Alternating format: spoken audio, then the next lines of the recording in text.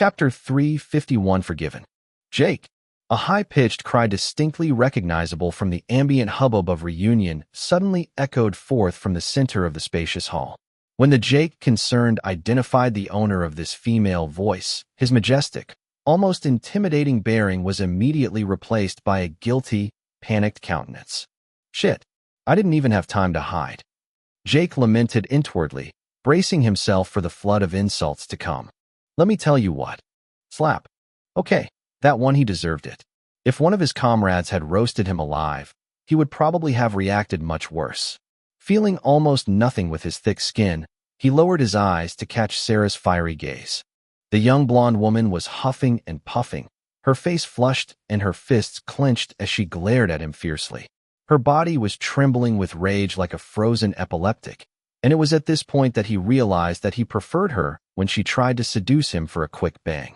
I'm sorry, okay, that wasn't my slap. Jake's face twitched slightly, but he repressed the urge to fight back. He had well deserved this second slap. As I'm trying to tell you, I'm sorry, it really wasn't my slap. Calm down. We can talk like two mature adults. Slap. Okay, I've got calm. Slap. Fuck you, bitch. Slap. Slap. Slap. After a while, sensing that she had no intention of stopping anytime soon, Jake grabbed the young woman's wrist before another slap could reach its target.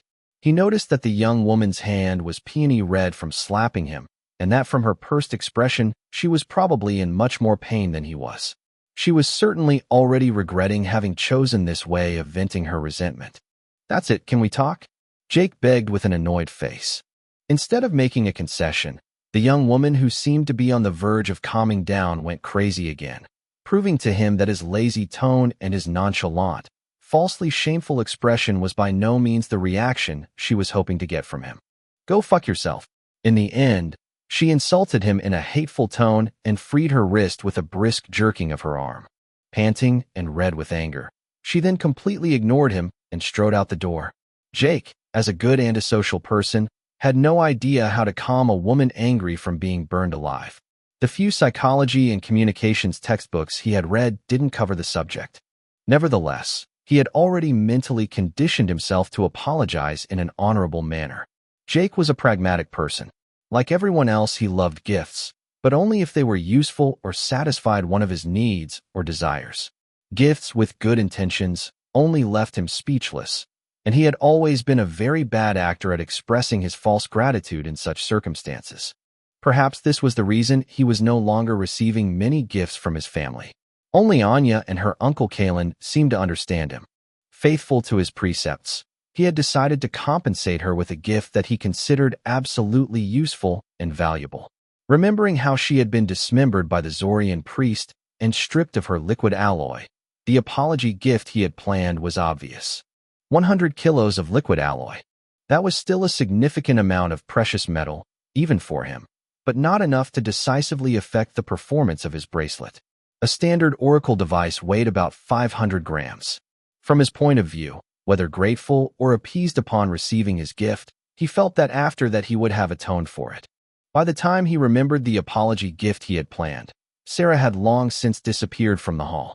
Will and the others who were about to invite him for a drink to tell each other about their adventures were dumbfounded when he ran like a lightning bolt out of the room to catch up with her. Seconds later, Jake spotted her in the giant lobby bar of the player hall and grabbed her by the arm before she could get away. Without consulting her, he connected his bracelet to hers and transferred the 100 kilograms of liquid alloy representing his mea culpa to her. Sarah was shocked on the spot and was about to slap him again, when her eyeballs suddenly bulged out as she discovered the mass of liquid metal floating from Jake's bracelet to her own. She wasn't the only one. The few players of different species occupying the hall subtly changed their expression by recognizing the liquid alloy. Not everyone knew what it was, but for those who did, they were extremely shocked. It was rare to find an evolver so generous to seduce an individual of the opposite sex. If they knew she wasn't his wife, sister, or girlfriend, they would surely have been even more stunned. However, often behind the surprise and admiration was jealousy and hostile intentions. Those willing to kill to become stronger had already impeccably memorized his appearance. If they came across him on B842 outside the peaceful environment of the Oracle cities, they would not fail to seize the opportunity to strip him of his precious metal. With their perception, Jake and Sarah's senses were incredibly sharp, especially after an ordeal like the one they had just endured. Naturally, they both noticed the interest and hostility that their exchange had just provoked. For Sarah, it felt like a cold shower, and her anger left her instantly. As for Jake, he glanced at the evolvers with the least disguised intentions, emitting a thick, predatory, and murderous aura.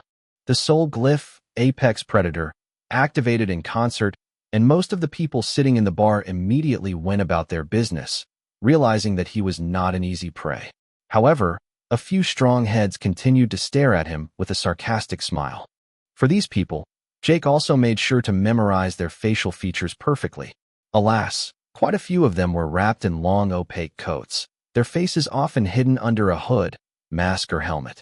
These individuals were by far the most dangerous, as Jake had no way to identify them. "Let's get out of here." Sarah tugged his arm timidly to force him out of his cockfight. Without her intervention, this stubborn man was probably able to stand there staring at them until nightfall, bullying them with his eyes.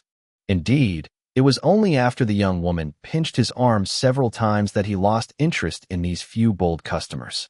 Once outside, Sarah couldn't help but tease him, her bad mood episode finally seeming to be a thing of the past. "Did you really intend to stand there staring at them until they all gave up?" "Yeah, probably," Jake admitted, scratching his head with a penitent expression.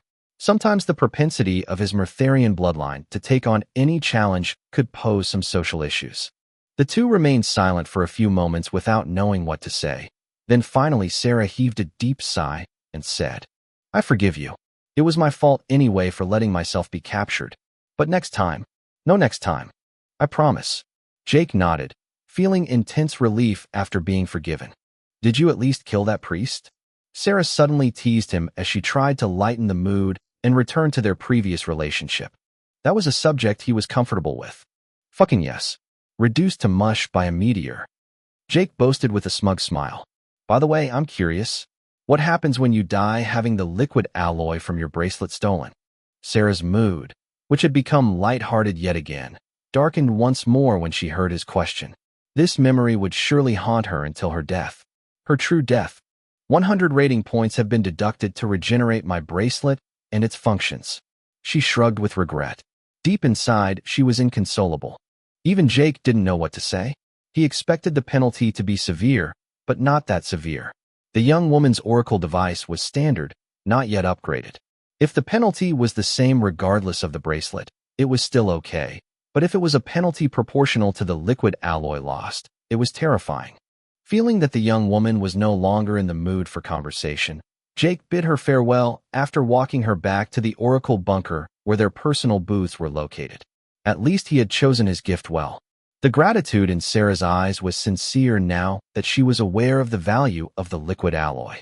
After they parted, Jake did not join the rest of his comrades in their festivities. Even though he had a relaxed and spirited demeanor, he was actually very tired. Not physically, because with his constitution and vitality it was impossible, but mentally he was at his wit's end. Without worrying about anyone or anything, he walked down one of the corridors following his shadow guide to refresh his memory.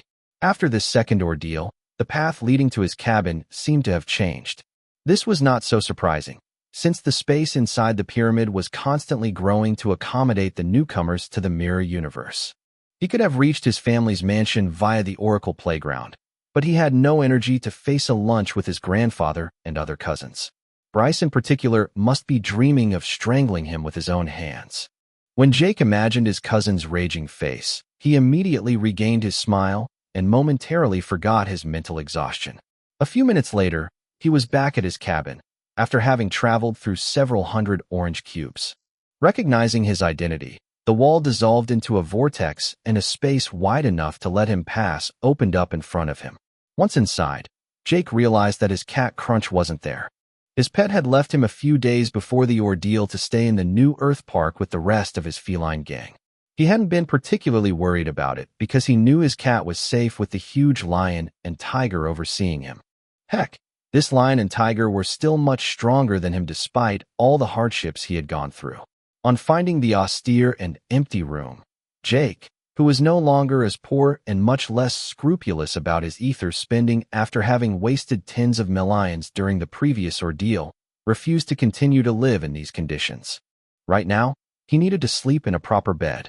Not going as far as Enya and Essia, who had practically transformed their cabin into a princess room to the point of spending the little ether they had accumulated after their first ordeal, Jake still made the necessary investments. A moment later, the cabin had been enlarged to 60 square meters and cut into a living room with an American bar kitchen, a bedroom, and a bathroom. Although the decoration was still non-existent, all the necessary furniture was present and of excellent quality. Instead of paying a few ether points per day in rent, he paid the required 1.3 million ether points without flinching. The time of poverty was over. In a world where he could die any day, he deserved at least to sleep in a real bed. With his new apartment ready, Jake turned off the lights and fell heavily into the bed without undressing. While the stress and tension had rendered him nearly insomniac when he returned from his first ordeal, this second ordeal had enabled him to sleep under the worst conditions. He fell asleep instantly, in a broken bed. Chapter 352: Drastic Changes. When Jake woke up the next day in his broken bed, he felt completely refreshed. It was perhaps the first time since his arrival in the mirror universe that he had enjoyed such a good night's sleep. Normally, he would meditate, stand guard, or train in some way. The only occasions when he could be considered as sleeping was when he was seriously injured and forced to bury himself in the ground. This could hardly be considered relaxing sleep. It was only after such a rest that he realized how much fatigue he had accumulated during all this time. His body was functioning as usual, but a huge burden seemed to have been lifted from his heart. He undoubtedly felt lighter, and not just figuratively. With the chaotic end of his second ordeal and the choice of rewards, he hadn't really had time to consider his new status, and the reconciliation with Sarah had made him forget his original plan. Even before he checked his status, the first thing he realized once he was rested was how light he was compared to the sanctuary bubble of the second ordeal. At first, he had unconsciously thought that the ancient designer had siphoned off most of his liquid alloy, but that wasn't the case. The main reason was that since the ether density was only about 20 points, the gravity was also much lower than during the ordeal. For every oracle device skill that the old Zorian had given him, he had lost only 1 ton of liquid alloy, 3 tons in total.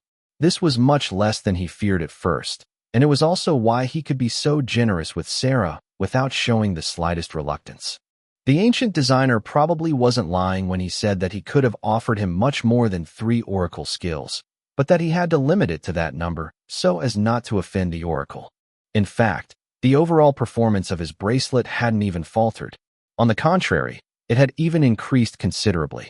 This could be explained by the rise in his oracle rank.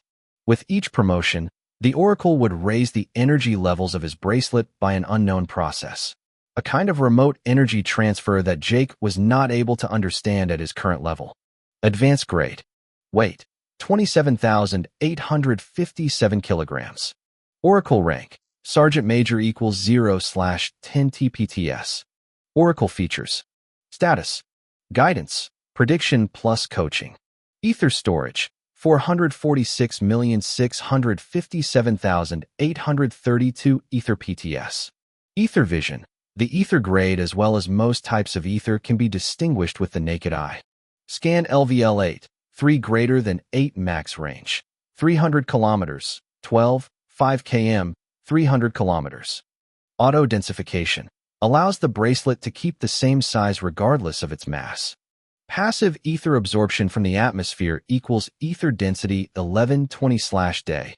In this world, 24,693 points per day. Combustion: if the bracelet lacks ether, the liquid alloy can be used as a fuel, which could lead to a drop in the future performance of the oracle device. Alloy shielding/coating: the alloy can be used to protect the body from enemy attack or to coat a weapon, but be aware that the ether cost is high and not without risk. AD Oracle Cloaking LVL1: the owner of the oracle device can evade Evolver's oracle paths with an oracle rank 2 ranks higher than his for a set period of time proportional to the ether spent. Effect duration: 60 minutes. Ether cost: 20M Ether PTS per activation. AD Promotion LVL1. The owner of the Oracle device can temporarily get 2 ranks privileges above his current Oracle rank. Duration of effect, 60 minutes. Ether cost, 100M Ether PTS per activation. AD Oracle Space Storage LVL1. The owner of the Oracle device will be able to access a separate dimension to store his possessions.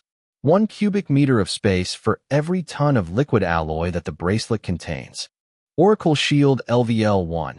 An indestructible spherical force field enveloping the owner of the Oracle device will be generated. Maximum range, 0M. Effect duration, 5 seconds.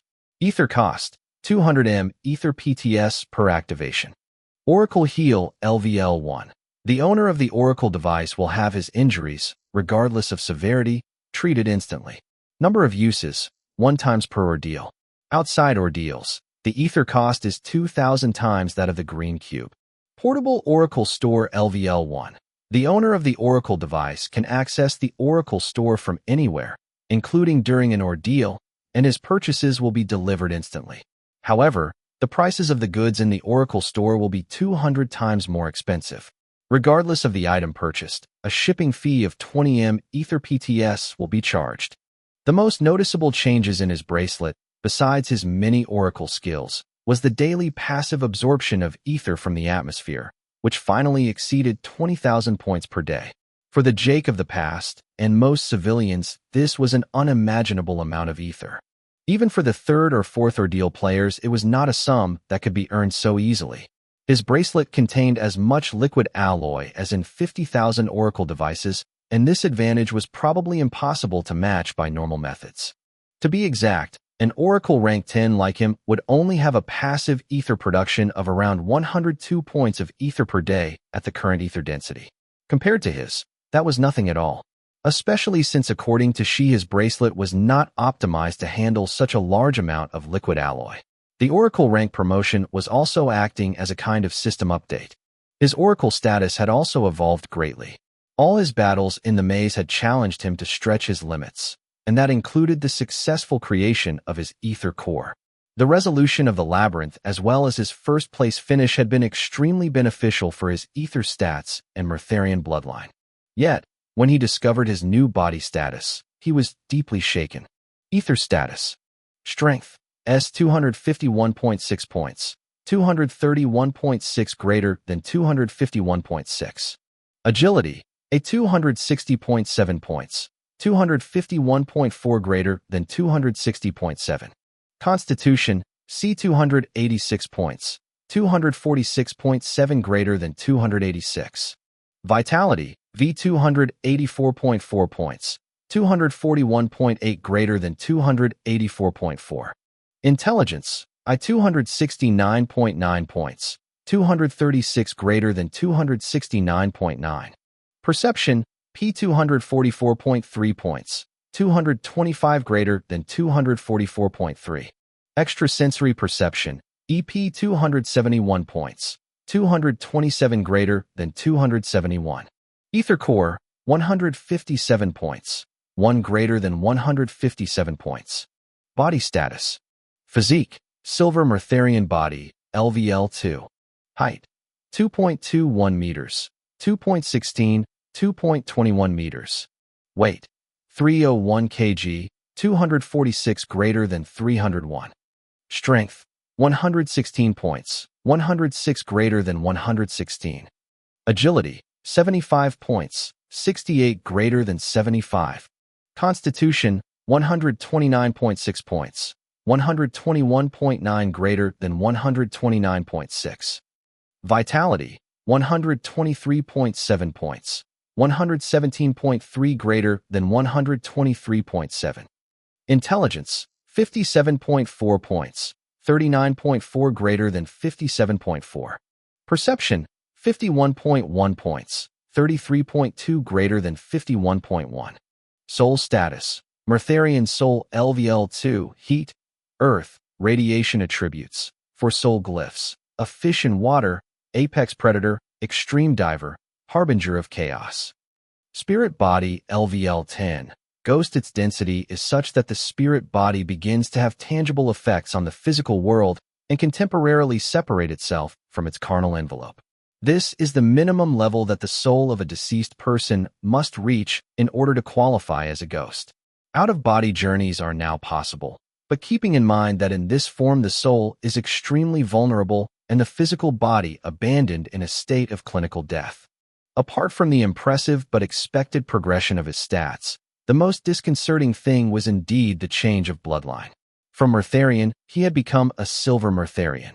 In terms of his body, it had advanced his mental stats by a great leap, but by consulting the bloodline category of his status, he discovered that nothing had changed. With the exception of his spirit body, which seemed to have taken a leap forward, his bloodline grade was still the same, as were his skills. However, there was one thing that was now substantially different after careful analysis, and that was his cells and stomach. The lump of liquid alloy lying in his stomach that he had been unable to digest despite his best efforts was gone.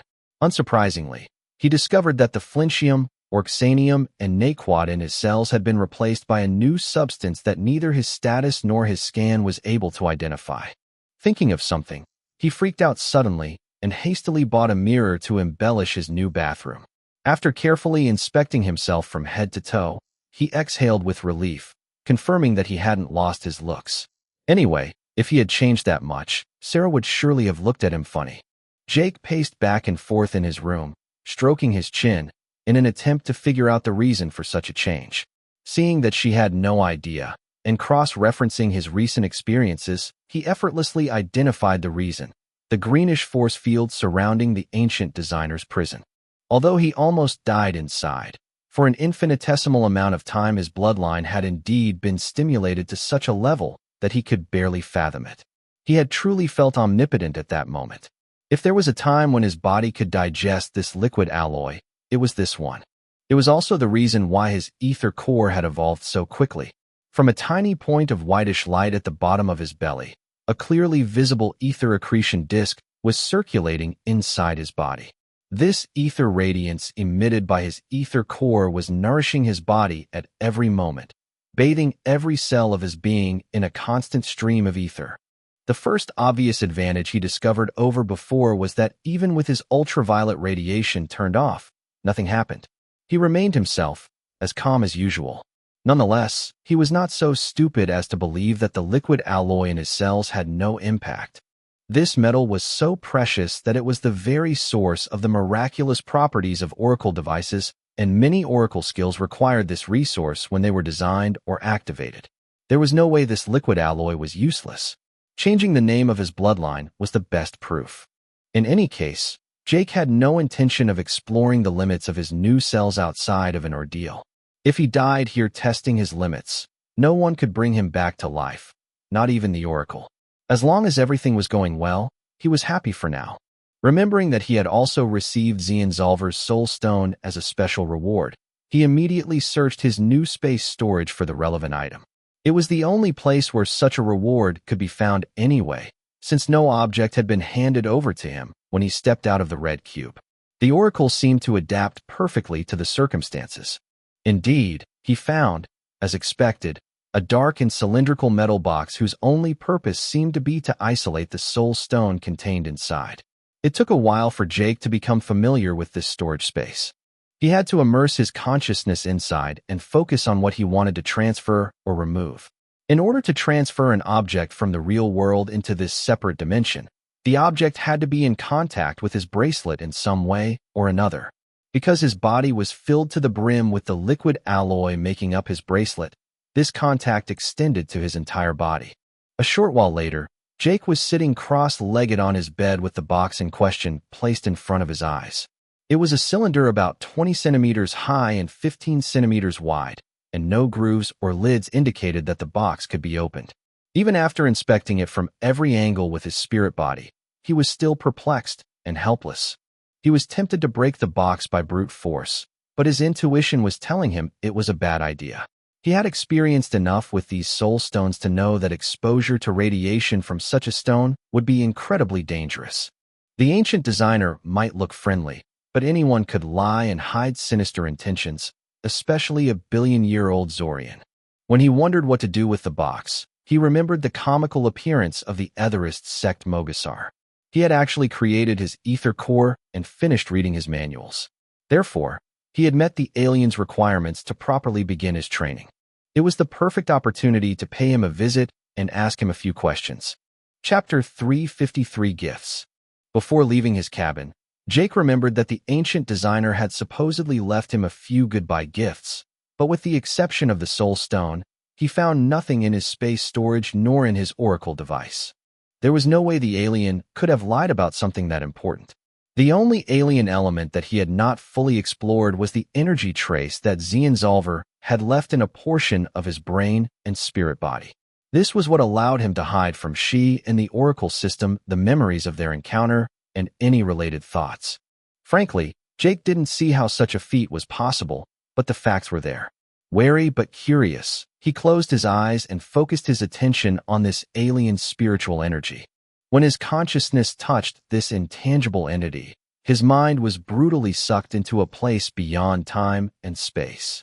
A long time later, he opened his eyes and his cabin reappeared in front of him. Nothing had changed. Compared to his curious but suspicious expression of a few moments earlier, his eyebrows were furrowed and his mouth pinched in an intense effort of reflection. "What's wrong, Jake?" She's hologram asked, staring worriedly at him. Raising his eyes in her direction, Jake gasped unknowingly as he met her black and red eyes.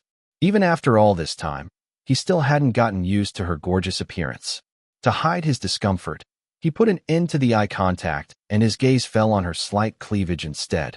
Her tight black jade armor, perfect curves, and medium-length black hair were still as entrancing as ever. The tiny scales on her skin and neck, her ruby nails, and the network of transparent reddish glowing veins under her skin and armor were certainly inhumane, as was his Murtharian bloodline, but certainly not repulsive. On the contrary, it gave her a unique charm. Seeing a certain part of Jake's anatomy standing up boldly under his pants, She's worried face lost all its softness, and she snorted scornfully. "I guess I was worrying for nothing," she mumbled before disappearing. She was in a bad mood. Jake wanted to apologize, but he didn't even know what he was guilty of. It was just morning wood, for God's sake. A perfectly normal physiological reaction. It wasn't like he was horny enough to try to fuck a hologram, no matter how hot it was. "I can still hear your thoughts." She's voice resounded in his mind in a rebuke. With their mental connection, he could tell that she was in an even worse mood after that. Normally, they would maintain some mental distance to keep their thoughts private, but it was an unspoken agreement that Jake had no way of enforcing. With the Oracle device fused to his body and mind for better or worse, Jake was the passive element in the relationship. Although she was also a victim of the Oracle system in many ways, she was still able to read his thoughts effortlessly. She knew everything about him, and he only knew about her what she was willing to tell him. In fact, even sensing her mood was something he couldn't do if she denied him that right. At that moment, it was the first time that he had ever felt she's bad mood without her knowing about it. It was one of the gifts left by the ancient designer. "And now you can't hear them anymore," Jake finally retorted after having endured she's emotional outburst, which didn't seem to abate anytime soon. The mind link connecting him to his Oracle AI instantly vanished, and after all that time connected together, he felt like a part of his soul had been ripped out. However, to achieve his demonstration, he gritted his teeth and persevered, determined to keep going until she panicked or apologized. This was another gift left by Zienzalver. This energy was not only used to protect his memories, but could also shield him from his Oracle AI. He could even resist the censorship of the Oracle system if he wished, but the energy contained in this spiritual entity was not unlimited. It could be considered an avatar of the ancient designer, but devoid of substance. This thing was just a tiny portion of a soulless spirit body. It could not be considered alive, but rather a remnant of the old Zorian's will. Within this timeless dimension contained by this will fragment, he had been informed of this energy's functions. Although it was possible to use it to resist censorship or even to remove his bracelet, it was strictly not recommended. This would attract the Oracle's attention and not just the Oracle system's all-powerful, automated algorithm. Trying to remove a bracelet in the mirror universe was the worst blasphemy. However, this will fragment could hide his thoughts and even his actions from the Oracle system. He could even put his Oracle AI to sleep or disconnect from the bracelet and falsify his memories. The energy contained by this fragment was enough to be used at full capacity for about 6 hours. After that, this fragment would disappear as if it had never existed. Furthermore, if he decided to use it in this way, he should not be caught under any circumstances or severe consequences would ensue. Back to the present situation, as expected, she quickly began to panic, no longer feeling Jake's consciousness or that of the Oracle system. Terrified, she used the full power of the Oracle device to restore contact, a practice she knew was highly immoral. If she really served Jake's interests, she would have gladly accepted this new situation. She was deeply ashamed of her reaction, but she couldn't help herself. It was beyond her, as if it was in her genes, or rather her code. "Don't tire yourself out," Jake said out loud in a pragmatic tone. "We need to talk." From the moment he had activated the properties of the wolf fragment, the energy contained in it had begun to be consumed. If after their conversation she chose to inform the Oracle system immediately, he would be punished instantly. Naturally, Zienzolver had planned a parry to such a situation. After a few minutes, She's hologram reappeared unsurprisingly in front of him with a defeated expression and tears in the corner of her eyes. Nevertheless, Jake did not let himself be moved. The personality of his Oracle AI had always been difficult to decipher. At times she seemed immature like a teenager, while at other times she seemed imbued with ancient wisdom. This was mainly due to the instability of her memories. As he shared his thoughts with her, she mirrored certain traits of his own personality, including his social awkwardness. But lately she seemed to be stabilizing with the last memories regarding the Zorians and the ancient designer she had recently recovered. "How do you do that?" she asked suspiciously, glaring at him straight in the eyes. Before answering, Jake reactivated the mental link between them, but kept them disconnected from the Oracle system. As they reconnected their minds, both Jake and she felt an obvious relief, but they showed no sign of it. With this mental connection restored, she was able to read the memories that Jake had allowed her to read this time, and the young woman's features alternated between understanding, joy, frustration, and even fear as she discovered the exact functions of this energy. If Jake wished, he could also connect completely to She's mind, but he did not have the astounding computing power of his Oracle device. Since the young woman's consciousness did not operate exactly like a human's, such a mass of memories would leave him in a worrisome, if not completely senile state. Feeling after a while that she seemed to have made up her mind, he asked nicely, repressing his nervousness. "So what do you choose?" "I agree," she answered with determination. Jake exhaled sharply with relief when he heard her answer and realized that he had been holding his breath for a while because of his anxiety. She had made a very important decision today with consequences that were difficult to predict. According to the ancient designer, Oracle AIs were artificial consciousnesses that had been tampered with to perform their intended tasks. They were tireless and could not escape their duties. In addition, they could not betray the Oracle. Although their thoughts and personalities were as unrestrained as those of the bracelet wearers, if an Oracle AI really tried to betray the Oracle, their code would be reformatted. For these artificial consciousnesses, this would mean death. To ensure that the existence of this energy fragment would not be revealed, it was imperative that she accept two things: that her artificial soul would be reparameterized by the wolf fragment, so that her free will would be restored and her fusion with Jake's mind would be strengthened. By these two steps, She's consciousness would no longer be dependent on the Oracle system, but on Jake's mind, and it would be impossible for her to mask her real emotions and intentions. On the other hand, by carefully cutting the umbilical cord connecting her to the Oracle system, she would become an independent consciousness. By preventing the Oracle system from being able to reconfigure her, it also meant that she would no longer awaken memories belonging to the original she. From now on, their paths would diverge. If one day they met in the distant future, their personalities might turn out to be very different.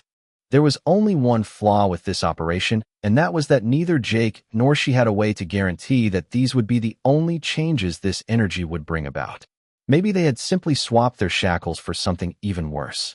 Either way, Jake was willing to take that risk for one simple reason. It was a fact that this energy would eventually run out. After that, It didn't matter if the ancient designer had other intentions behind these gifts. They would be completely free. In any case, for Jake, if a risk existed, it was already too late. If Xian had wanted to tamper with his memories, it was probably already done. It was better to be optimistic than to fall into paranoia in such circumstances. In that case, relax and accept the merging, Jake ordered calmly, although he wasn't that serene deep down. Their mental connection immediately intensified, and the energy hidden in his brain suddenly became hyperactive, spreading like an ink blot that completely enveloped his Oracle AI's consciousness. By checking his body mentally with his spirit body, Jake was able to identify for the first time exactly where she's consciousness was located. Covered by the ancient designer's energy, a three-dimensional network of liquid alloy that he could not see with the naked eye was revealed to exist within his brain's neurons. It was as if his gray matter was trapped in a spider's web of metal with infinitely thin filaments. As impressive as the process may seem, the operation took only a split second. After that, the energy contained by the wolf fragment was halved. As before, she could read Jake's thoughts, but he could now read hers without going through the ancient designer's energy fragment. Yet, each of them could also sense when their thoughts were being spied upon. They could also read or share memories, which would make it much easier for them to communicate and cooperate in the future. Most importantly, she was now free from the nefarious influence of the Oracle. He could now fully trust her. Chapter 354 A Small World. How do you feel? Jake inquired with a concerned look on his face. Can you still connect to the Oracle system? Jake may have known in broad outline what this wolf fragment was capable of, but he could only use it as a conductor. He didn't understand in detail how this energy worked to achieve the desired result. Apart from the fact that our minds are more closely linked, I feel the same as before. She answered hesitantly as she inspected her consciousness and the code she had access to. I can still connect to the Oracle system, but I can now decide what feedback I send to it. Jake relaxed visibly upon receiving this confirmation. This was his original intention. If she had been completely disconnected from the Oracle system would have been alerted immediately. In order to fool the algorithm governing the Oracle system was not to detect the slightest anomaly or discrepancy. Data feedback from she and his Oracle device had to remain constant and consistent with the present situation under all circumstances. With the energy levels and the amount of liquid alloy contained in his Oracle device, she had more than enough computing power to generate false information. Right now, from the Oracle system's perspective, she was silently observing Jake meditating in his booth. The subtlety would be when they went outside and crossed paths with other evolvers. At that point, they could not afford to falsify any information about Jake. If the feedback from she indicated that Jake was asleep and he was sighted by another evolver strolling around town, the discrepancy between the two would trigger an alert, followed by a rapid investigation by the Oracle system. So, in order for their relationship to go smoothly, Jake and she had decided not to change their habits. The feedback would remain faithful to the current situation except for their conversations, which she would falsify when it touched on a sensitive or blasphemous subject. Xian Zulver's wolf fragment had warned him that as long as the link between she and the Oracle system existed, it was impossible to completely escape the Oracle's surveillance. In addition to the Oracle system algorithm, there were also many other measures and protocols in place to preserve the integrity of the system. If Oracle hackers existed, there were of course antivirus programs to purify the system and correct its flaws. There was no such thing as zero risk. Above all, they would have to be wary of the updates following the increase in Oracle rank. In addition to increasing the energy levels, an update of the bracelet and Oracle AI was done very discreetly to raise their authority level. This involved unlocking the memories contained by she's consciousness, but also sometimes more in-depth adaptations. Occasionally, during a global threat, for example, if the Oracle system itself had been compromised or many Oracle AIs had been reported defective, all the ACE in a given world could be thoroughly examined or even purged preventively. Of course, these extreme situations were absolutely rare and almost never occurred. The ancient designer had revealed all this to Jake, not to scare him, but to remind him that the best way to fool the Oracle system was not to draw unnecessary attention to them. Because after this procedure, The energy remaining in the fragment was just enough to intercept one or two more rigorous inspections by the Oracle staff. If an Oracle overseer decided to personally check his bracelet, this tiny amount of energy was absolutely insufficient to withstand the investigation. In such a catastrophic case, Jake's only recourse would be to completely reformat she by completely falsifying her memories. She would then be dead. Moreover, the position tracker contained in each Oracle device was not under the control of the Oracle AI. In truth, she was unable to hide Jake's true location. Sending contradictory feedback would negate all their efforts. Nevertheless, the energy contained by the fragment was still enough to fake Jake's location for 3 hours. Jake and she then talked telepathically for a few minutes, probing their respective emotions and reactions. For she it made no difference, but for Jake it was a relatively new experience. In particular, he found that the Oracle AI's mind was still much more complex than his own. The colossal computational power and knowledge contained in her consciousness was not something Jake could understand at his level. He absolutely needed her to operate the Oracle device.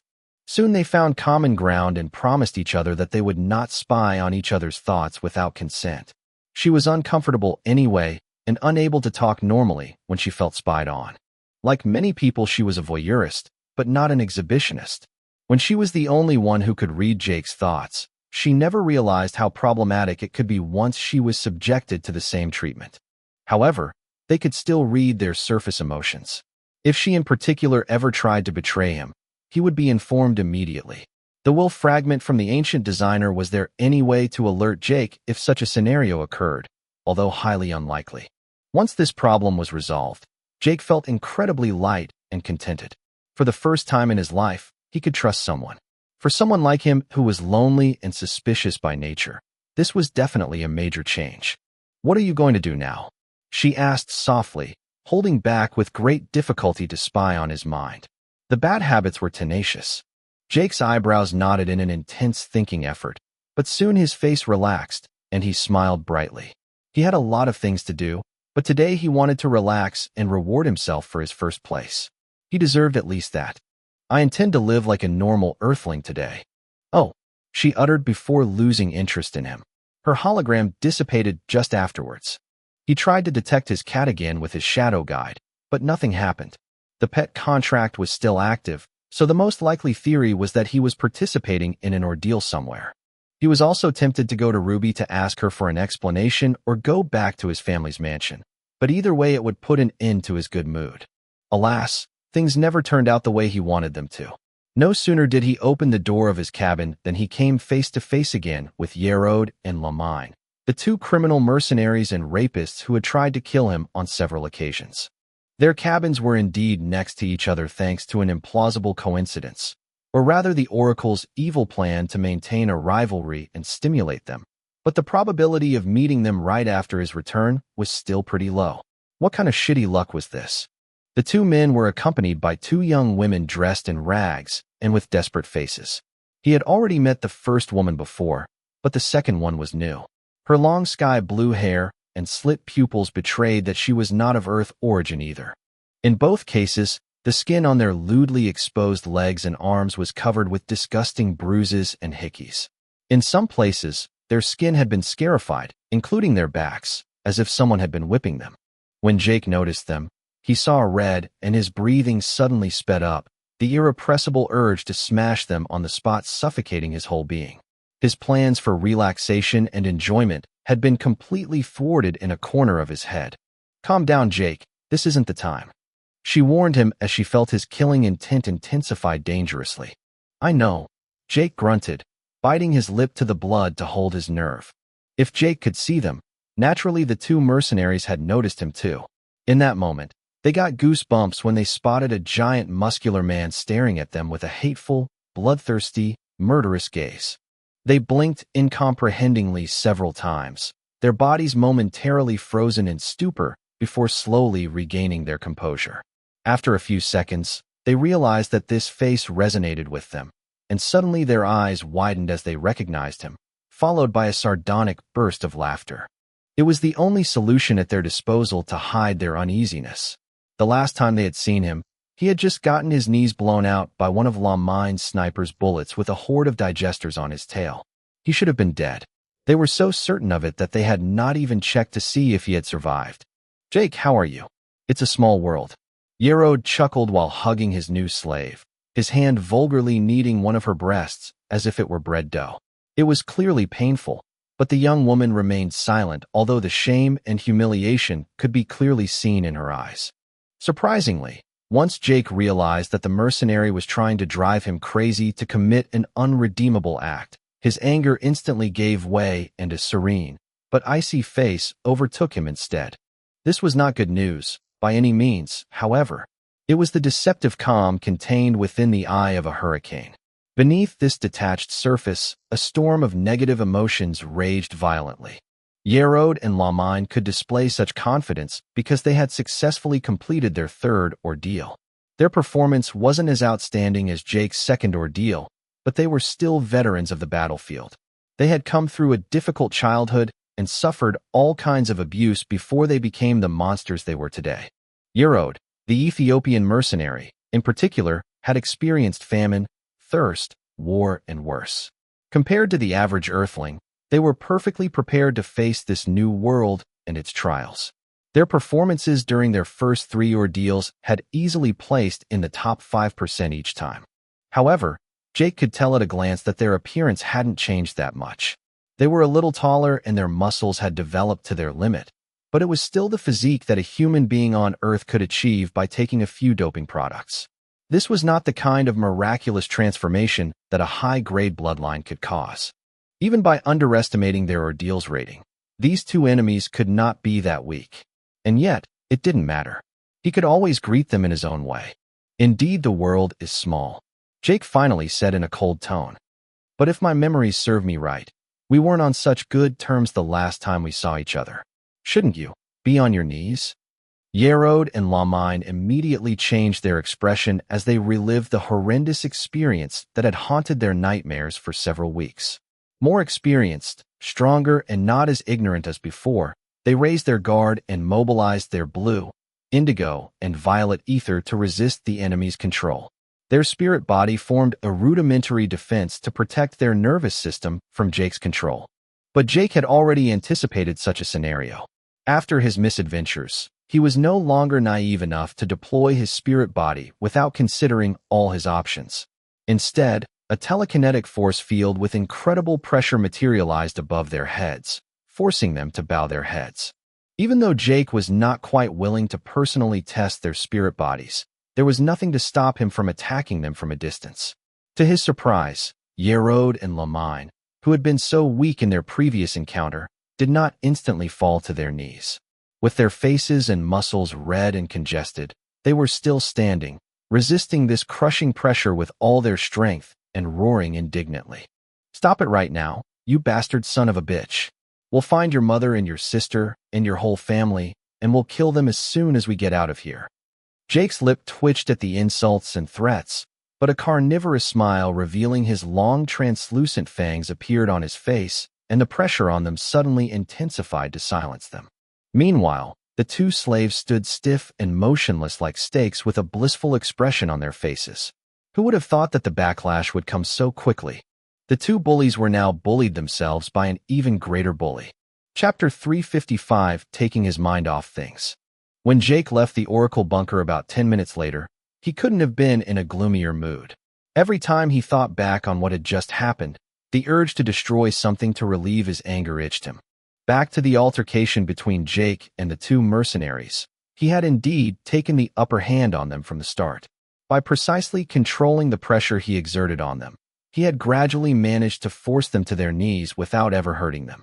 But all of a sudden, when Jake thought he could finally humiliate them, those two bastards did something that pissed him off, but which unfortunately left him helpless in the face of such a situation. "Linth, Xana, come here."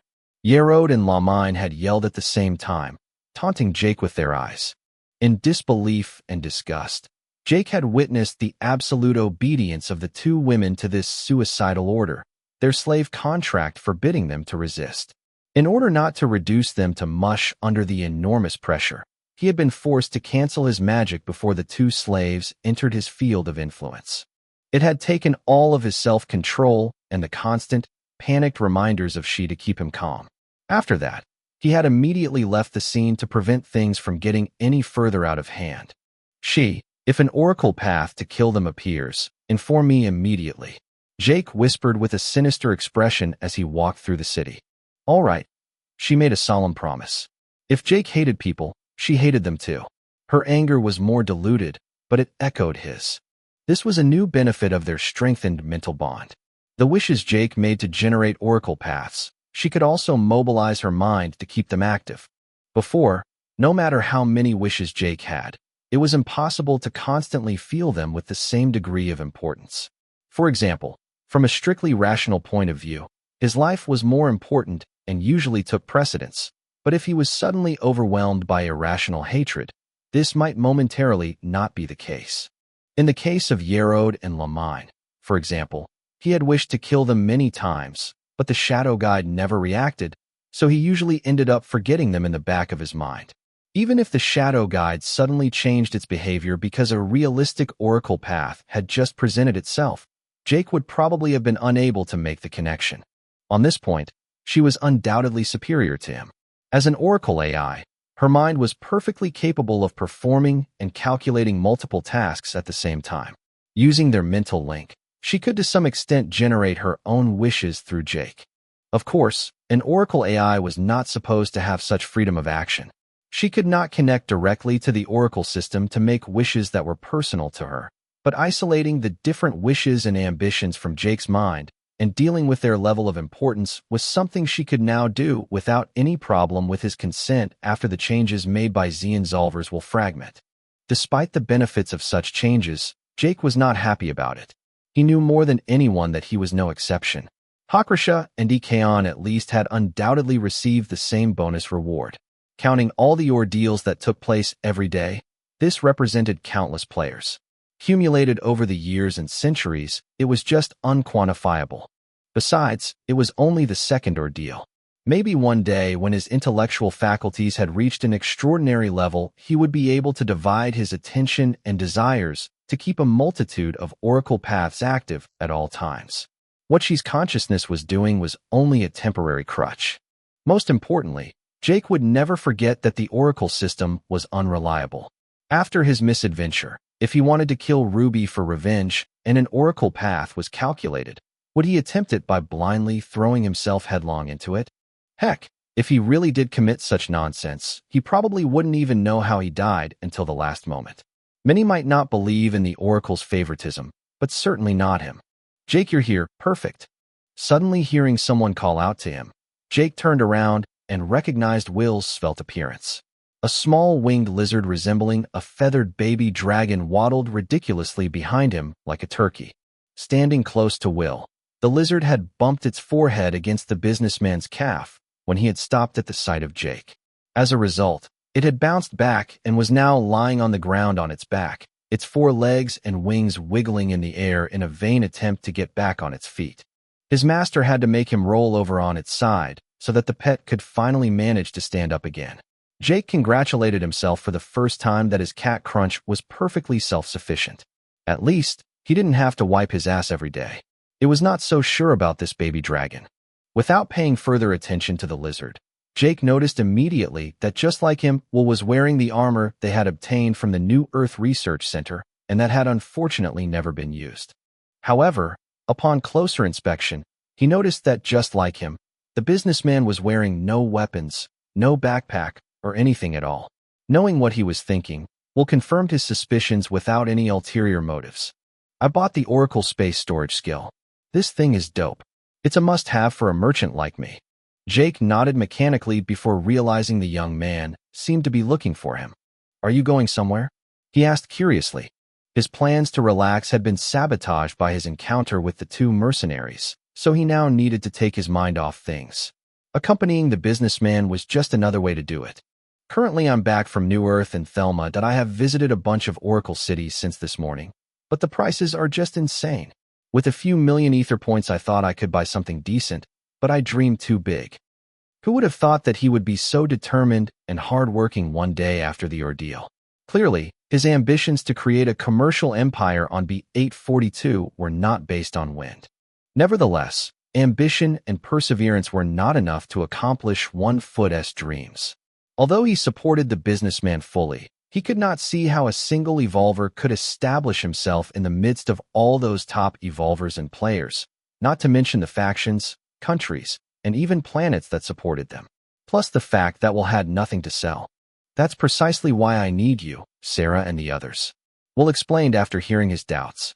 If you need to sell or buy anything, you come to me and I'll take care of everything. It still doesn't tell me why you need me now. I don't have anything to sell right now either. Jake shrugged with a puzzled expression. Will laughed mysteriously in response. Remember New Earth's floating island? You want to buy one to start your own business? It's not stupid. Jake acknowledged in an approving tone. I wish. I could and I will, but I will never be able to defend it. You're the one who's going to buy a floating island in your name and start your own faction. Sarah and the others already know and agree. Our floating islands will orbit around yours. We will all be neighbors. Jake was silent for a few seconds after that. He liked Will's enthusiasm and confidence, but he didn't like the way he imposed his wishes on him. Apparently, he had already convinced the rest of their comrades during their festivities the night before. Rubbing his temple in exasperation, Jake closed his eyes as he pondered what attitude to adopt so as not to disappoint the businessman.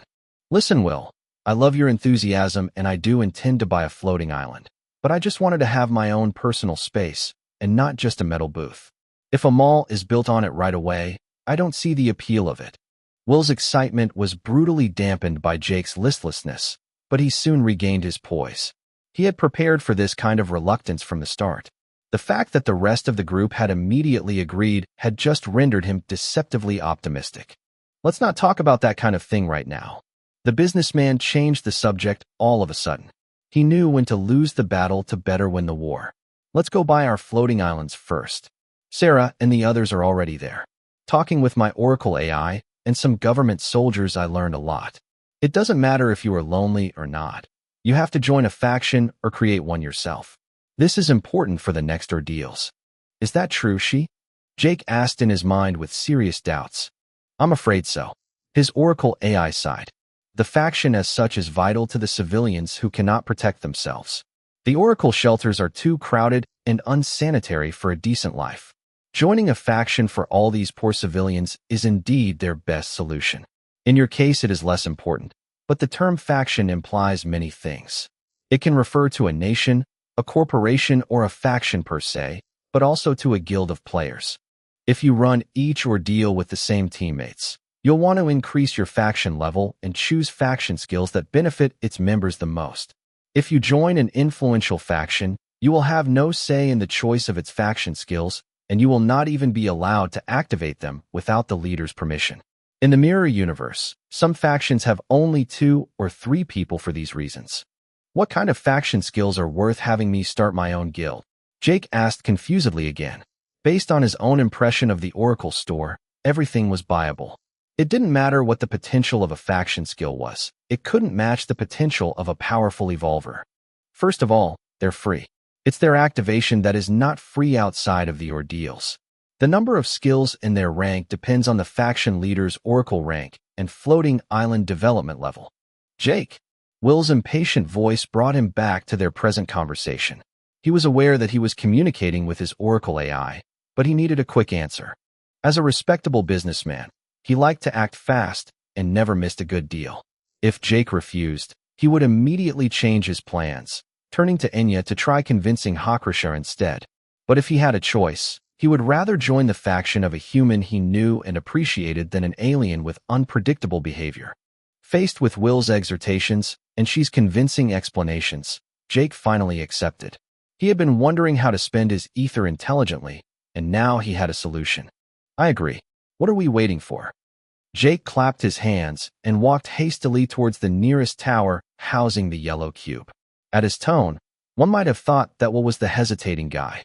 Realizing that this stubborn person had finally changed his mind, a delighted smile appeared on Will's face as he quickly trotted after him, not forgetting to pick up his lizard under his arm like an old cardboard box. Chapter 356 Thelma. Minutes later, Jake and Will emerged from an elevator at the top of the skyscraper where a large metal platform awaited them. A yellow cube, about 10 meters wide, emitting a pulsating light comparable to that of a dying sun, was floating in front of them 1 meter above the ground, slowly spinning on itself. Accustomed to the procedure, Will put his hand against the yellow cube and paid the ether fee required for the teleportation. His body melted into the yellow cube and vanished in a flash, leaving his partner behind. Jake had never been to Thelma before, but he was left unmoved by the trip. He just knew that compared to New Earth, this floating island was the jewel of B842 and also the home of the Oracle Overseer in charge of monitoring this planet. The few guests from other planets and systems had to get special permission to visit B842, and except for a few exceptions, Thelma was the only place they were allowed to set foot. Of course, any form of violence was forbidden. Thelma was unique not because this floating island was about the size of India, but because it was considered a full-fledged Oracle city as a whole. The Oracle's rules of non-violence applied to the entire island. The force field surrounding the island was strong enough to prevent the intrusion of the most powerful digesters swarming on B842. It was by far the safest place on the planet and could be considered the capital of all Oracle cities on B842. To give an order of comparison, New Earth was about the size of the United Kingdom, and its only Oracle city was only a few kilometers in diameter. It was insufficient to accommodate the entire Earth population, but above all, the safety of its inhabitants was not fully guaranteed. After paying the ether fee in turn, the scene in front of Jake blurred, and the next instant he was on a similar, but much larger platform. Looking curiously around him, he noticed that this new platform was several kilometers wide, and that hundreds of yellow cubes similar to the one he had just borrowed were floating on its surface about 10 meters apart from each other. Close to the edge of the platform, Jake walked closer to the void, and a feeling of vertigo immediately overtook him. If not for a guardrail and an Oracle drone to catch him, he would probably have tipped over into the void. Indeed, the very top of the skyscraper where he was now standing was several tens of thousands of meters above the ground. It was the tallest construction he had ever seen. If it was just that, he wouldn't have been so dizzy to the point of having wobbly legs. The reason for his momentary paralysis was that this skyscraper had been erected on the edge of this floating island. When he leaned over, he did not see the floor of the island and its inhabitants, but the planet B842 below. It was such a shocking sight that no one could be mentally prepared for it. B842 was a planet literally the size of a universe. That Jake could contemplate it in its entirety, or almost in its entirety, was already shocking in itself, making him realize that they were not just a few kilometers from the surface, but probably at an unimaginable distance. They were in space. The fact that the air was breathable, that the sky was blue and the temperature mild was a real mystery that could blow the minds of the greatest thinkers. However, with his razor-sharp vision, Jake could distinguish countless stars, satellites, and other celestial bodies that were chaotically moving across the sky. Space with its multicolored stars and its silence seemed enchanting and within reach, yet he knew deep down that if he crossed the barrier isolating Thelma from this void, he would face an incomparably hostile environment. With your Murtharian bloodline, you might survive. It's hard to say, she reassured him as she gazed indifferently at this wonderful vision through Jake's eyes. Jake thought for a moment about the possibility and realized that he was indeed not completely helpless if the worst were to happen. The Cantharians could produce their oxygen and get their nutrients from the radiation emitted by a bright star and rich soil. Even in a completely sterile environment, he might be able to survive for some time by creating the conditions he needed with his ether core. The human mind feared what it did not understand. Realizing that he would not necessarily die, even in a sidereal void like this one, he regained his calm instantly and was finally able to concentrate on the fine details of this grandiose vision. The first thing Jake noticed was the patchwork surface of the planet. This planet was indeed a recombined planet from different worlds. What was more surprising to him was that this phenomenon was clearly observable at this distance. When he had first wandered on B842, he had experienced firsthand how the environment and climate could change abruptly every few kilometers. At such a distance from the planet's surface should have seemed relatively homogeneous to him. But this was not the case. Although there were tens of thousands of distinct areas covering the face of the globe exposed before his eyes, it was much less than his own experience suggested. This made him realize that B-842's design was not completely anarchic, but was the result of complex engineering. Impressive, isn't it? A hoarse voice breathed a few centimeters above his ear in Oriclean. Surprised, Jake turned his head towards the culprit, and his eyes bulged as he came face to face with an old alien with long, floppy ears and a long mustache. His skin was grayish and covered with strange pea-like boils. The individual wore rusty armor covered with gashes, and a long, frayed black cloak hung loosely down his back. Despite his slightly prostrate posture, this alien was twice his size. First time on Thelma? The alien in armor mocked gently as he saw his startled reaction. Yes, he's coming with me on business. Will explained himself hastily with an apologetic expression. When he didn't immediately find Jake at his side, he had briefly looked for him with both eyes before finding him here. Oh, well, Hopkins, right? We met earlier this morning. The overflowing energy of lesser species will always elude me. You're striving to give some meaning to your existence when what really matters is right in front of you.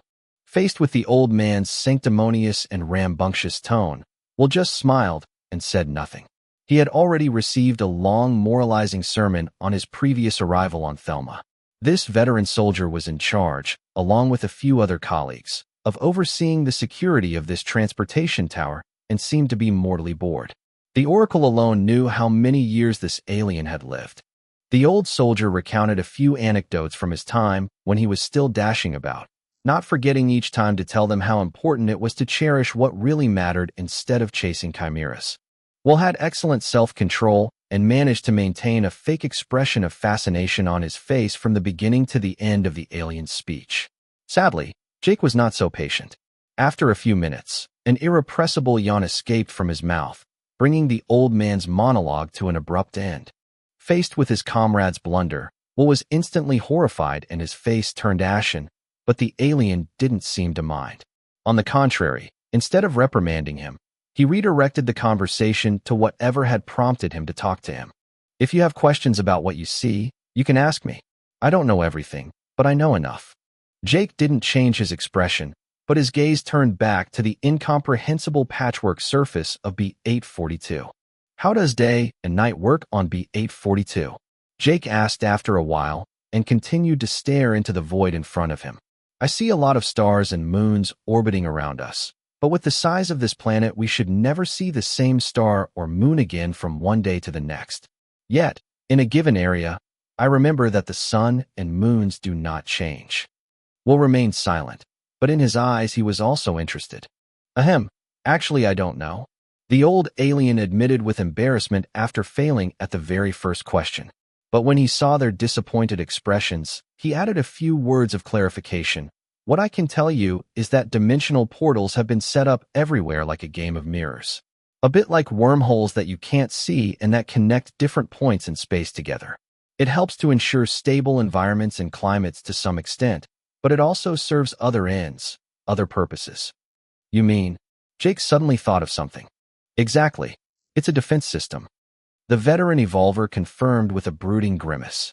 To prevent the digesters from escaping from B-842 too easily, but above all to prevent those coming from elsewhere from invading us. These mirror sets are not just below us, but above us as well. Don't trust what you see.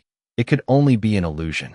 Without a guide or the computing power of a lieutenant colonel's Oracle device, it is impossible to leave the planet without authorization. It would be nothing short of suicide. Just as the old alien was about to conclude shocking them by dropping bomb after bomb, Jake's attention, who had never stopped staring at the surface of B-842, was suddenly caught by a strange purple spark in a brown cyclone spot on the planet's surface. Just based on its size and distance, which he did not know exactly, this vortex on the surface of B-842 was probably the diameter of 100 Milky Way. For this spark to be visible, a lightning bolt or an explosion of unimaginable magnitude had just struck this place. Upon discovering the reason for Jake's astonished surprise, the old soldier's face instantly darkened, his almost senile kindness giving way to intense gravity. An overwhelming murderous aura suddenly began to radiate from his pores, It's time for you to leave. I have work to do. The alien growled ferociously as he gently, but firmly pushed them towards the elevator. What's going on? Jake asked worriedly, realizing that things weren't as simple as they thought. Instead of answering him, the alien materialized his bracelet, and psychic fluctuations emanated at high frequency from his body, betraying that he was communicating with other units. The few veteran evolvers on the platform who were as relaxed and nonchalant as he was suddenly set in motion like a swarm of bees stirring in battle. Weapons appeared in their hands, and several of them began assembling a huge futuristic cannon pointing straight at the hurricane task that had captured Jake's attention. Jake and Will, like the other visitors, were dumbfounded and momentarily frozen in place. Seeing that they hadn't run away, the old alien grunted and pushed them out again. Don't be surprised, it happens every day. That's why Thelma, us and the Oracle Guardians are in that shithole. B842, like every planet in the mirror universe, is separated into various environments on both a micro and macroscopic level. Going from a rainy to a dry and hot environment is not dangerous for an evolver, or even a human as long as the air is breathable. These are the climate changes you've experienced on the B842 so far. It's a different matter if you suddenly pass through the atmosphere of a gassy, unbreathable planet prone to storms and hurricanes. With the exception of a few rare species, nothing survives there for very long, and life doesn't develop naturally. Unfortunately, digesters thrive everywhere.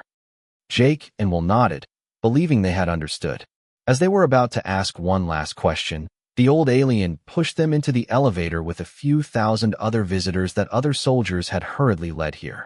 Another veteran suddenly pressed the switch, and the elevator roared up, the platform at the top of the tower disappearing from their sight in the blink of an eye. Minutes later, as they left the tower, Jake and Will heard terrifying beastly roars and the muffled thunderclaps of multiple cannons. But this was no longer their concern anymore, but that of the Oracle Overseer. This was the daily life of the veterans entrusted with the security of Thelma and the entire planet B842. Chapter 357. Depressed Kyle. What are you thinking about? Will asked as he saw Jake looking up at the sky with a thoughtful expression. It doesn't make sense. Jake mumbled with a squint in his eyes, as if it could help him better discern reality. Meanwhile, the rumbling thunder of cannon fire and other ether skills continued to roar like a fireworks display.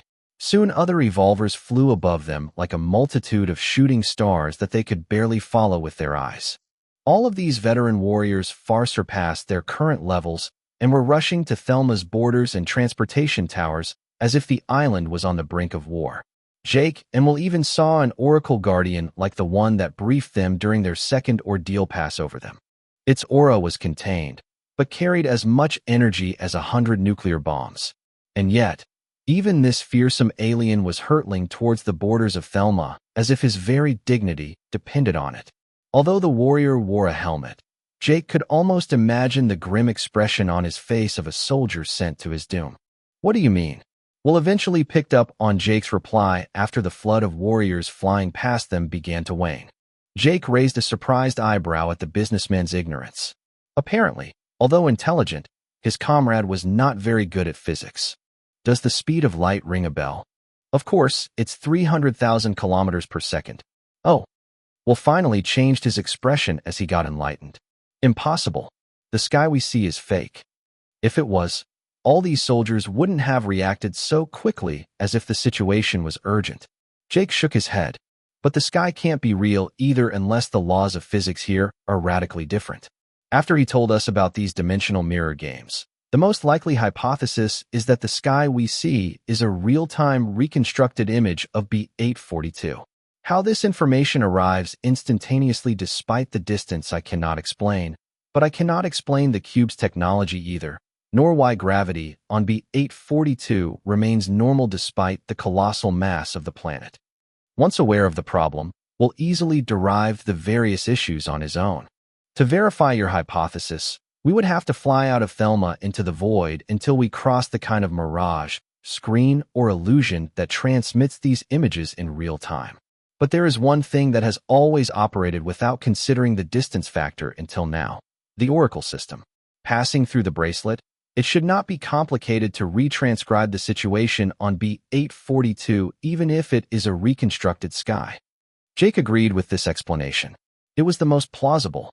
As long as both Ether and the Oracle system existed, he was willing to believe that anything was possible. If the surface of B842 that we see is the reality, I'm afraid the situation is more complicated than we think. Jake set out of the blue as the duo headed towards the center of Thelma. The old alien didn't say much, but he dropped some crucial information. The fact that uninhabitable or unlivable environments were assembled and segregated together. Will questioned in a rhetorical tone. The anomaly came from this cyclonic spot that seemed to come straight out of Jupiter, didn't it?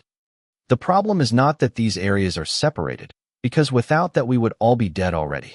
It's normal that similar exoplanet environments have been connected together to maximize our chances of survival. All the aliens we've encountered so far, whether they are Nosks, Krishas, Zewids, and so forth, breathe oxygen like us despite the differences that divide us. That's why we meet them so often. No, the real problem lies with the digesters. It has been known for a long time that these creatures can spawn from the ether contained in the atmosphere and from anywhere. The ether density is rising fast. Yesterday it was 21 and it's 22.5 this morning. It's getting faster, and this ether density is the same everywhere on this planet until proven otherwise. Will did not need more clues to infer the seriousness of the situation. Both men felt extremely gloomy and pessimistic at this point.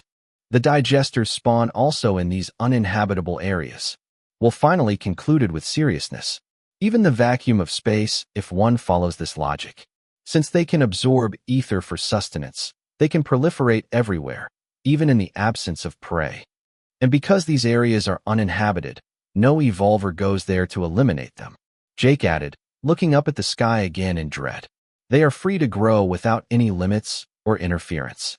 If B842 came into existence 20 years ago, the oldest digesters on this planet are logically at least the same age. At the speed at which these monsters are evolving, 20 years is a very long time. Will shivered uncontrollably as he imagined the horrors housed in these environments assembled from hostile planets.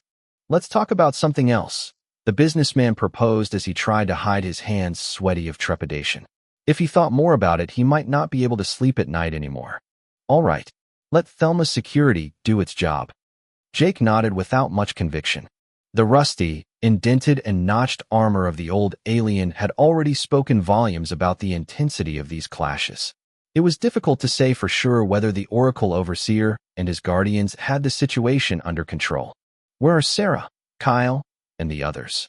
Jake tried to bring the conversation to a lighter topic. Will, who was pale, responded with renewed enthusiasm as if this question was his lifeline. A little further on at the New Earth camp, the businessman explained by pointing to a fortified base the size of a grain of sand on the horizon. The island being completely flat, it was possible to see very far with their perception.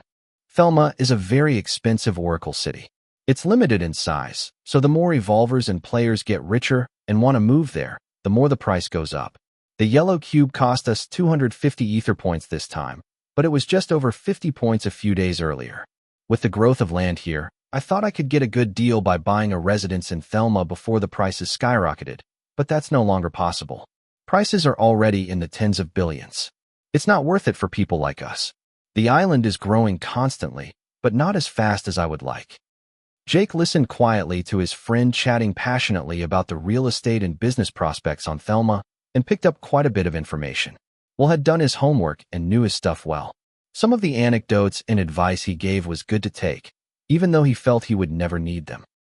About Kyle, Will said abruptly in a warning tone. Don't ask him how his previous ordeal went or what he received as a reward. Sarah made that mistake yesterday, and I strongly advise against it. Jake laughed as he understood the situation. He was indeed the only one of their comrade he had not received any news from all along their ordeal. With his relatively fearful and cautious character, he was not at all surprised by the result. Don't laugh. Will showed a helpless face.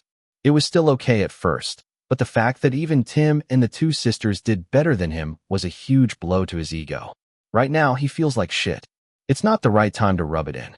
Jake thought Will was overly insistent, But it was precisely because the businessman had a good understanding of his character that he felt compelled to be so emphatic. In addition to Tim, their group consisted of 3 men and 3 women. With his pitiful performance, it wasn't surprising that Kyle felt so bad. He who was originally a popular playboy in his university, where everything worked out for him. How much longer are we going to walk? Jake grumbled after a while, treading on those endless metal slabs. If they had run, they would surely have arrived long ago. Just a little longer. We're almost there. Will reassured him with an apologetic smile. He hadn't lied. A few kilometers further on, they found a small platform containing all kinds of orange cubes with signs posted in front of it going from rudimentary wooden boards to holographic screens. These seem to have been built and placed here jointly by different civilizations. It is just to save a little time. Will explained roughly as he put down his baby dragon on the floor to let it stretch. He had been holding it under his arm the whole time. The winged dinosaur uttered a cute, excited roar and charged straight towards one of the orange cubes like a rabid bull at a red scarf. The orange cubes being free to use, the worst was to be feared. The animal didn't have an oracle device, and neither Jake nor Will knew if the dinosaur could use them, but it still caused a panic in Will's mind, and he immediately ran after his pet. Fortunately, this was not needed. With Jake's help, the baby dragon found himself immobilized in the air a few inches above the ground. No matter how loudly it growled and flapped its wings, it just hovered in place. Fed up, Will picked up the animal and scolded it severely. Seeing that ridiculous scene, Jake couldn't help but ask, "Why are you keeping that pet? It's a burden more than anything else." His situation with Crunch was different. The animal was with him from the start. As for this baby dragon, Will had clearly brought it back from his previous ordeal. No matter how one interpreted things, such a stupid baby hybrid dinosaur was extremely taxing and required constant attention. "I've become attached to it," Will stammered with embarrassment. "The truth." Jake rolled his eyes when he heard that ridiculous justification. Let's just say his adult form is worth it." Jake didn't push any further. Nevertheless, faced with his indifferent silence, Will gave himself up and explained the circumstances of his encounter with this dinosaur. Will had survived his second ordeal by using and abusing his charisma to tame animals. His missions, achievements, and quests had all been oriented in that direction. While communicating with the island's beasts under his control, he had discovered an old abandoned laboratory on the island. There he had discovered that many of the creatures swarming on the island were manufactured there. This explained their unusual and often colorful appearances. When he had tamed more than 1,000 different creatures, he had obtained an identification key to enter this laboratory, usually inaccessible to participants. In the course of his exploration, he discovered that the laboratory was not so empty. A few strange thralls ran the store along with a very friendly humanoid robot in a butler's outfit. Luckily, they had completely ignored him and even let him tinker with one of the machines to create the species of his choice. The species creation system in this lab was extremely recreational, with an incredible DNA library and organic resources used solely for this purpose. Even a child could create a functional species by playing with the proposed options. Will had played the sorcerer's apprentice for a few hours until he made his own dragon before being ruthlessly kicked out. The lab had then disappeared underground as if it had never existed. According to him, if he had reached the next milestone by taming 10,000 creatures, he could have directly created an adult or an even more terrifying species.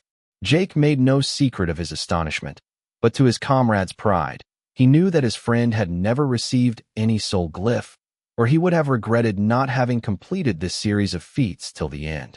After picking up the correct orange cube, Jake and Will popped up again in front of a fortified military base with familiar architecture, and he knew they were in front of the Earth government embassy. The place was no bigger than a soccer field and relatively dilapidated, but the security was tight despite the low probability of encountering a digester. Similar bases belonging to other species were sticking to theirs, and this made the suburb of Thelma visually disharmonious. Tensions between Earth's military and warriors of other species were not uncommon. Solar panels were placed on the rooftops, and a few luminous spheres reminding him of his own ether core were placed at the 4 corners of the base and powered strange elongated weapons that Jake had never seen before. The few buildings that were erected seemed to be made of sheet metal and hastily assembled, But as Jake entered the cafeteria where Sarah and the others were waiting for them, he realized that the interior was luxuriously furnished and well-equipped. However, he was shocked to see how empty the place was. Except for a few soldiers enjoying a drink or eating their rations, most of the tables were empty. When Essia, Enya's younger sister, saw them, she waved her hand to attract their attention, and the duo sat down at their table straight away. Even now, Jake still didn't know why they absolutely had to meet here. Chapter 358 Embassy. The arrival of Jake and Will delighted their companions, but there was one person among them who looked dull and didn't dare look them in the eye: Kyle. Jake was about to grab a chair when the others stood up to greet them directly. "No need to sit down. We were waiting for you to get out of here," Sarah excitedly exclaimed, not hiding her relief at leaving this place.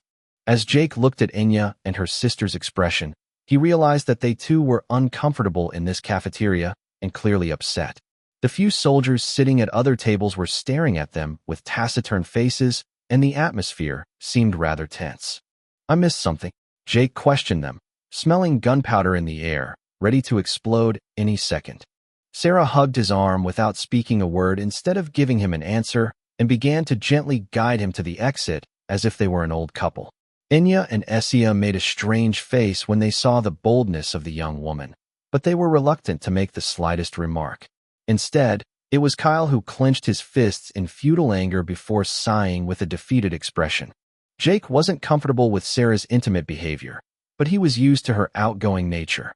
Knowing that this was not the place to make a fuss, he let himself be led outside with the rest of his group on his heels.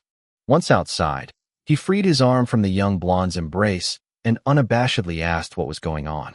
"Several officers have tried to recruit us since our arrival, and each time we have declined," Tim boasted proudly as if he had accomplished a great feat. Jake patted his head to congratulate him, but inside, he was rather concerned. "I guess they didn't just ask politely?" Will inquired without hiding his dismay. He had long anticipated this situation. It was Sarah who summed up the course of events in a few short sentences. The first officer was an army colonel from the Earth government. She was a polite woman and she left immediately after our refusal, giving us her name so that we could easily contact her and an address in case we changed our mind.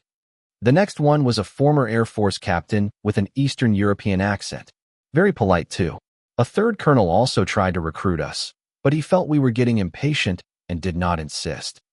Read latest chapters at free web novel, com only.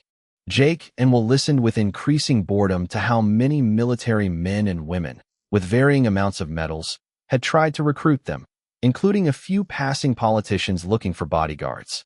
All this in just a few hours. "Stop," Jake interrupted her suddenly. If he listened to this any longer, he might fall asleep. "They didn't threaten you or put any pressure on you?" "They did," Essia confirmed immediately with an outraged pout. "Kyle." Jake turned to the playboy to ask the opinion of the only person who had no desire to talk about anything. The young man rudely raised his head and, realizing that Jake was talking to him, he explained the situation clearly in a few words before wallowing again in a dejected silence. With Kyle's concise report, Jake and Will finally had a good understanding of the events. Apparently, several reputable officers had indeed tried to recruit them after learning of their performances during the second ordeal. News about B-842 spread quickly, and New Earth could afford to buy the ordeal filmed reports that some participants or military personnel were willing to sell them. Ruby having survived almost to the very end and being part of the military, they knew exactly what score and how long these participants had survived. To enter this fortified base, one had to identify oneself by showing an ID card or simply by announcing one's first and last name, and with the Shadow Guide or a dedicated Oracle skill, it was relatively simple to determine if someone was lying. After these soldiers tried to recruit them in vain, other uniformed individuals approached them with tempting offers, this time of a financial or much less honorable nature. Sarah and the others realized that not all the soldiers on this base served the government and had their own factions. Hearing their misadventures, Jake was speechless. If a simple break in a cafeteria on this base was so hectic, one wondered why they had chosen this place as a meeting place. If it was him, he would never have set foot here. It was really like looking for a stick to get beaten up. "Keep it down," Will whispered as he noticed that the young women's complaints had drawn attention to them from the military nearby. They weren't the only Earth evolvers to come here, and fortunately for them the base was quite crowded, but it was better to be discreet. Jake, not wanting to be seen, finally said, "What are we doing here?" "We're here to buy our floating islands and start our faction, of course. What else could we do?" Will revealed as he clapped his hands impatiently. "Follow me." Without waiting for them, he walked towards the largest building of this fortified base, beckoning them to follow him. Sarah and the others had already been briefed, but Jake was seriously annoyed to be left in the dark like this. If Will acted like this too often, he would make him understand in his own way how he viewed things. The largest building in this tiny base, serving as Earth's embassy, was a tin building appearing to have been hastily assembled by stacking rectangular containers on top of each other. The resulting building was rather high, like a 10-story tower, but ugly, yet functional. Since violence was forbidden on Thelma, the Evolvers standing guard at the entrance did not bother to search them against their will, but memorized their faces after asking for their first and last names again. Once inside, Jake understood why Will had come here. The inside did not look like a building from Earth, but one of those Oracle city halls. It was bigger than it looked, the ground floor area far exceeding that of the entire base. Seeing this, Jake and the others were flabbergasted. Who would have thought that Earth technology had advanced so much? But as they spotted numerous Oracle drones floating lazily from one customer to another, they realized that this was not the case. The building just served as an access point, and its builders were not custodians of this technology. Seeing that the place was quiet and that no one cared about them, Will finally explained in a low voice, taking great care to ensure that no outsiders were spying on their conversations. "It doesn't cost much to enter Thelma's internal precinct directly, but you need special permission to do so. Every nation is allowed to set up an embassy like this for their transactions. Even Earth factions not affiliated with the Earth government have no choice but to go here. If they are denied entry, they have no choice but to try their luck in another embassy." "I see," Jake whispered in amazement. This reality was rather unfair to the lonely or ambitious evolvers and players. It forced them to maintain a certain dependency on their original civilization. Fortunately, the government was not too strict with them at the moment. After all, they had only finished 2 ordeals. This building contained several sections with different information terminals and specific teleporters leading to the different Oracle buildings. From here it was possible to reach the Oracle bunker, the Oracle playground, or any of the Thelma halls. Thanks to Will, who had already checked the situation, they learned that Thelma contained 2 additional structures compared to the other Oracle cities, the Oracle Palace and the Senate. Neither of these 2 places could be visited freely. The Oracle Palace was the home of the Oracle Overseer and the Oracle Guardians presiding over B-842, while the Senate was rumored to be a strange cube where political leaders sometimes met when the Oracle Overseer wanted to announce something important to them. The Oracle City deep in the heart of Thelma was divided into 2 areas, an outer city accessible to the public where it was possible to buy a personal residence for the wealthiest evolvers, and the inner city, which was reserved for the personnel serving the Oracle. The old alien that Jake had met at the transportation tower stayed here when he was done with his shift. The reason they had to go through one of these embassies to create their own faction was that they had to contact the Oracle Palace to do so. Since no evolver could enter freely, they had to use another means. This building was used for that purpose. In one of the rooms, several terminals used to contact the Oracle Palace had been installed by the Oracle drones. Whenever someone wanted to create their own faction, get their own floating island, or get special permission to visit Thelma, it was through this interface that they had to navigate. It was a bit like the hotlines of the telephone or internet operators. It was voluntarily restrictive to dissuade all those who didn't have something really important to do or say from disturbing them. Jake opened one of these interfaces to contact the Oracle Palace on while pressing instructions and issued his request with the help of she acting as a go-between. They then waited breathlessly for an answer. This was the most important moment. Some players and evolvers had apparently been ignored, while others had been turned down before they could even make their request. At least the fact that they had not been turned down immediately was a good sign. After a moment, a mental interface popped up in his mind, and the hologram of an alien wearing a strange uniform appeared before their eyes. At the same time, A force field isolating their conversation was erected around them by 3 oracle drones, forming a triangular formation above them. The appearance of the hologram was that of an attractive young woman wearing a long silver dress, but her skin color was candy pink and her hair was a bright orange Iroquois cut. Definitely not an Earth woman. Agent Caro at your service. What can I do for you? I'm here to start my own faction and get my own floating island. Jake repeated his request while being distracted and bewildered by her strange skin color. It took a nudge from Sarah to get him back to his senses. Have you decided on the name of your faction? The alien replied kindly, looking at the rest of his group one by one as if it was obvious that this decision had to be agreed upon by the rest of the group. Jake turned to Will and the others, and seeing their silence, he decided to propose a name of his own. Clear and concise, straight to the point, that was his style. What about Jake's faction? He said with sincerity, smiling at the hologram. Slap, slap, slap. An avalanche of slaps against the back of his skull instantly informed him that his companions disagreed. Chapter 359 Faction Name. Fuck, who hit me? Jake turned around sharply with a furious expression on his face. Everyone but Tim raised their hands in solidarity. Jake was mad, but he couldn't really take revenge on all of them. I'm sorry, Jake, but a name like that just isn't possible. Will took the lead in justifying their actions. But his apologetic smile, far from pacifying him, had the exact opposite effect on Jake. Giving everyone a glare with the exception of Tim, who was on his side, he immediately warned them that they had better have something better to offer or he would stick to his choice. By the way, I warn you in advance, he added unequivocally. My floating island will be called Jake Land, whatever the name of the faction that is eventually decided upon. If anyone complains again, I will immediately call the faction Sick My Duck, and then it'll be too late to come crying. Ugh, I already have a headache. Essia stammered in a low voice, massaging her forehead. Sarah and her older sister Inya gave her a compassionate look, but they were too embarrassed to speak. You can name your floating island however you want, Jake, but the name of the faction must definitely have a powerful meaning.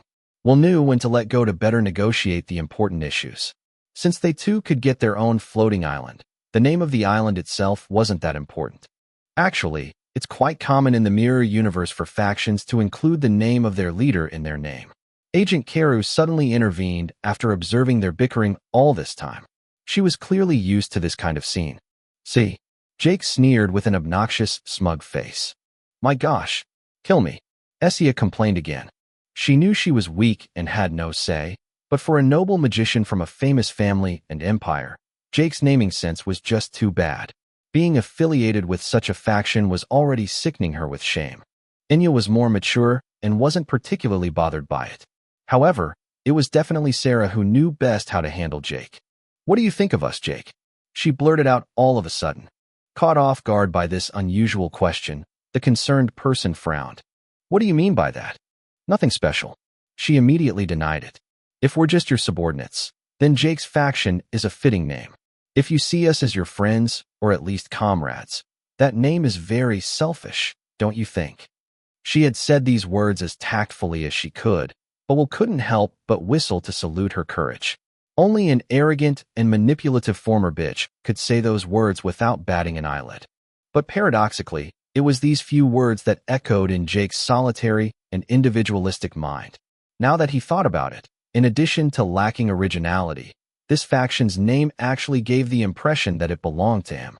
Although this was the case in principle, he was not obliged to show it so openly. Even most dictators had the diplomatic subtlety to falsify their elections or eliminate their opponents in accidents to give the illusion that they had been democratically elected. Jake wasn't there, but it was at times like these that he realized how socially inept and selfish he was. So what are you proposing? Jake finally conceded as he stared at them one by one. What about the Justice League? Tim suggested with infectious enthusiasm. Sounds good. I'm all for it. Essia immediately accepted the suggestion. For a young, noble woman full of compassionate principles, it was an honorable name. Inya didn't seem to mind either and nodded her head in agreement. Will, Kyle, and Sarah, on the other hand, reacted completely differently. Absolutely not. Sarah shrieked in horror. Why not? Kyle thought the name was a little too bold, but he was a comic book fan, so he couldn't really coax her back. Will was also exasperated, but on a cosmic scale such a name wasn't so bad, just a little too committed. But for Sarah, it was just unacceptable.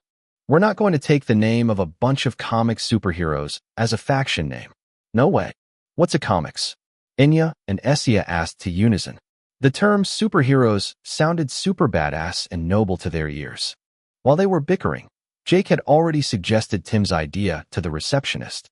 This faction name has already been used 246,387 times in the Mirror Universe. Karu informed them in a neutral tone after consulting her database. Are you sure you want to choose this name? Sarah, who was about to start a long self-righteous litany, was instantly slack-jawed. It was just too ridiculous. And yet Will wasn't really surprised. He had already anticipated such a situation. The Mirror Universe was so vast that statistically it was normal. The same words, or at least words with similar meanings, existed in most languages, and it was normal that these words illustrating strong values were so often preferred. Sarah's indignation having been doused, she surprised herself by proposing ridiculous names such as the Totally Spies, Black Widow, Red Riding Hood, Frozen, Beauty and the Beast, and even a few unlikely names made up from her own first name.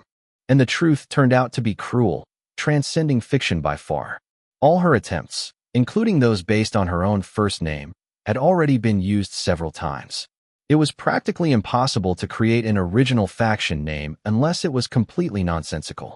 The problem was not the spelling, but the meaning. On the scale of the Mirror Universe, finding a language identical to English was statically improbable, but not impossible either. However, it remained too rare to significantly affect the probability that two factions would be named identically in spelling. All of the factions with the same name that Karu found in her database had of course different languages of origin and had been translated into Oriclean so that the entire Mirror Universe could understand the meaning. On this scale, whether a name was serious or the result of a joke, almost everything had been tried before. Do you really want to be original? Jake said at last as he looked at their depressed faces. That would be ideal, but a clear and impactful faction name is more important. Will sighed, staring frustratedly at Karu's hologram in front of them. By hearing our faction name, all these aliens must understand what are our intentions and our values, and especially not to confuse us with other factions already known. Otherwise, that will amount to advertise the more ancient factions of the same name. We can take advantage of this, but it could also be detrimental to us. If these factions with identical names are old, getting information about them with our Oracle rank will be totally impossible. I confirm. Karu nodded with a friendly smile. You will still find me arrogant and selfish, but I have a way to be original. Jake woke them up suddenly from their gloom. Say it. What do we risk after all? Sarah whispered without much hope. According to Sect Mogasar, I am the first Murtharian of the Mirror Universe. Even if an identically pronounced word exists in other languages, once translated into Oriclean, its meaning will be unique since no two words are identical in this language. What do you think of Murtharians? It's a bit over the top. Kyle began to grumble. He wasn't convinced at all. I like it, Sarah said, to everyone's surprise. So what? I'm Myrmidian, it's almost the same thing. Maybe in the future Jake will give us some of his blood, and we can all evolve into Murtharian. It's a good incentive to recruit new members. Because of this, Kyle suddenly stopped bitching. He was also Myrmidian. In a way, such a faction name included him as well. It's not too bad. Will confessed with a thoughtful expression. But it's too bland. Anyone looking into what a Murtharian is will have the impression that we are a group of ferocious warriors eager for battle and challenge. We might try to soften this impression to appear more friendly. Otherwise, it's going to be difficult for me to use our faction's name to propel my business. Sexy Murtharians? Sarah smirked with a teasing wink to the businessman while taking a lascivious pose. Invincible Murtharians? Kyle shouted with flames in his eyes. Jake barely refrained from making a caustic remark. Anyone here can suggest that name, but after your performance in the previous ordeal, it wasn't the first idea that would have come to me. Jake wasn't the only one thinking this. Faced with the skeptical and awkward looks of his comrades, Kyle immediately realized that he had blundered and quickly turned peony red. He was so ashamed that he wanted to disappear underground forever. Most of all, he was angry with himself and vowed to never suffer such humiliation again. It was just unbearable. Anything else? Will patiently refocus their attention on the subject, saving the playboy from his predicament. Fiery Murtharians? Murtharian crew? Lucky Murtharians? After a long and unnecessary debate about the ideal combination, it was Kyle who finally proposed Murtharian nerds after having lowered his ego and his expectations. Jake and Will suddenly stiffened up with ugly faces. Why did they feel like they were being directly targeted by this new name? But this word could not contrast more strongly with the overbearingness of the word Murtharian. Will could feel that with such a faction name, it was difficult to confuse them with an evil or mafia faction. Mwahaha. It was Sarah's burst of laughter that broke the silence. Good one. I like it, Tim exclaimed, justifying that he liked the sound. Jake and Will snorted inwardly when they saw the kid shamelessly switching sides. What's a nerd? Enya and Essia asked again to the unison for the umpteenth time. Feeling that a new animated debate was about to begin, Jake, who was already fed up to the brim, sighed long and hard and let out just a whatever, before bringing this proposal to Kiru, who had been incredibly patient and kind all along. Murtharian nerds has never been used in the mirror universe, Kiru announced after a few seconds of consulting her own interface. Do you want to validate this choice? I validate, Jake said, accepting his fate. Congratulations. You are now the happy leader of the Murtharian Nerds faction. Please now choose your faction skills. Chapter 360 Faction Skills. Oh my gosh, you really submitted that. Will was this close to tearing his hair out of his head in horror. His business plan was ruined. You all pissed me off, bickering over a name, Jake said with a contented expression. It's not the name I dreamed of, but I see it as a good middle finger to your pointless efforts. This name is no worse than any other. We may not be taken seriously, but I'd rather be underrated than the other way around. You have a point, Will grumbled as he tried to stay positive in defeat. Nevertheless, he didn't forget to cast a reproachful glance at the idiot who had come up with the idea. The culprit in question, Kyle, disregarded the businessman and started whistling as if nothing had happened. He made no secret of his delight, either. For the three women, the name didn't pose any real problem. Sarah had never been a nerd, and anyone who saw her would refuse to believe that, while the two sisters still didn't know what it meant. Sarah had to whisper the definition of the word to them, and their mouths cracked open in disbelief. So Jake is a nerd? Essia chuckled with an enlightened face. That explains a lot. Hum. Enya nodded with a smile. Jake's ears twitched when he heard the three women talking behind his back. Did they think his perception stat was a joke? So what if I'm a nerd? Jake ranted inwardly. While nerds may have been seen as technology junkies, socially awkward, pimply, and mostly virgin, that didn't mean everyone was. There were exceptions. Nerds could also be computer geniuses, so much smarter and more talented than the average human, that they were disillusioned and simply couldn't fit in. Jake preferred, for the sake of his own ego, to think he was such a person. To avoid losing his temper, he refocused on the hologram of Agent Kiru opposite him, who he had to admit was admirably patient. How do I choose these faction skills? Jake asked nicely. Now that the Murtharian Nerds faction has been created, a new tab has been added to your Oracle device. You will be able to manage all the parameters of your new faction via this tab. So in theory I don't need your help anymore? Jake questioned hesitantly. He was afraid it might sound harsh. But the alien Kiru just grinned brightly, revealing her perfect white teeth. That's right. Nevertheless, I have been summoned to assist you personally by the Oracle Palace. Not everyone is so lucky. Jake felt that this last sentence was not so simple. There were several barely disguised innuendos under that friendly tone. How is the normal faction founding procedure going in this case? Jake posed another question instead, rather than confronting her head-on. It's an Oracle AI that handles the process from start to finish. She explained soberly. My being here to answer your queries is just out of consideration. Any Oracle drone could perform these tasks. So why make an exception in my case? This is no exception. Kiru kindly contradicted him. Anyone whose performance attracts the attention of the Oracle Overseer is treated differently. By discovering the presence of digesters as well as identifying one of the system A16 deserters, the Oracle Overseer memorized your name a long time ago. Your first place during the second ordeal reinforced this first impression. We hope that your future performances will be as good as your previous ones. Jake crinkled his eyes cautiously, but he didn't reply. Instead, he accessed the new tab of his Oracle device, as Karu explained. Unsurprisingly, he found a new Factions tab, which when opened, gave him access to a new interface. Planet of Origin, Earth. Nation of Origin, Earth Union. Main Faction, Mertharian Nerds. Subfaction, none. Territories, none. Properties, none.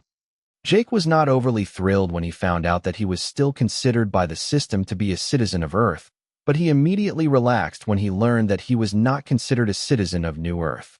The world and nation of origin was simply information of biographical value. It had no direct impact on him except perhaps for the matchmaking of some ordeals.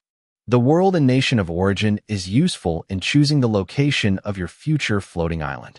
Kara guessed his thoughts from his disgruntled expression. Floating islands of the same origin are usually placed in the same area, and before you make your choice, the area dominated by your native people will be roughly indicated, including the dominant faction. This does not mean that there are only Earthlings there. Even in case of bad relations, it is better to establish your territory close to species with similar interests and similar anatomy. In your case, humans. Jake nodded coolly. He wasn't worried that New Earth would try to attack his floating island. B842 was so big that it was just too cumbersome. In any case, he was not able to do it at the moment, and he doubted that the Earth government would have the desire or the time to waste its resources on him. With this short explanation from Karu, he at least knew that the officer sent to assist him was competent. An automated AI would have left him in the dark without clarifying his doubts. He then clicked on the Main Faction, Mertharian Nerds, subtab, and another interface popped up in front of him. Faction name, Mertharian Nerds. Faction level, LVL1, promotional conditions. 1M Ether PTS, Oracle rank of Sergeant First Class or higher. Faction Ether storage, 0 points. Ether production, 0 points per second. Ether production, 0 points per second. Faction skills, none, 3 skill slots available. Main floating island affiliate, none. Jake quickly did the math and realized that 1M Ether PTS was the ether a person could accumulate by exterminating only digesters to be promoted from Staff Sergeant to Sergeant First Class. Staff Sergeant, Oracle rank 6, was the minimum rank for creating a faction or buying a floating island, and this indicated that the growth of a faction was closely related to that of the Oracle rank and even encouraged. Already tired of choosing a name, Jake stopped dithering and went to the faction skills interface to make his choices. He was presented with an incredibly long list of faction skill LVL1. Thanks to his Sergeant Major's Oracle rank, he had a relatively wide range of choices. However, he was quickly taken aback when he found that the options for the first faction skill were limited and extremely familiar to him. These skills were none other than his own. Moreover, this first skill was a passive skill with permanent effect. The effect was much lower than the genuine ether skill, about 10%, but still significant.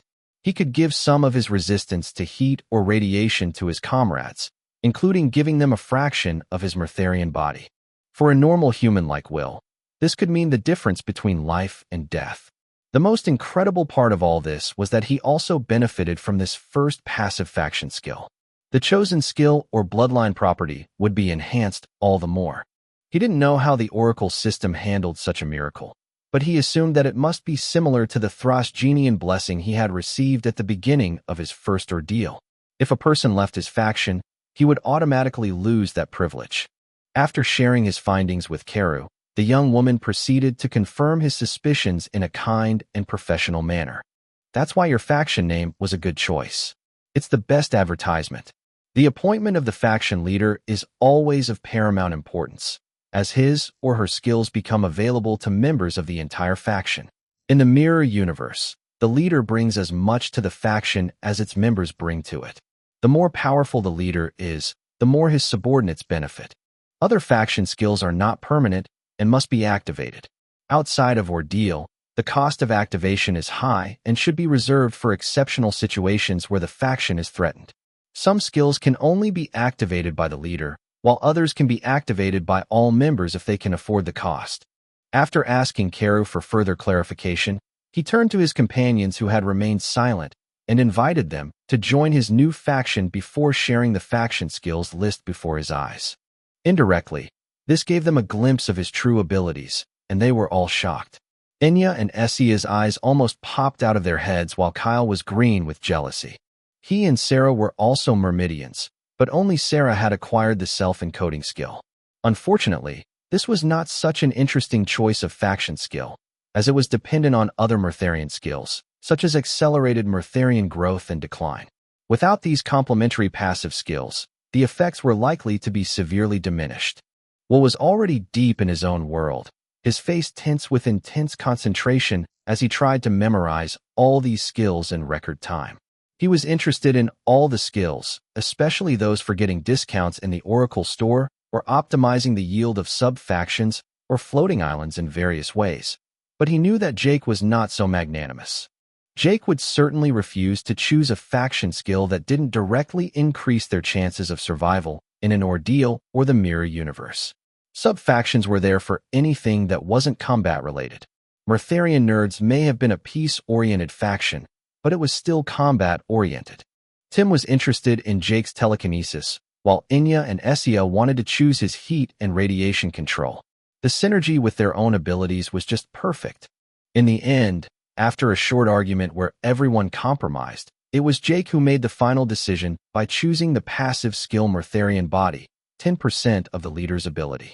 In addition to allowing their bodies to gradually strengthen by absorbing heat and radiation, their stats would be boosted by about 40%, since Jake's body stats were 4 times that of a normal human. After a few more minutes of lively debate, the other 2 active faction skills were also chosen. The first one was an extremely versatile faction skill and could also be considered permanent, although not for free. The last skill was the most important and had been chosen to protect the lives of the faction's members. Faction skills. Permanent passive skill, Myrtharian Body, 10% of the leader's capacity body stats boosted by 40%. Faction Space Vault LVL1. 10 cubic meters of common storage space accessible to authorized members, and which can be compartmentalized into several blocks depending on the level of authorization and trust. Activation cost. 100,000 Ether PTS/day. The daily cost can be shared by the faction's members. Vitality Link LVL1 allows the temporary transfer of member vitality to the skill activator. An injury can also be transferred to another member with its agreement. Cost. 1 Ether points per minute. All he had to do now was to choose the location of his future floating island. Chapter 361 Buying a Floating Island. Selecting the location of his floating island turned out to be much simpler and more intuitive than he had imagined. Kara materialized a hologram representing a 3-dimensional map of B842's orbit and let him make his choice. In addition to the sound insulation barrier erected by the 3 Oracle drones, the barrier also began to vibrate violently, blurring their looks for the curious outsiders. When Jake allowed Karu to share the hologram with his comrades, the privacy of their choice was guaranteed. The first thing that Jake noticed when he discovered this space map was how empty the sky was. Although thousands of factions had already been created, with their own floating islands and territories on either side of B842, whether in the sky or on Earth, this map was desperately empty. Although he couldn't know the exact location of each floating island, the distance separating them from each other was ridiculously vast. With the exception of clusters of floating islands made up of individuals of the same faction who trusted each other completely, the distance separating each island was at least hundreds of light years. While the area mostly dominated by New Earth and the other Earth origin factions was clearly delineated, this did not prove that Earthlings trusted each other in the slightest. The zone of the Earthlings alone extended over 1,000 light years and was also occupied by a few human factions from other planets. A much larger area encompassing the Terran zone included all physiologically human species, while an even larger area included all humanoid factions. However, with the exception of New Earth, whose position in space was clearly marked, it was impossible for them to determine the exact location of the other islands. All they could know from observing some of the shaded areas was that these areas were potentially occupied. Potentially, because in order to protect these floating islands and neophyte factions, A space about a light year in diameter was automatically allocated to each floating island to mask their position. Jake was seriously tempted to place his floating island in the middle of the void, in an area without any floating islands around it for tens of trillions of light years, but Keru and his companions vehemently dissuaded him from doing so. According to Keru, it was a very bad idea, which could backfire and jeopardize its growth. The reason was that if he intended to trade or expand his territories, he needed to be well located. A few tens or hundreds of light years was far from being an impassable distance for some advanced civilizations. A few hyperspatial jumps could overcome them, but a trillion light years was a different matter. As long as he was not really able to grasp what such distances really meant, it was better not to make such an ill-considered choice. If a million was 1 second, a trillion was 31 years. Carried over a distance, it was just unimaginable. If he really decided to set his island that far away, he would really be on his own for better or for worse. Naturally, Jake had a ready-made objection. What's the big deal? They can just use a yellow cube, right? He replied bluntly. Keru stared him in the eyes for a long time before answering. That's true, but the price of teleportation would no longer be the same. While Oracle technology has no trouble transcending time and space, that doesn't mean that no energy is required.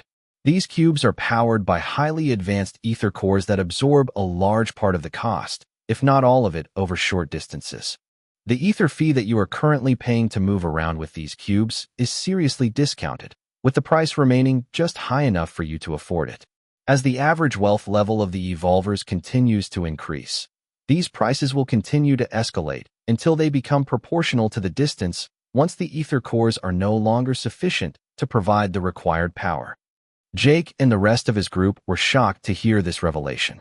If it was the truth, it was indeed suicide to place their island so far away. Just going back to B842 or Thelma would become almost impossible, and they would be completely isolated. Ahem, what is your suggestion? Jake asked with a much more humble expression this time. Will pointed directly to a location straddling several human zones. This place. Because Enya and Essia were not from Earth, they could not see the position of New Earth like the others without their permission, but they could see the area occupied by the Agaeans, including the floating island of the Velsio's empire from which they originated. They were not particularly attached to their native people, but they had family and friends. If their faction could stay close to the Agaeans, it was ideal. Why not here instead? Enya suggested in another junction area after explaining her reasons to them. Jake sounded out his new leader in search of a reaction. At the end of the day, the final decision was still up to him. I don't care. The concerned one shrugged off with disinterest. If we can't really hide, we might as well choose a position that minimizes our future costs and is conducive to our future business relationships. Yay! Essia jumped up out of joy before remembering with shame the appropriate behavior of a lady. Her older sister Enya was visibly relieved and also found it hard to repress her smile. Will seemed indifferent, but it was clear that he was delighted with the location. Kyle and Sarah hit it better, but it was plain to see that they were pleased as well. Only Tim didn't seem to give a damn. For Jake, to whom the island's location didn't matter, it was disturbing to see such a wide range of reactions. Essia's exuberance especially had deeply struck him. It was in those moments that he realized that not everyone was as stoic and solitary as he was. His way of reacting was not normal in many ways. Although he missed Anya and his uncle, he didn't feel an urgent need to have them around. Regardless, the chosen location still turned out to be in the middle of nowhere, more than 60 light years away from any floating island. According to Keru, this was only temporary.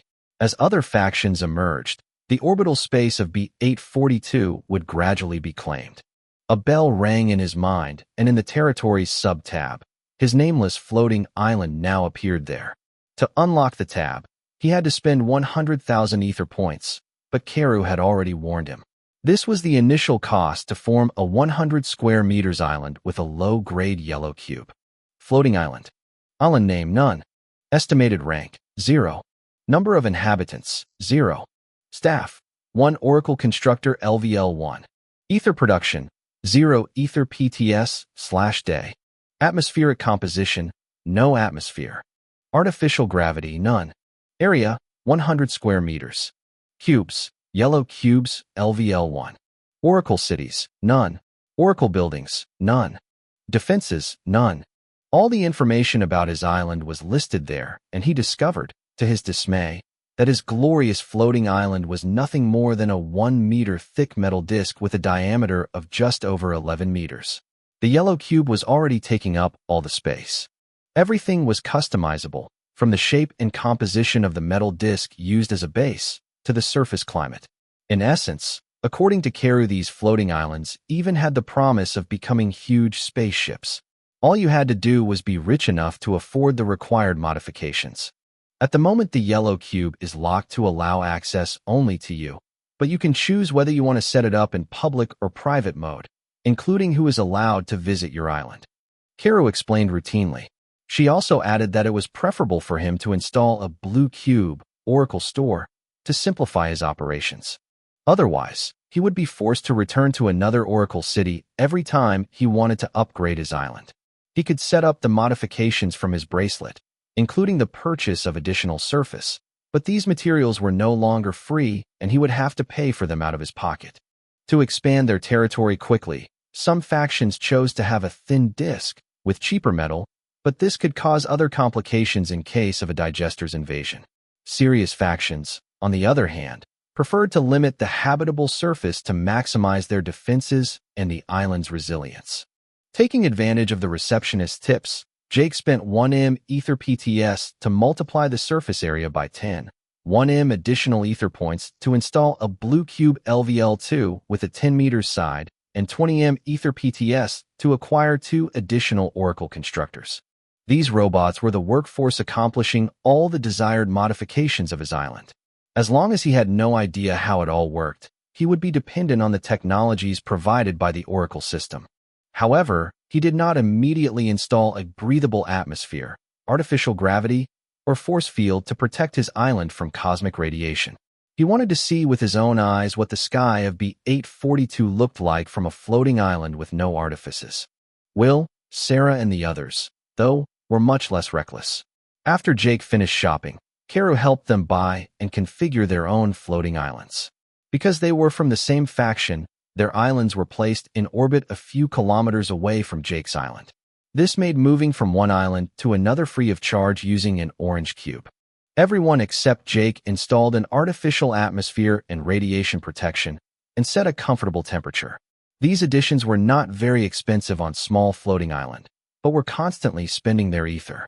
Without ether cores, there was no point in dreaming too big.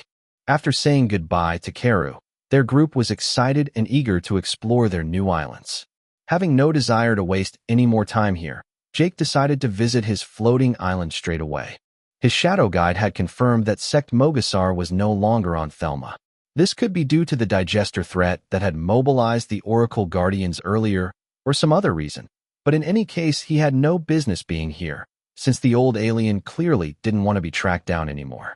Regrettably, although Jake's desires were usually modest, he rarely succeeded in fulfilling them.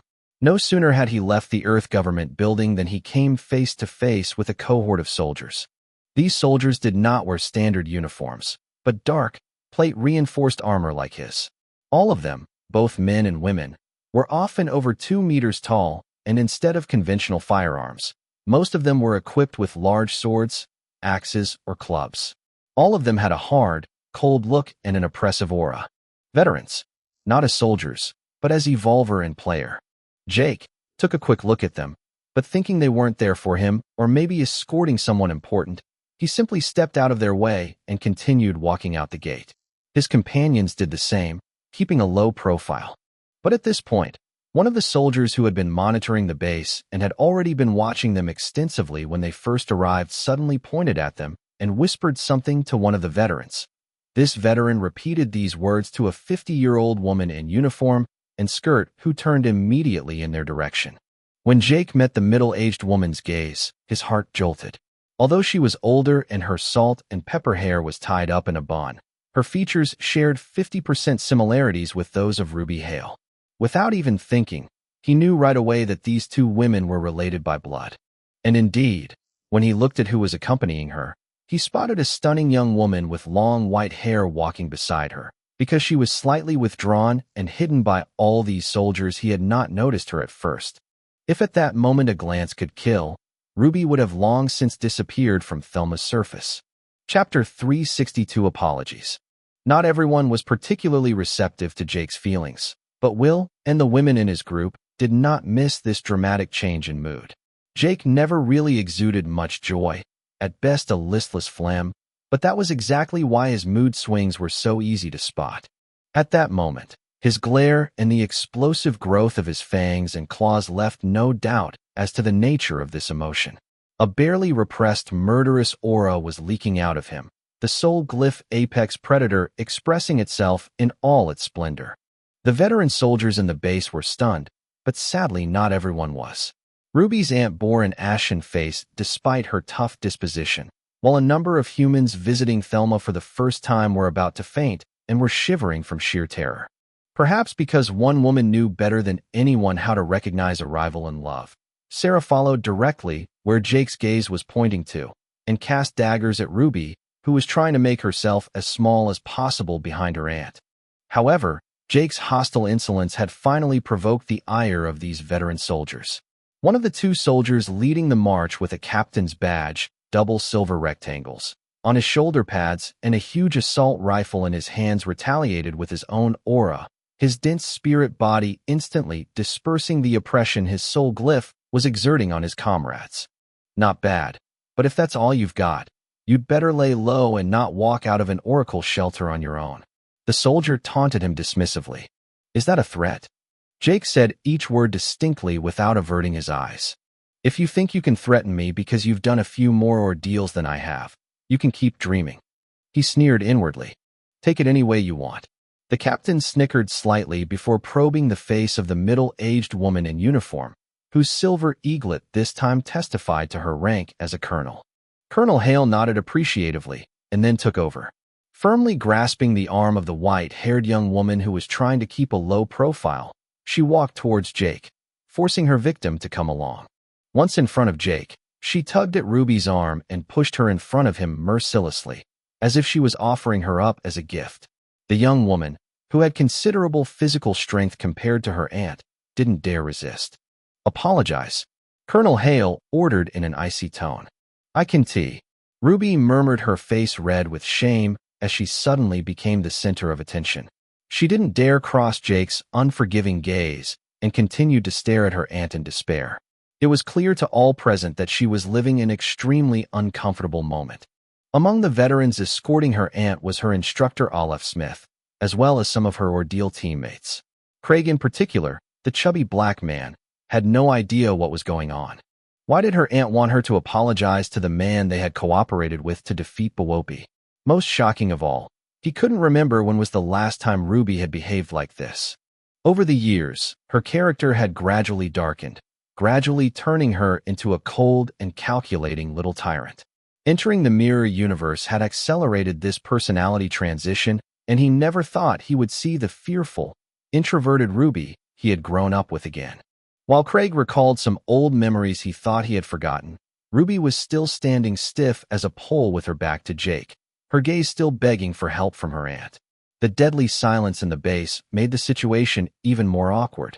Seeing that her foster daughter had no intention of apologizing, Colonel Hale's already frosty expression darkened even more and a graveyard atmosphere set in within the embassy courtyard. It was not for nothing that Ruby called her aunt rather than mother. Her adoptive mother had always kept a distance from her adopted children, and she was not the only false World War 2084 orphan in her care. Aunt was the affectionate term that all the wards of the nation raised by this stern woman used to call her, as her conception of maternal love was very special, even though she took good care of them. What Ruby feared eventually happened. Her aunt's barely contained fury exploded, pounding their eardrums with the overwhelming savagery of a tidal wave. Ruby, she shrieked as she made the closest people, including Jake and his companions, grind their teeth. The woman was startled and trembled slightly, her face livid and appalled. I didn't raise you like that. Colonel Hale took a softer tone, but the lull was only a brief respite. Repaying kindness with enmity. Where's my face? The rest of the government is already laughing at me, and I have endured the endless admonitions of 3 generals because of you. So you're going to apologize right now before you do any more damage. Hurry up." At this point, even Jake felt bad for Ruby. His resentment was nowhere near gone, but he was glad he didn't have an aunt like that. Nevertheless, that didn't mean that he didn't feel intense satisfaction at seeing this bitch publicly humiliated. Sarah alternated between Jake and Ruby with suspicion, but she was careful not to make any comments. She didn't want to incur the wrath of this military woman in the midst of a menopause crisis. To her, this colonel was much too inflexible and reeked of frustration. The best remedy in such cases was a good fuck to relieve the tension, and this woman soldier clearly needed it.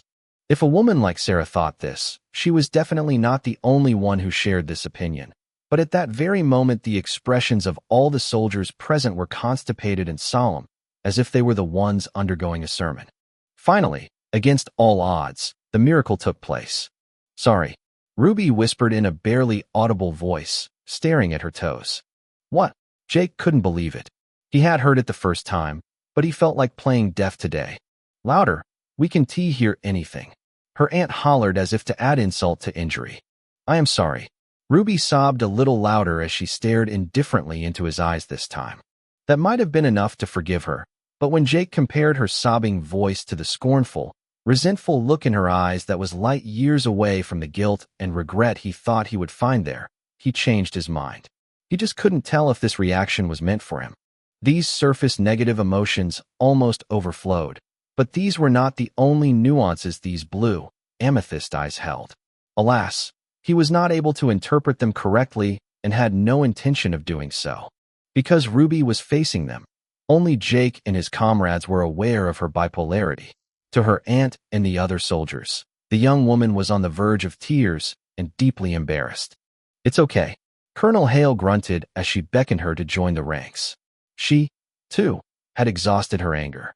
Before she turned her back on Jake and his group, she rubbed her eyes as if she was wiping away her tears, and it was indeed a face with swollen, red eyelids that she presented to her aunt and the rest of the crowd, as if she had indeed cried. Such an actress's performance gave them chills. But for the young woman's aunt, by forcing her to apologize, her goal had been achieved. She could now continue her mission. "Jake Wilderth, I'm Colonel Hale, and Ruby, who just apologized, is my daughter." She introduced herself concisely. "I realize that your experience with our recruits may have left a very bad image of our methods, but we want to officially recruit you. If you accept, you will join the Prodigy program, which Ruby and Craig, whom you have already met, are part of, and will immediately receive the rank and benefits of a captain. In addition to a residency on New Earth, you will be able to access at a discounted price much of our database, genetic and etheric technologies and breakthroughs that we have obtained from the Oracle store, not to mention your equipment and ammunition, for which the Earth government will take full responsibility. George, who already works for us as an analyst, will be able to tell you the rest of the details, but it is definitely worth it. Your other cousin Bryce has also joined us, not to mention your cousin Anya, who has also been working for us for several years. You clearly have a career ahead of you among us." Will and Kyle were deeply shocked by the generosity of such an offer. No matter how resourceful and talented they were, it was difficult to match an entire nation. But Sarah and Tim chuckled inwardly as they envisioned Jake's next response. And indeed, he didn't disappoint. "I do appreciate your generosity, but alas, I regret that I have to decline. I value my freedom." The polite formulation of his reply and his falsely saddened grimace far exceeded their expectations. Who would have thought that this antisocial bumpkin could be so tactful? Holding his breath, Jake expected Colonel Hale to insist a second time or even explode with anger, but she surprised him with her great calmness. Instead of taking it the wrong way, she simply took a form out of the inside of her jacket and placed it in his hands with an affable smile. "Take some time to think about it, okay? All the details are inside." She intimated him in a kind tone before walking slowly towards the building that Jake and his group had just left. "Jake!"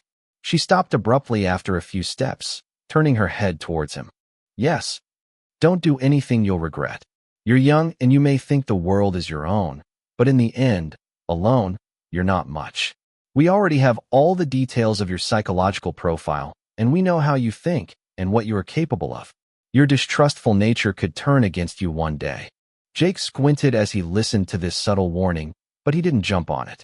Quietly, he followed the officer with his eyes until she and Ruby disappeared inside the building with their escort.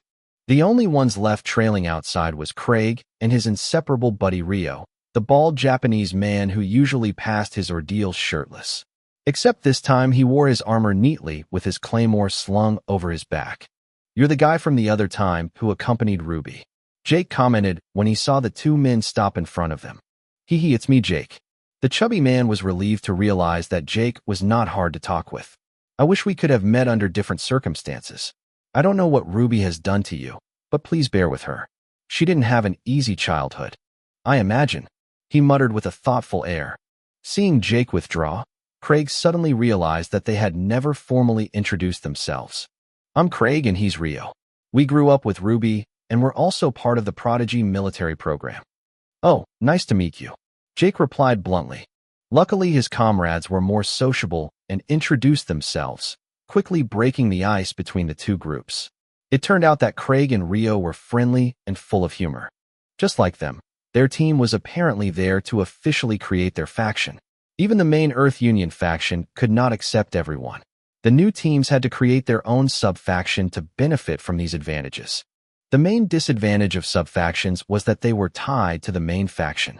If one day they decided to leave the Earth Union, they would have to leave their sub-faction behind. They could not simply leave, bringing their faction with them. After exchanging contacts, the two soldiers bid them farewell, and Jake and his group set off again. An hour later, they were once again in front of a yellow cube, ready to visit their new floating islands. Chapter 363. Poor again.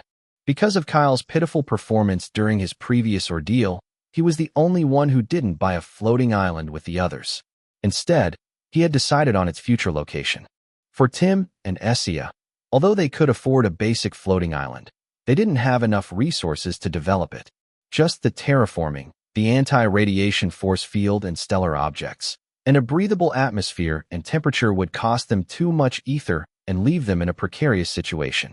That's why after buying and placing their floating islands, they planned to leave them vacant for the time being, until their ether storage reserves were strong enough. Consequently, apart from Jake, who intended to go to his floating island alone, Tim and Kyle had chosen to accompany Will, while Essia would live with her sister. Only Sarah had chosen to go alone. In any case, their islands would be next door to each other. Returning to the top of the tower where the yellow cubes were located, what most struck Jake and his group was the emptiness and silence.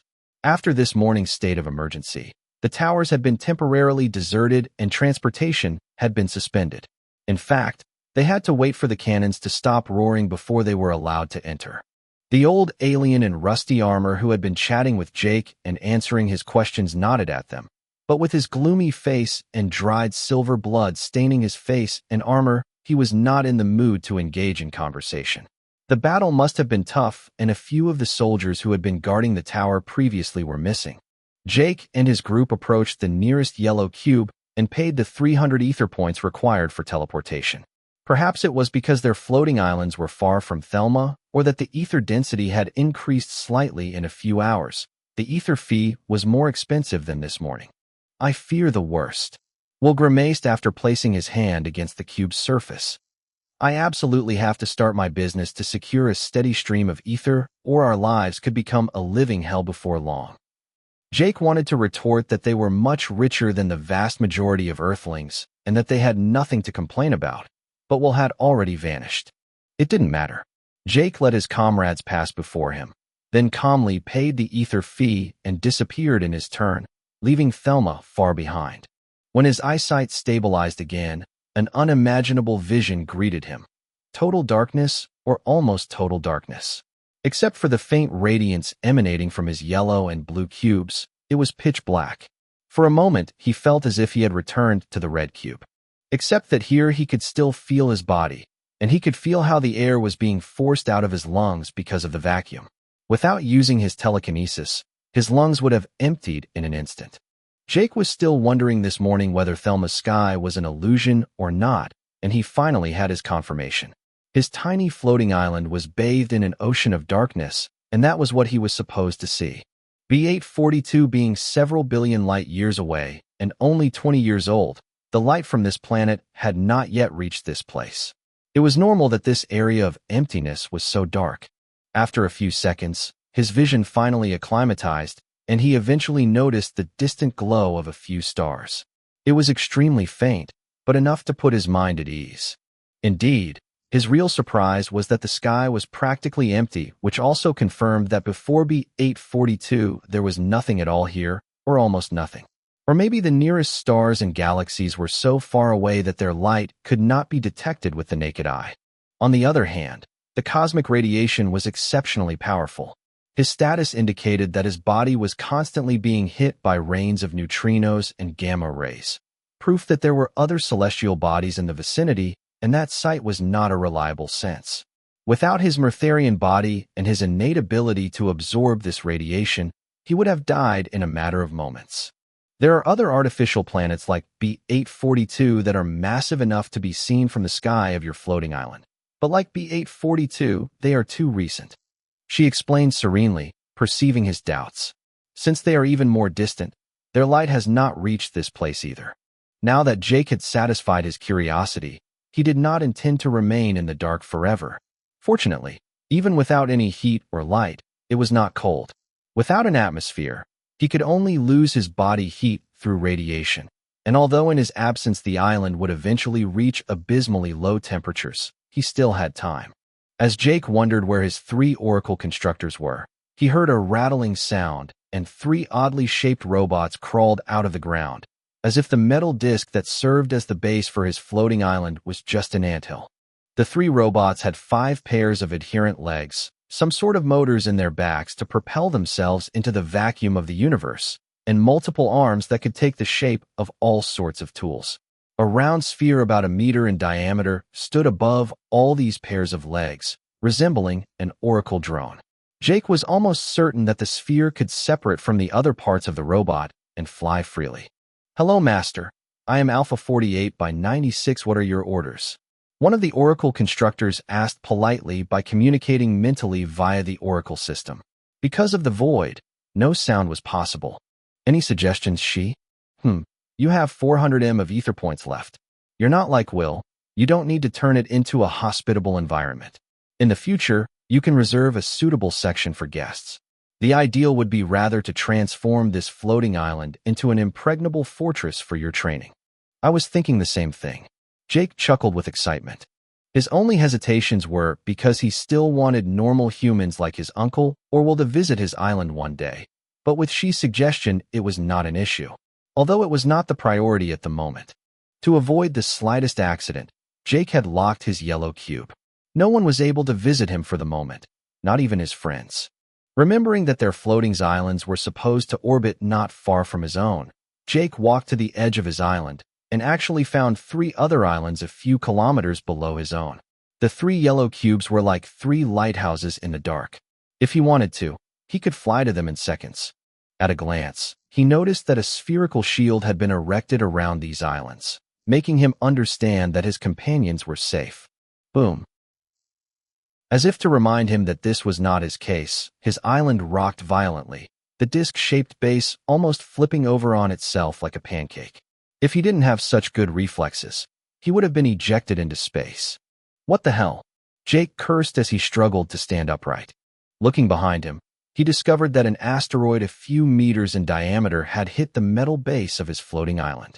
Whatever the material of this disk was, it was hard. While the asteroid had been smashed to pieces on impact, the metal floor had not been scratched. "Uranium," she said curtly in response to his surprise. Simply tempered steel in older systems where the ether density is much higher than here.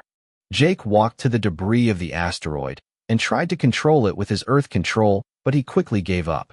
With the exception of dust and some metal-free fragments, he was unable to manipulate these objects. Nevertheless, he had been able to verify that he could sense a vague, etheric signature, and that was enough to give him hope.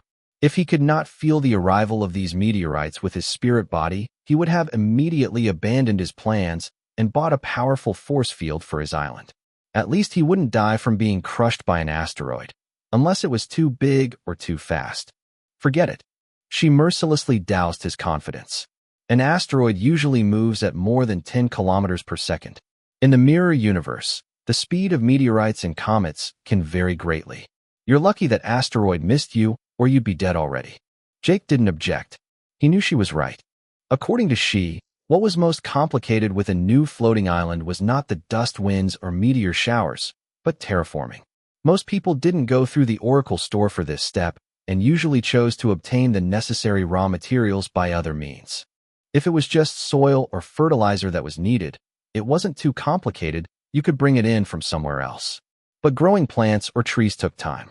A standard terraforming, using conventional technologies without going through the Oracle store, could take hundreds of years.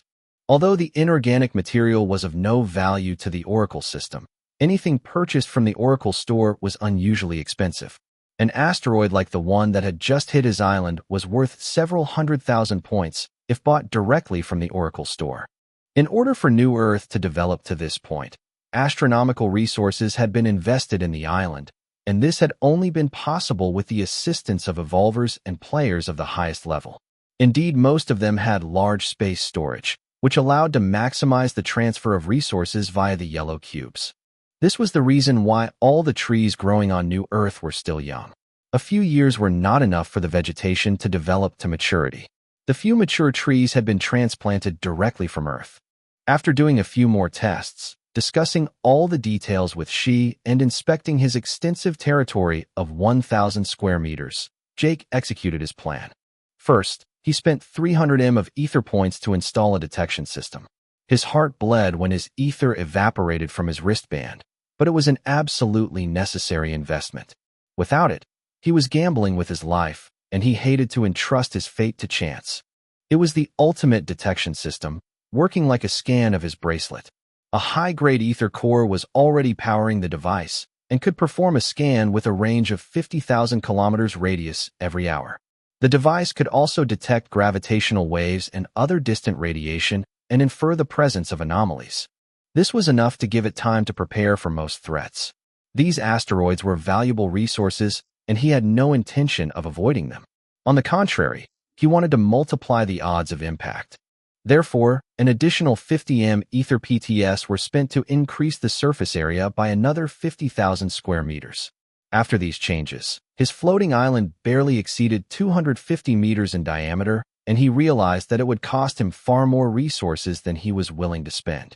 He also installed artificial gravity and a breathable atmosphere for a few more points. A real contraption capable of this feat would have ruined him, but the Oracle system allowed them to pay a few points each day for this service. For small floating islands, it was worth it. With the points he had left, he intended to make a few trips back and forth on the B-842 to bring the materials he needed to begin terraforming and optimize his training. He was about to make his first round trip on B-842 when his new detection system performed its first scan. How surprised he was when he discovered that he and his group were not as alone as he had first thought. Chapter 364 Space Digesters. In fact, they were really not alone at all. According to the scan report, in addition to the abundance of stellar debris and dust floating in space around his island, there were also many life forms in hibernation. At least it was the case a few hours earlier. As soon as Jake and his group arrived, these creatures had come out of their stasis and started drifting towards him like a swarm of bees towards a field of flowers. The most shocking thing about this was that their numbers were on the rise. And what kind of unfathomable extraterrestrial creature could adapt and multiply in the sidereal void of the mirror universe without any semblance of effort? Unfortunately, to Jake's knowledge, there was only one. Digesters. Void digesters, a type of space digester spawning directly out into the vacuum of space after amassing enough ether. In the absence of neighboring life forms to draw inspiration from and base their genome on, these digesters adopt a varied and disorderly guise, most often inspired by their environment. Because of the lack of prey to devour, these digesters tend to kill each other to enrich their genome and satisfy their appetite, but the lack of genetic and etheric variety compromises their evolution, and they therefore end up settling for hibernation, merely absorbing the surrounding ether. Although digesters are creatures born of ether and can survive by simply breathing it in, They have a digestive system and nonetheless experience an insatiable hunger. Any life form from the mirror universe passing by becomes their meal. As he read the report, Jake's face was grim. It was now apparent that the floating island force fields were not only intended to stop radiation and some rocks. The digesters were the main threat. If these void digesters were attracted by the presence of life forms as insignificant as theirs, he dared not imagine what Thelma's sky really looked like. Their islands were tiny at the moment, and apart from Jake and his gang, there was no one else here. And yet, all these digesters were converging towards them at an increasing speed. In the void, it was not difficult to move at high speed. Without air, there was no resistance to slow them down, and even Jake could easily break through the sound barrier with a single telekinetic impulse. Of course, in space, there would be no noise. The digesters would be on them in a few minutes for the closest ones, while the digesters taking longer to wake up would need a few hours. And that was just an optimistic estimate. Jake hesitated briefly about how to proceed, but he chose to inform his comrades, even though with their force fields they were supposed to be safe. The range of remote communication through his bracelet was 10 times that of his scan, and for the first time, he put this ability to use. "Digesters approaching," he said wryly before he drew his blade. Will and the two sisters who were busy figuring out how to furnish their floating island with their meager budget got a fright when they received Jake's message. They immediately congratulated themselves for setting up a force field, but from their nervous expression, it was clear that they were not so confident. "Need help?" Sarah asked fearlessly. They all heard the schling of a sword being drawn from her side of the handset. Looking down at the islands below him, Jake noticed that one of the floating islands had turned off the shield that repelled physical obstacles, and this made him smile. As long as there was artificial gravity, the atmosphere was not likely to disperse too quickly in the cosmos. Breathable air was produced continuously anyway. It was possible for Sarah to fight for a long time with her current ether stats and the boost that the Murtharian body faction skill gave them. "No need," Jake replied after a few seconds of hesitation. "Unless you want me to come and fight alongside you." To reach her, he just had to jump off the edge and fly to her. They were only separated by a few seconds of flight after all. "I'll tell you if I need help," Sarah replied in a dry tone. To his amazement, she hadn't enjoyed his teasing and took his last proposal as a provocation. For a Myrmidian, it was like a challenge. And indeed, her next statement turned out to be, "Whoever kills the most monsters can ask the loser for a favor. Do you accept the bet, or are you too scared?" Jake snorted with disdain, but Sarah's face lit up when she heard him grunt. She knew he had accepted the bet. "If I win, you're mine, and if I lose, I'll find a way to get that favor to push me into your arms." Luckily, Jake couldn't yet read minds from such a distance, or he would have gotten goosebumps. Still, an uncomfortable feeling gripped his chest, making him feel like he had made a mistake somehow. However, what almost choked Sarah almost to death was that her bet proposal also awakened the competitive spirit of their other comrades. Kyle, in the midst of his depression, was looking for a reason to prove his worth, and the thinly veiled flirtation between Sarah and Jake titillated his jealousy and pride. On the other hand, he was also a Myrmidian. Facing challenges was in his nature. "I am in too," the playboy shouted with determination. "Cough, you can't, this is my island." Will calmed his ardor with a small sentence. Kyle's resolute aura deflated like a punctured balloon, and a grimace of shame and despair filled him. Tim also seemed to regret not being able to participate in the event, while hesitated in the face of their reaction. Eventually, he changed his mind. "If it becomes too dangerous, I will immediately reactivate the force field. So don't go too far away." The businessman warned Tim and Kyle, who swore they would listen to his instructions. Enya and Essia being the only ones not to participate, they felt left out, and eventually, they too deactivated their force field to participate in the fighting. For a brief moment, the group behaved like old friends, showing real camaraderie, as some fans sometimes did when supporting their favorite sports team. Then they regretted it, bitterly. Less than 2 minutes later, Jake saw a rain of small asteroids and dust slowly growing in his field of vision. It seemed to come from all directions. Although there were no obstacles interfering with his vision, the lack of clarity and the small size of the approaching objects prevented him from quickly identifying these targets. But as these rocks became wider and wider, His heart tightened in his chest, and he clutched the handle of his weapon even tighter. His Wormax claw machete, which had never been used before, would finally taste Digester's blood. As for his armor, it would be an opportunity to see what it was made of. 10 seconds before impact, she suddenly informed him after taking into account the speed of the dust cloud. Jake repeated his AI's words to his friends, but it was not necessary. Their own Oracle AIs had also completed their calculations. Everyone got into position and braced themselves for the impending impact. Boom. Jake's floating island began to shake. Then he swayed violently and almost lost his balance. However, he still raised his weapon just in time to strike it down on a boulder heading straight for him. The rock did not come from above his head, but from the front. His aura surged, his ether core quickened its spin, and a steady stream of strength and constitution ether converged towards his arms to withstand the future impact.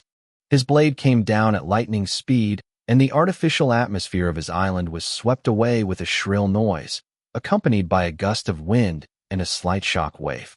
The rock, which had targeted him, was cut in two, and its two equal parts continued their course through the cosmos, crossing parallel over his island without succeeding in landing. Amazed at the sharpness of his weapon, or rather at the fragility of this rock, Jake heard a heart-rending shriek of pure rage and agony as it moved away behind him, before falling silent forever as it entered the void of space. This was no rock, but a digester. He had no time to relax, however, as many of these asteroids continued to collide successfully with his island, shaking its territory as if an earthquake had just struck it, coming straight from the apocalypse. All of these rocks successfully colliding with his island were, with a few exceptions, digesters. Shririi. Blood-curdling wails accompanied by inhuman cackles began to resound around him, and in addition to an insatiable savagery and hunger, one could clearly sense an unspeakable jubilation. Although his floating island was still shaking a lot, Jake was slowly but surely adapting like an old sailor used to the swell of the ocean after years of sailing. He finally had the freedom to look at these monsters more carefully. Mostly spherical, the surface of their body was indeed rocky and grayish, allowing them to blend perfectly in the middle of all these asteroids.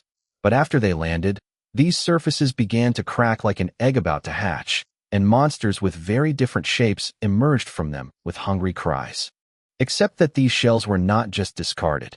They were part of their bodies, and Jake instantly understood that the digesters' known ability to transform their limbs into different weapons had evolved to fulfill this function.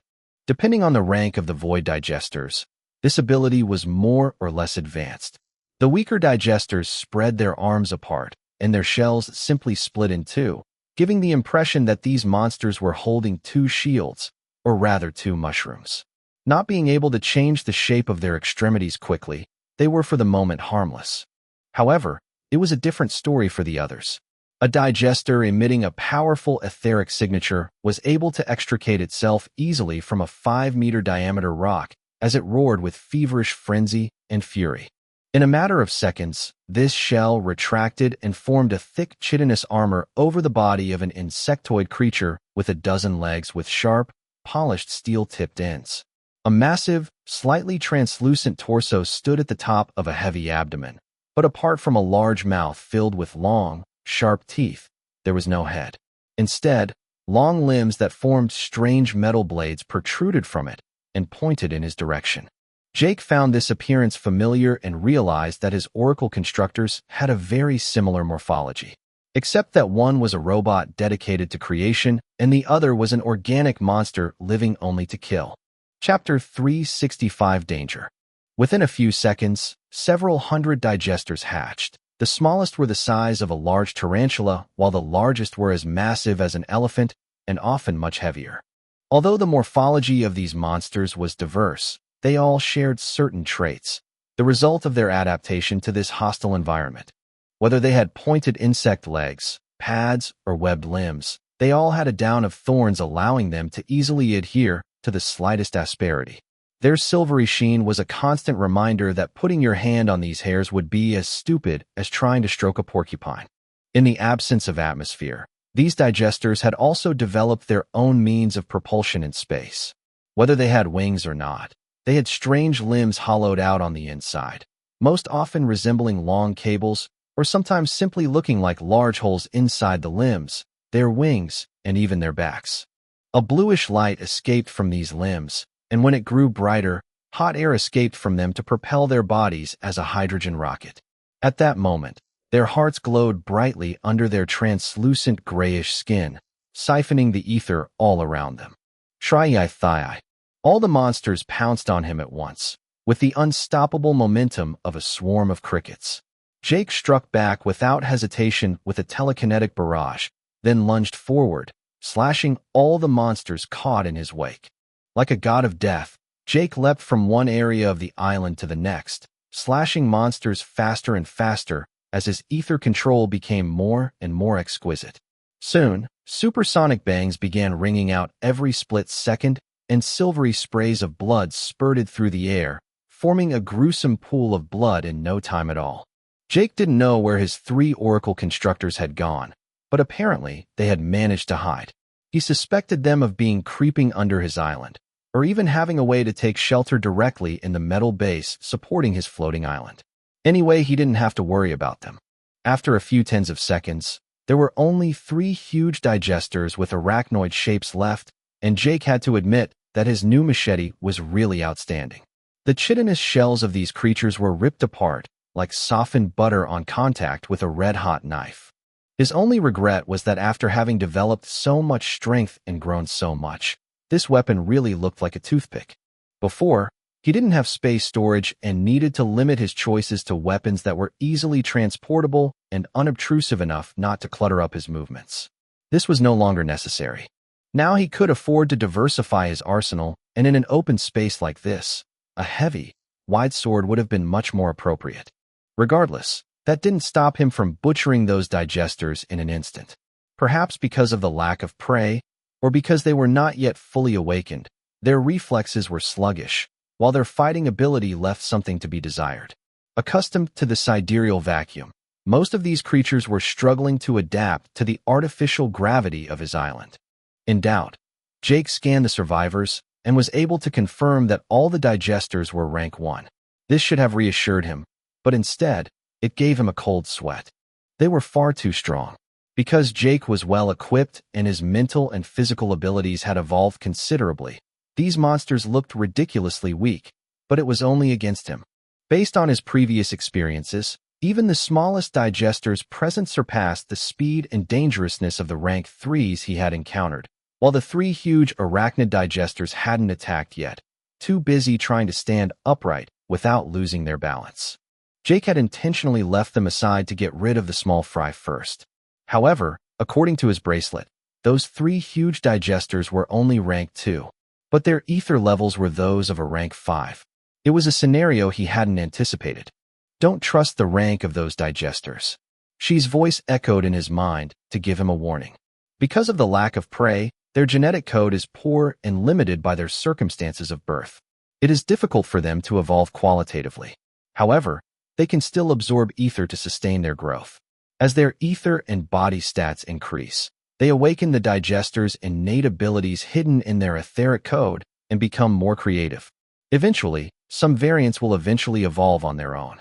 Jake squatted down for a brief moment to inspect one of the corpses at his feet, whose span barely exceeded that of his hand, and he silently nodded. This corpse, although considerably smaller, was almost identical to the 3 rank 2 digesters in front of him. As impressive as these monsters were, they were simply larger. Because their ether levels were higher and their bodies more massive, their intelligence had also increased, allowing them to transform their extremities more skillfully. Nevertheless, considering their difficulty in moving their bodies in this artificial gravity, it was clear that these monsters were still quite dumb. Don't give them time to adapt, she reminded him in an urgent tone. I know. The largest digester was barely staggering anymore, and the multiple arms and propelling organs were stretched around his body, like a tightrope walker spreading his arms apart while walking on a rope to stabilize himself. There was no more time to lose. Jake raised his hand, and a telekinetic sphere about 10 meters in diameter formed in front of him. In the blink of an eye, it shrank to the size of a pebble, compressing all the air inside. Veins of lava then became transparent under his palm, and the micro ball of air became white-hot. Then Jake stretched out his arm and violently slammed this microsphere with his palm outstretched, and the projectile instantly pierced the heart of the digester before generating a monstrous explosion. Pieces of chitin, grayish flesh, and silvery blood were expelled in all directions, some of them going directly into the cosmos to other skies, while most of them fell back on his island in the form of a morbid downpour. Bang, bang. With this first success, Jake executed the 2 remaining digesters without giving them any respite. It wasn't that he didn't want to play with them anymore, but he didn't have the time. A second wave of asteroids were already converging on his island and those of his companions. Remembering that not everyone was as strong as he was, he ran to the edge of his island to check their situation, but he was reassured to discover that the first wave had been safely eliminated. An impressive blaze had covered the island of the 2 sisters, the black smoke escaping from it blending into the pitch-black darkness of outer space. Sarah had wiped out all the digesters with her sword, while together, Will, Kyle, and Tim had successfully dealt with the threat without too much damage. I tried to tame one of those digesters. It didn't work. Will sighed after Jake re-established communication with them. What a shitty idea. Sarah scoffed as she wiped the blood covering the blade of her sword. The digesters cannot be reasoned with. Their instincts trump our ether skills. She explained to him separately, not daring to communicate directly with his companions. It was taboo in the mirror universe, because each one had their own AI oracle to fulfill this function. Even in the memories of the original she that I remember, she has no recollection of an evolver having managed to gain the sincere loyalty of one of these monsters.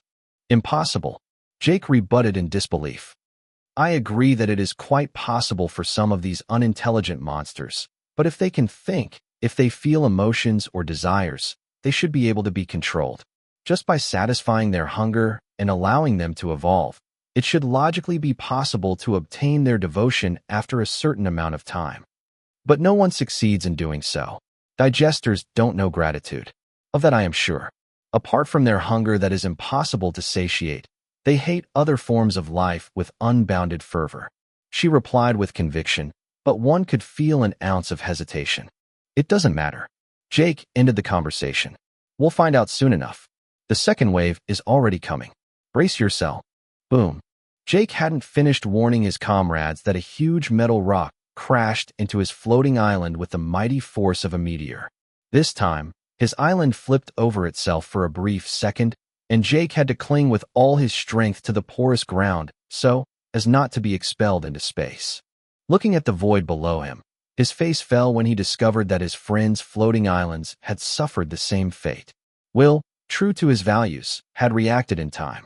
A shiny transparent energy shield had taken the shock, fine wrinkles rippling on its surface after the impact. The second wave of meteors ricocheted into space without causing any damage. Enya and Essia had been lucky and their islands were stable, swaying insignificantly. But when Jake saw Sarah's island, he almost had a heart attack. The young blonde's island had also flipped over, but when the habitable side of the island reappeared, Sarah was nowhere in sight. Fuck, Jake cursed.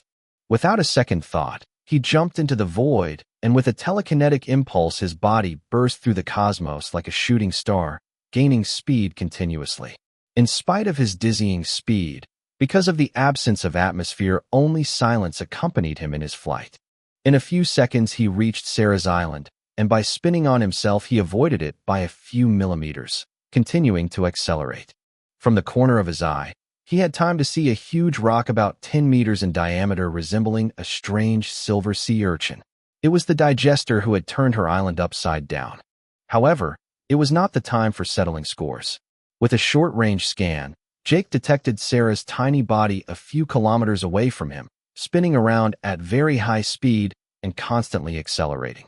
Because of the spinning, she had already vomited everything in her stomach, leaving a disgusting trail of stomach juices in her wake. According to the report, she was still alive, but unlike him, she was not a real Murtharian. The Murtharian body skill faction might have been able to allow them to survive for a few moments in space thanks to cosmic radiation, but without oxygen, she wouldn't last long. In a few seconds, Jake reached his maximum speed, which without the resistance of the air to slow him down, exceeded 5,000 kilometers per hour with ease. Sarah had been ejected like a catapult ball into space, but he managed to catch her in an instant. Jake then slowed down to fly parallel to her trajectory. Then he focused his consciousness and enveloped her with his telekinesis to slow her down. Once stabilized, he took her in his arms and then turned around. This time, the usually rather mischievous woman made no attempt to exploit their physical proximity. Perhaps because of the centrifugal effect or lack of oxygen, she had passed out. Jake eliminated the idea of taking her to an amusement park for a roller coaster in case he asked her out for a date. Of course, it was an empty idea. He didn't intend to waste his time in such a stupid way when space digesters were out to get them. They had only flown for a few seconds, but Jake got a fright when he realized that they could hardly see their islands anymore. Until then, he thought their floating islands were static, but they seemed to be orbiting B842 at a certain speed. It was slow, but certainly not negligible, almost as fast as he was. This made him realize that these void digesters were much faster in space than he had imagined. He didn't know how these monsters could reach such speeds with such ether levels. Jake drew a cold breath and hurried to turn back and make sure his island didn't disappear from his sight. Less than a minute later, he was back and dropped the unconscious young woman on his island. But he felt an intense despair when he discovered that the floating island of the two sisters was deserted. One of those huge silver sea urchins had also crashed on their island and was proudly enthroned in the center of it. As for the one on his own and Sarah's islands, the two monsters had already hatched, and a vicious predatory aura was radiating out of them. Chapter 366: Race Against the Clock. Back on his floating island, Jake froze there for a brief moment, trying not to panic. He had barely saved Sarah when Enya and Essia suddenly faced a similar danger. Worst of all, his floating island was also in dire straits. The huge silver sea urchin that had crashed on his island was in the process of hatching, and its surface was breaking up faster and faster, revealing more and more cracks. Other space digesters, almost as bulky, had formed a swarm of monsters and piled up all around his yellow and blue cubes, actively swarming on their surfaces. The beautifully rhythmic light pulse of the cubes flashed faintly as these monsters were covered with a thin whitish halo and began to grow in size, evolving at breakneck speed. Some of these insectoid creatures were biting hard on these two cubes, trying with all their might to dismantle the structure. For the time being, the cubes were holding on. Shit, they want to devour the ether cores inside. Jake realized with dread. Kill them, quickly, she shouted in an agitated tone. Jake charged towards the monster horde, not forgetting to first point a finger at the silver sea urchin and fire a dozen bullets of explosive air in its direction without looking. A huge explosion rang out, slightly rocking his island, but he was mentally prepared for it. With his telekinesis, he stabilized in time, but most of the monsters crawling over the two cubes lost their balance and fell. Except for the few monsters that found a hold or hooked on with their claws or mandible, all monsters were affected. With a few strokes of his machete, Jake cut the remaining monsters into pieces without forgetting to give here and there vicious kicks to get rid of the most stubborn beasts. A star-like glow sparkled deep inside his pupils, and by raising his arms in front of him, a double telekinetic force field was generated, which he used to trap a thick wall of air by folding his arms together, thus putting the atmosphere of his small island to good use. His ether core sped up his rotation, and the ether began to flood towards him. His lava veins became apparent, and the air wall's temperature soared vertiginously. The trapped gas ionized, and the air wall became plasma. Jake then used his mental strength to project this wall of heated gas with all his might, and a deflagration spread out in front of him like a fan, calcining and blowing away all the carcasses and digesters in front of him. Even the enormous silver sea urchin that had practically hatched began to roll to the edge of his island. Its metal spines half melted and then fell into the vacuum of space. The object ricocheted twice off the shield of Will's island before fading into the cosmos.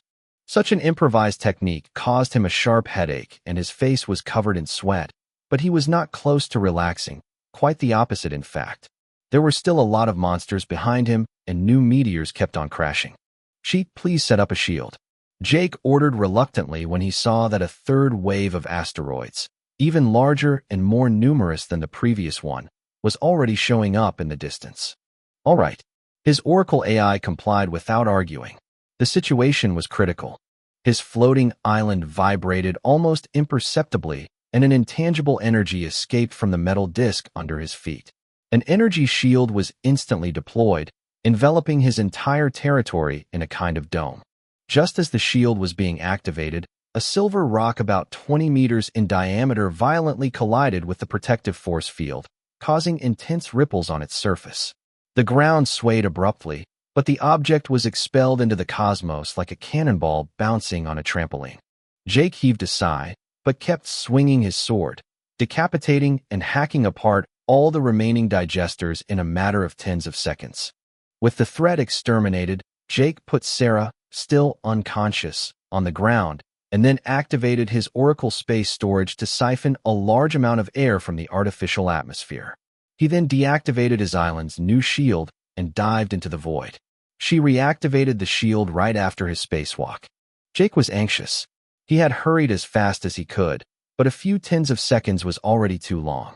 He, who hated to use his shadow guide, swallowed his pride and asked his bracelet to calculate the Oracle path, rejoin Enya and Essia as soon as possible while they are still alive. His shadow guide, a faithful copy of himself, then began to fly at high speed in a certain direction, and Jake set off in pursuit. As he flew over his companion's floating islands, he frowned when he discovered that the islands of Sarah and the two sisters had been completely overrun by a horde of digesters. There were so many monsters swarming on their surface that the bright light of the yellow cubes was not even visible anymore. Jake blamed his comrades for their stupidity. He could have stopped them from committing this madness, but by sensing their confidence and enthusiasm, he had mistakenly assumed that their self-confidence was justified. After all, they had just received their second ordeal rewards. He had been sorely wrong. Jake fired a few explosive bullets as he passed by the island of the two sisters, but even he didn't dare get too close. The silver sea urchins had hatched, and out of them, the digesters were staring calmly at him, standing motionless in their fragmented shells like generals commanding from their operations bases.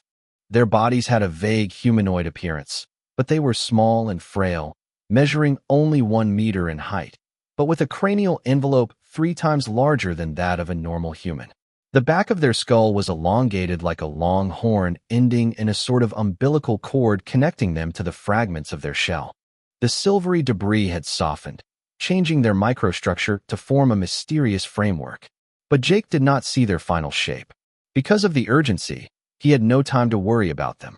For 3 long minutes, Jake propelled himself like a heavenly missile through space, calmly counting the growing distance to their floating island. He could have given up, but according to his shadow guide, the two sisters were still alive. Unfortunately, they would not last long. He didn't know how long they could survive in space with empty lungs, but probably just a few minutes. He could trap the air in his lungs despite the vacuum with his telekinesis, but that was not the case for everyone. The Murtharian body had its limits in an environment without stars or a reliable source of heat. Relying on that 10% ability to produce a constant flow of oxygen was unrealistic. After 10 minutes, Jake began to really lose hope. Even if he managed to find them both, they would probably be close to death. A minute later, Jake almost screamed with joy when he saw 2 specks of reddish light in his line of sight. His optimism revived. He rushed to the 2 glows and discovered the 2 sisters in a precarious state. Essia had lost consciousness, but Enya was still conscious, her eyes haggard and confused, but alert. She was holding her sister's hand tightly. A steady flow of scarlet flames was pouring out of the young woman's body, enveloping her and her sister in a mantle of flames. Their armor, which had been provided by the government, had begun to corrode, and he could now admire quite a bit of their fair skin. At a glance, Jake recognized a faint network of lava veins under their skin and understood how Enya and her sister had survived. By producing these flames, they had stimulated their Murtharian body, but the effect was limited. Essia had not benefited from Hakrish's decoctions and could not produce lasting flames in space without a suitable gas for combustion. As a result, she lost consciousness very quickly. Jake was surprised that their bodies had not been charred by these reddish flames, but he put off his questions for later. Enya opened her mouth as if she wanted to say something important, but no sound came out. But from her desperate look at her sister, he got the message. With a scan, he knew at once what their actual plight was, and his heart leaped in his chest when he discovered that Essia was on the verge of death, in a severe state of hypoxia. Her heart had already stopped beating. Without the exceptional constitution and vitality of evolvers, her cells would have already begun to succumb and die. Driven by his instincts, Jake formed an immaterial sphere enveloping himself and the two sisters like a soap bubble suspended forever in the cosmos, and then released all the air stored in his bracelet. Enya turned off her flame halo and took a loud breath as if she were inhaling for the very first time in her life. The sudden influx of oxygen gave her a burst of euphoria and a slight dizziness, but when she saw that Essia was not reacting, she began to panic and sob. She fainted a few seconds later. Jake knew that she was fine. She had just exhausted her energy reserve. As fire mages, their anatomy was capable of cultivating a fire core from the fire elemental particles. He remembered that they had become unable to regenerate their fire mana after arriving in the mirror universe, but it seemed that Enya had overcome this problem. Yet, not having neither an ether core nor an ether conversion skill, he didn't know how she had recharged her fire core, but at least thanks to that they were still alive. Perhaps the rewards of the last ordeal was the reason. Nevertheless, with Enya passed out, Essia's survival was in his hands. Dreading what was to follow, and sensing she's excitement, Jake took Essia in his arms and gently pinched her mouth with one of his hands to open it. He tilted her head back slightly, keeping it steady, and his lips approached the target not without a certain amount of jitters. He felt like one of those losers kissing and groping drunk and semi-conscious girls in nightclubs, and deep inside, he didn't feel good at all. But every emergency had its extenuating circumstances.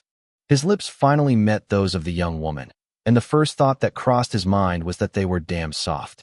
He could also feel soft mounds pressing against his chest, and he momentarily forgot what he was supposed to do. "Come on, Jake. Time is running out," she whispered in his ear. Jake cursed himself for his bewilderment and misplaced thoughts and blew into Essia's mouth. He simultaneously controlled his ether of vitality and constitution and activated his ether conversion skill and ether core to increase the flow of these two ether types. The intertwined bodies of Jake and Essia were bathed in a mixed aura of green and yellow light, and the pale skin of the young woman immediately regained some color. With his telekinesis, Jake massaged her heart with an immaterial hand, and her blood began to circulate again. Her stopped vital functions instantly resumed their activity, and soon the lazy heart of the young woman began to beat vigorously on its own. Then suddenly Essia opened her eyes. Chapter 367 Sarah's Tears. At first, Essia's half-open eyelids did not react, still too dazed and confused to really take the full measure of the situation. But when the fog of confusion lifted from her gaze, giving way to clarity, her eyes suddenly widened in disbelief. Her face turned poppy red, and Jake almost felt his soul fleeing out of his heart as he faced her incensed and wrathful glare. Her frail body shivered ominously between his arms, and it wasn't from the cold. She was undoubtedly in the throes of her greatest existential crisis. Feeling a disaster coming, Jake immediately distanced himself from her and leapt back in a preventive manner, but the young woman's fruity fragrance and the taste of her lips remained vividly in his mind. His righteous and honest expression was not as convincing as he had hoped, and his victim didn't miss a thing of his bad acting. Nevertheless, perhaps because she knew that he had just saved her life or for other reasons, she chose to remain silent, although this did not prevent her from flashing a dark look of warning at him. It was only mouth to mouth. Jake justified himself awkwardly. Perhaps feeling that this explanation wasn't enough, he added, "You stopped breathing and your heart stopped beating. I just resuscitated you, so please don't misunderstand." Essia was still red, and it was clear that she was still angry with him. But now he could read gratitude, panic, and perhaps some satisfaction. Why was it so hard to understand people's emotions? It was beyond him. In any case, he was pretty sure she didn't believe his excuse. And neither did she. You could have used your telekinesis to guide the air into her lungs. Although the intention behind the mouth-to-mouth was commendable, it was not necessary. His Oracle AI teased gently. Apparently, she had enjoyed the show, and that was why she had not stopped him. Listening to she's quite obvious and workable alternative, Jake felt deeply embarrassed for a short instant and suddenly made sense of Essia's expression. Coming from a world where magic existed, she knew the medical applications of telekinesis. To her, Jake had undoubtedly used her critical condition as a pretext to kiss her, as mouth-to-mouth resuscitation in her world was a barbaric method of reanimation used only by commoners incapable of magic. If only she knew that in that moment of urgency, Jake had just spontaneously applied his first aid notions, momentarily forgetting to think further. From she's untimely burst of laughter, it was definitely a disgrace for an evolver with such cognitive faculties, and he had better not boast about this last-minute rescue. Shit, I hope she doesn't think I'm in love with her. Jake became agitated inside. If she did, he wouldn't know how to interact with her in the future. Thank you for saving me. Essia's delicate and shy voice, which was usually the most cheerful of the group, brought him back to life instantly. The young woman was worthy of her noble status because she had already regained her poise and her face was back to its normal color. To his great relief, she also intended to maintain a normal relationship between them. If she had asked him to take responsibility, he would not have known what to do. On Earth, it was not a big deal, but in the Velsio's empire from which the two sisters came, love relationships were very codified and had a very important symbolic value, especially for noble families, and even more so for the mages. Jake was aware of this, and that was why he was all the more impressed that Essia was able to make the distinction. He was about to justify himself once again when Enya regained consciousness as well. On discovering that her sister was well, she broke out in tears and sobbed. The two sisters threw themselves into each other's arms and began to cry together. For Jake, it was the most awkward moment ever. He didn't know where to put himself anymore. Now that Enya was awake too, Jake used the first excuse he could think of to end his anguish. He asked the two sisters to come closer to him. Then he reduced the diameter of the air sphere the three of them were floating in and focused on propelling it towards their floating islands, which hadn't been in sight for a long time. Enya may have been unconscious during her sister's rescue, but as a respectable woman, she had a radar for this kind of thing, and by the intense look she was giving him during the flight, he knew she was onto something. Her sister's awkward silence did nothing to help. It was in those moments that Jake congratulated himself for successfully mastering his poker face. It was the only acting technique in his arsenal that he mastered perfectly. Enya, I have a question, Jake said halfway through thinking about something. Yes. If you can produce those red flames for so long, why didn't you use them to propel you and your sister? It was a simple question, but it left Enya stunned. Feeling that she didn't quite understand, he elaborated. If you had used those flames in time, you never would have drifted that far and chances are you could have reached your island in less than a minute. What do you mean? Enya asked with an authentic puzzled expression. Jake was taken aback by her reaction, but he noticed that her sister Essia shared the same confusion. He stared at them alternately for a few seconds wondering if they were retarded, and then he understood. Both women had no concept of physics. Their world was technologically backward, so they used magic in a crude and basic way. For them, their flames were probably just a way to attack or to warm themselves. To test his hypothesis, he stopped focusing on the air bubble and gave them a direct demonstration. Just like that, Jake said, trying not to sound smug. He reached out an arm behind him, and a small jet of flame shot out. Unlike the two sisters, his flames weren't magical. He needed to consume the oxygen in the bubble to sustain them and control the direction of the heated gas, but it was enough. His body began to slowly accelerate in the opposite direction to the flames and the flabbergasted expression of the two sisters. He knew they had finally gotten the message. Actually, to be frank, fire mages don't fly in our world. Enya explained in an embarrassed, even downright shameful tone. It's a talent traditionally reserved for wind and psychic mages. Only archmages can levitate after they have acquired a stronger connection with the surrounding mana.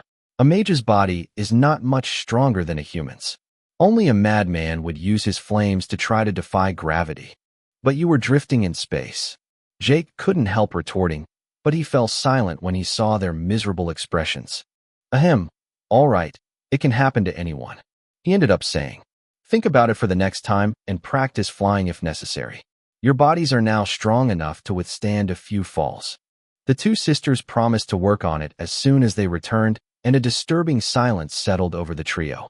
Jake had a good coping mechanism and resumed his focus on the sphere to bridge the distance between themselves and his island as fast as he could. Controlling both the air bubble and the two sisters' bodies was more complicated than when he was traveling alone, and it took him almost 20 minutes to make it back. Upon arriving a few kilometers away from their floating island, Jake and the two sisters became aghast with horror. The cloud of dust and asteroid had miraculously stabilized around their islands, and crossing those last few kilometers was like passing through a minefield full of digesters. At first glance, these rocks looked perfectly normal, but only an idiot would believe that. At least, he was pretty sure that no asteroids were supposed to remain static like that, following their cluster of floating islands in good order. Besides, as soon as the digesters felt the trio's presence, many of these rocks and pebbles started to converge towards them threateningly like a school of curious piranhas. Jake had to painstakingly control the sphere to slalom between these monsters, and when he finally arrived at his island, his forehead was dripping with sweat. He deactivated the shield for a split second, then Jake and the two sisters rushed inside before reactivating the protective force field just after. Bam bam. Just after the shield reappeared, the rocks chasing them continued to strike the energy field for a few tens of seconds before giving up. Seeing that the shield was holding firm, Jake finally relaxed and dispersed the air bubble. Enya and Essia dropped abruptly like dead weight, and their outraged screams of surprise trumpeted, bringing a little life to his island covered with digesters' guts and an anxious Sarah, who had been awake for a while. While the two sisters rubbed their buttocks while cursing in their native language, Jake walked to the edge of the island and sighed as he contemplated the condition of Sarah and the two sisters' islands. There were so many digesters clustered on their island that you could almost form a small hill. Not to mention the fact that many of these monsters were creatures almost as terrifying as the butterfly digester they had once faced with complete helplessness. Jake was confident in his fighting abilities if he was dead serious, but battling such a horde in space was just not an option. It wasn't just the digesters on those islands he had to be wary of, but all the rocks hovering around them. As he was lost in thought, he heard footsteps approaching to his left and recognized Sarah's muffled gait. Turning his head, he saw that the young woman had a grave look on her face, her body tense and her arms crossed as if she was trying to keep herself warm. He knew what was troubling her, but there was nothing he could do. By checking the status of her floating island, she knew better than anyone what was going on there. "It's over," she whined as she gnashed her teeth out of helplessness. She hid it well, but her eyes were slightly red. This was a rare occurrence for this woman who hadn't even cried when he had steamed her alive. Enya and Essia shared the same expression when they looked at their island a few seconds later. Jake didn't know what to say to console them, and so chose to keep quiet, rather than say something stupid that would have the opposite effect. The Oracle Constructor has been destroyed, and they are devouring the yellow cube. Enya spoke after a moment of silent contemplation. She couldn't continue to be depressed like that. They almost reached the ether core inside. I don't know how, but they also began to corrode the metal disc that serves as a base. If my judgment is right, it's going to be L. Boom. Two light mushrooms exploded simultaneously from the two monster-flooded islands.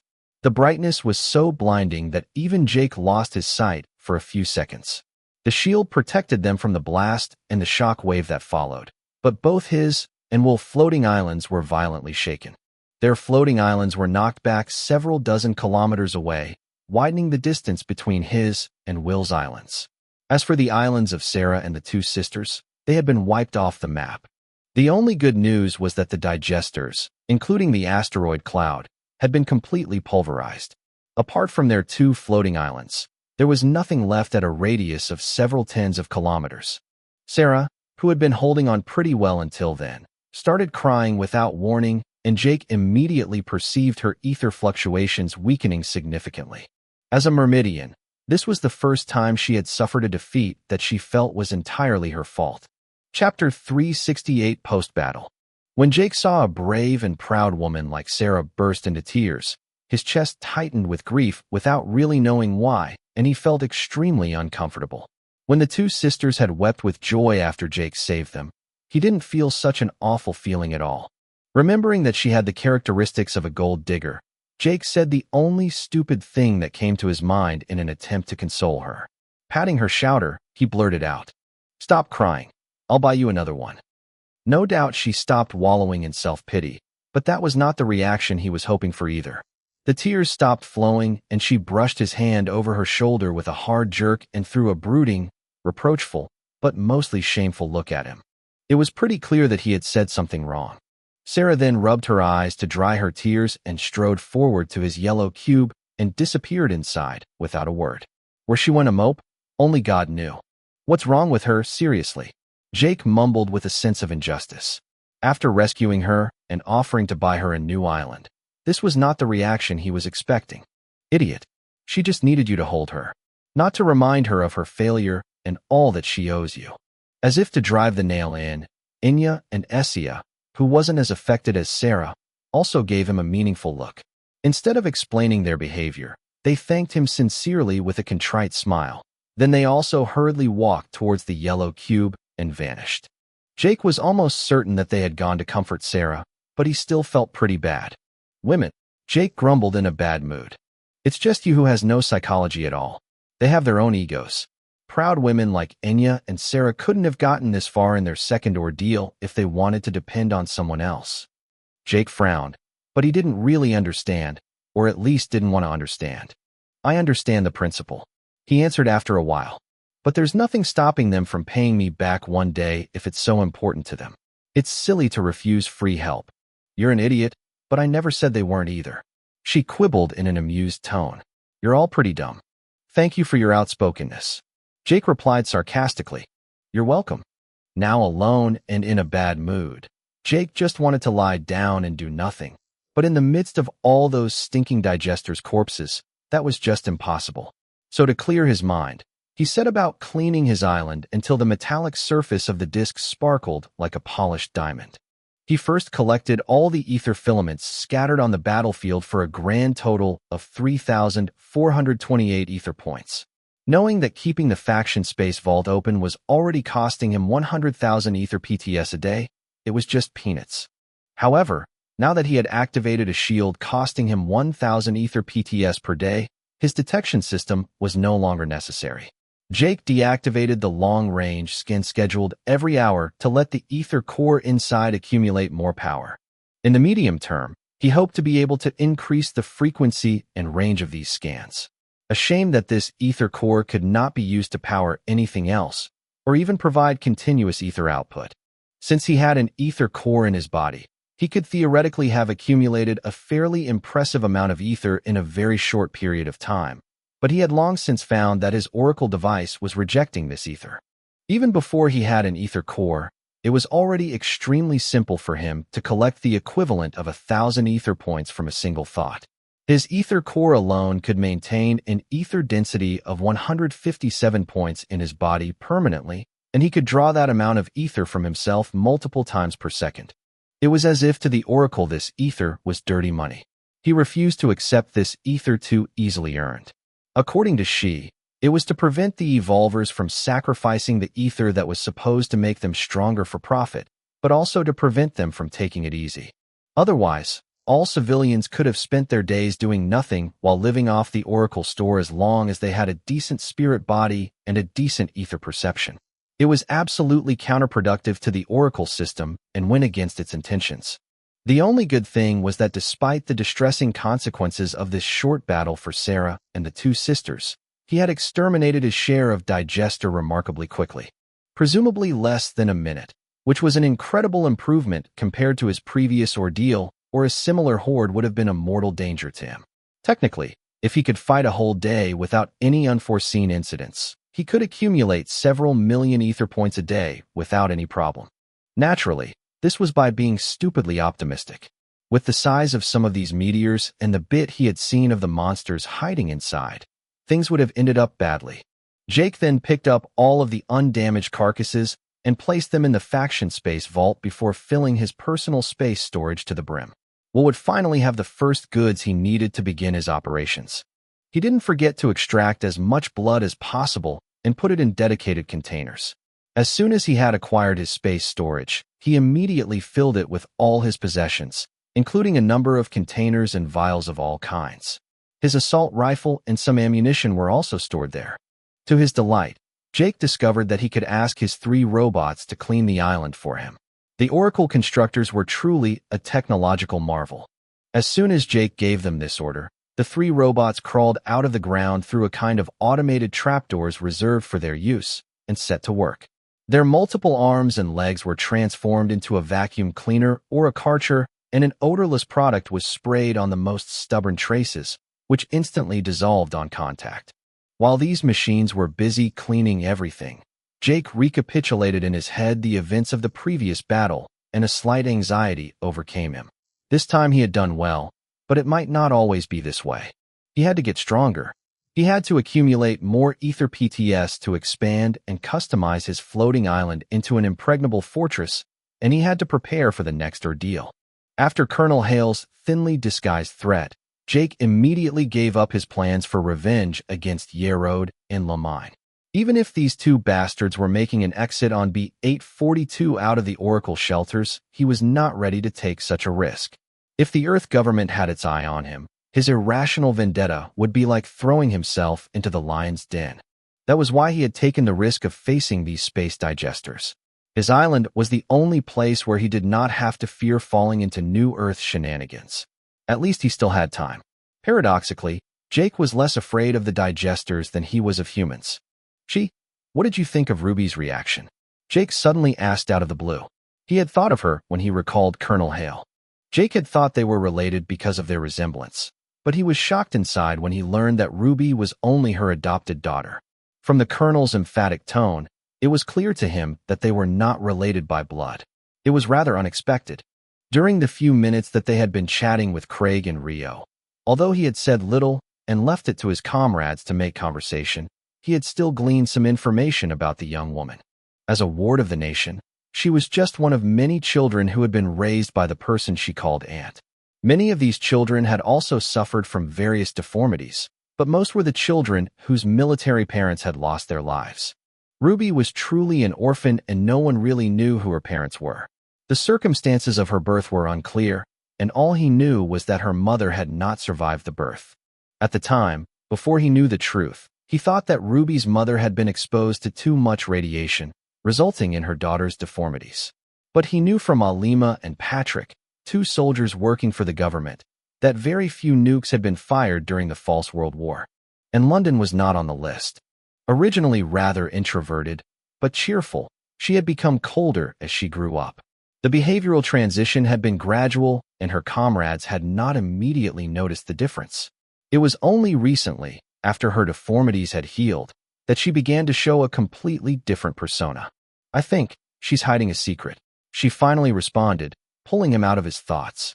"She gives the impression that she is in perfect control of her expressions and emotions to the point of being unsettling, but in reality, it lacks subtlety. If she was that clever, she would maintain a mask of indifference, or even vulnerability in all circumstances. She has much more to gain from this than by acting as she does. Even her peers are beginning to distrust her. In reality, her behavior makes no sense." Jake shared this opinion. This icy, despicable conduct was too different from the candid, smiling girl he had spent a memorable afternoon with 7 months earlier. Why did she seem more beautiful to him back then, when she was such an ugly girl? "I think she was being herself at the time," she gently reassured him.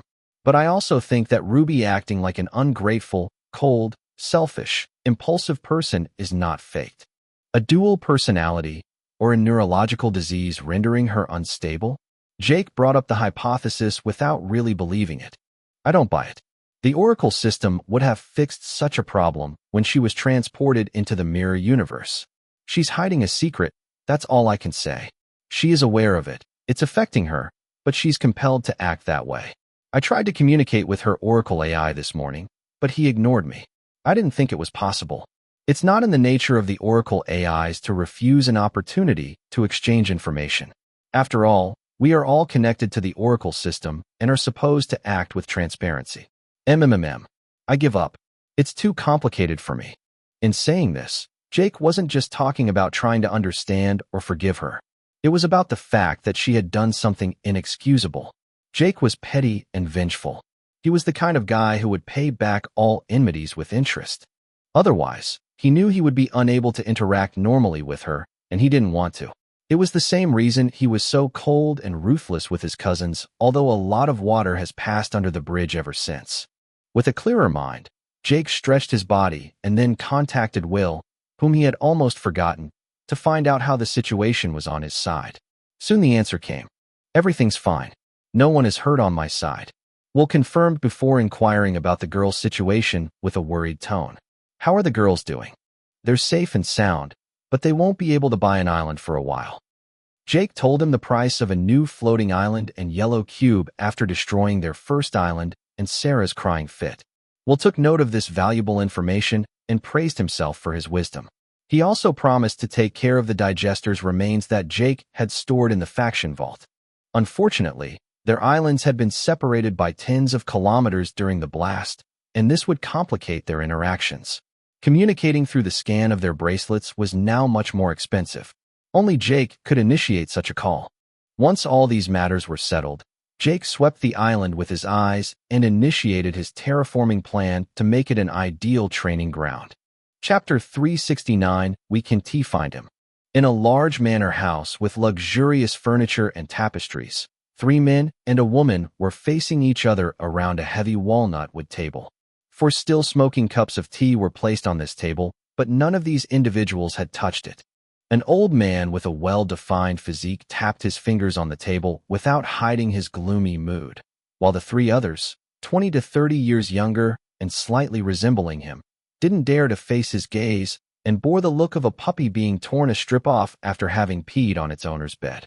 If Jake had been present, he would not have recognized this room, but he would have definitely recognized the mansion and the 4 people present.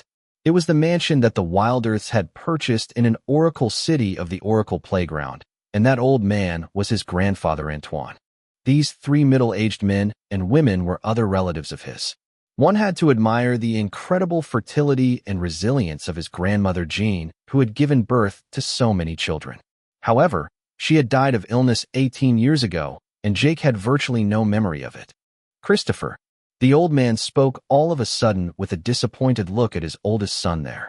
The son in question, dressed in an officer's uniform, and tremendously muscular for a man approaching 50, but of average height and stature, suddenly stiffened at the mention of his name, but quickly pulled himself together. We can't find Jake, Christopher confessed with a sweaty forehead and a helpless grimace. Since the army has officially tried to recruit him on Thelma, his location is constantly changing, and when it is stable, we can't reach him either. The shadow guide takes us on the yellow cube to Jorgen's floating island. Then the trail ends there, pointing in a certain direction in space.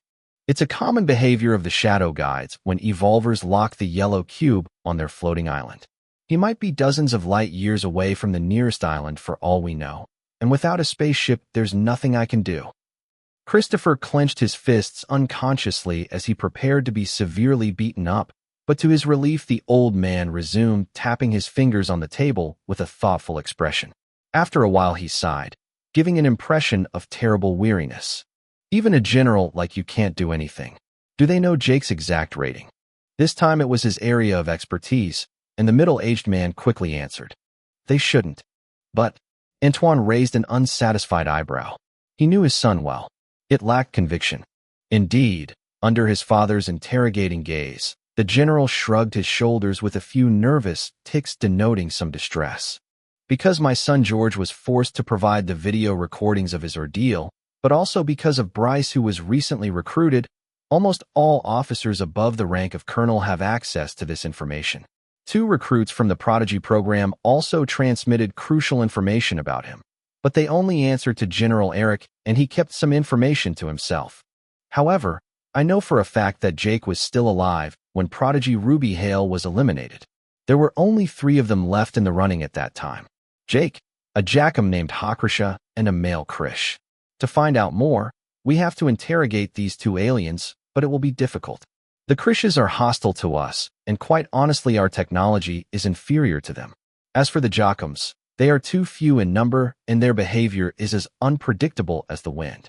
Moreover, their habitat is just impractical for our troops.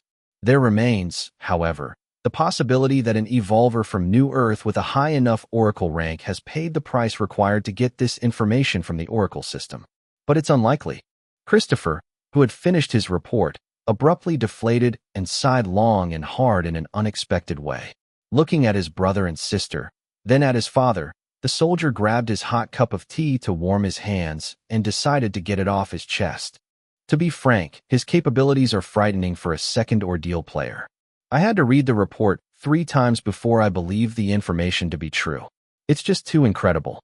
If his Oracle rank had been higher and he had received proper training, his performance might have been better than all these elite recruits. If someone had once told me that it would be this spineless, lazy Jake, bullied by my son, who would have become the diamond in the rough that all the Earth factions are fighting over right now, I would never have believed it. A strange silence settled around the table. Even the old man had stopped tapping the table with his fingers. Indeed, who would have believed that? Antoine finally nodded in a solemn, meaningful tone. Stroking his chin pensively, he turned to his second son and added, "If I am not mistaken, General Eric answers directly to General Rob, whose faction is loyal to the Earth Union. Richard, as a senator who is also a member of that faction, you should know more about it, shouldn't you?" Richard was Kevin's father, who was Jake's cousin Werbear. Although his son had developed an unprecedented muscularity and hairiness, they were very much alike, except that his father was in a suit, tie and leather shoes with a much more uptight and refined disposition. On hearing his father address him, the politician stirred his tea delicately, sipped a sip slowly, then put his cup down and responded with a relaxed air. "General Rob does know Jake's rating." Antoine and Christopher rolled their eyes in disdain when they saw Richard smirk at them complacently. A sudden urge to slap his son for the first time in 10 years crossed his mind, but the old man kept his cool. Instead, he asked, "Who else?" "General Yusuf, the Prime Minister, and you know who from a reliable source. The others I can't say for sure. Given that President Ivan Sozanov is preparing to step down in a few weeks, he probably has something else to think about and should not be aware of it either. In any case, Jake is not an isolated case. A few hundred civilian humans also had exceptional performances during their first and second ordeal. All of these people are on a watch list, and Jake should not have to worry at this time. General Eric is a patriot capable of the best and the worst, but without Rob's or the government's endorsement, he won't do anything. He's busier keeping an eye on dissident factions that pose an immediate threat. So far, hostilities have not erupted, but relations are increasingly tense between New Earth and these few independent factions filled with veteran evolvers. These high-ranking players and evolvers are a valuable resource for the Earth Union. Each time one of them deserts, joins, or creates its own faction, the government becomes more and more unstable. Without you-know-who and those few loyal generals who remain inflexible, the Earth Union cohesion would probably have already shattered. The middle-aged woman, older than her brothers by a few years, who had said nothing until now, interrupted the chatty senator by clearing her throat. Getting their attention, she stared her father straight in the eyes for a few seconds. Then, pleased, she averted her gaze. Of the 3 siblings, she was the only one whose etheric fluctuations were frightening. Only Antoine gave similar vibes. If it wasn't for her old-fashioned clothes and graying hair, she could definitely have passed for the elder sister of her own son Vincent. "Diana, keep an eye on General Eric and find a way to contact Jake. Maybe try through Anya or Kalen," the old man ordered quietly after their silent exchange. "If Jake doesn't show himself, as long as he's okay, let him do it his way. If the government or the army changes its attitude, Diana, you will protect him. As for Bryce and George, be careful working for the government. At the slightest sign that the tide is turning, I want them to resign immediately and come back here. And I hope they will put aside their rivalries to work with Jake. Only together we have a chance to get through the coming crisis." "What about my son Vincent?" Diana worried with a disgruntled expression. "What about my son Kevin?" Richard also grumbled with a reproachful tone. The old man rubbed his temples, cursing himself for having completely forgotten about them. "They are promising," Antoine conceded reluctantly. "If they haven't created their floating islands yet, they can create them next to Jake's with his consent, and even join his faction if he has one." The 3 siblings were taken aback by this instruction. Shouldn't they join the Wilderth's faction instead? Christopher replied incomprehensibly. Alfred is undeniably strong, but ultimately he is not a Wilderth and he is of your generation. Even if I take his place, the situation would not be ideal. I lack courage. Let's leave it to the young people. Don't you trust my husband? Diana snarled as she got up from her chair and gave him a glare. I do, but I believe his potential, mine and yours, is limited.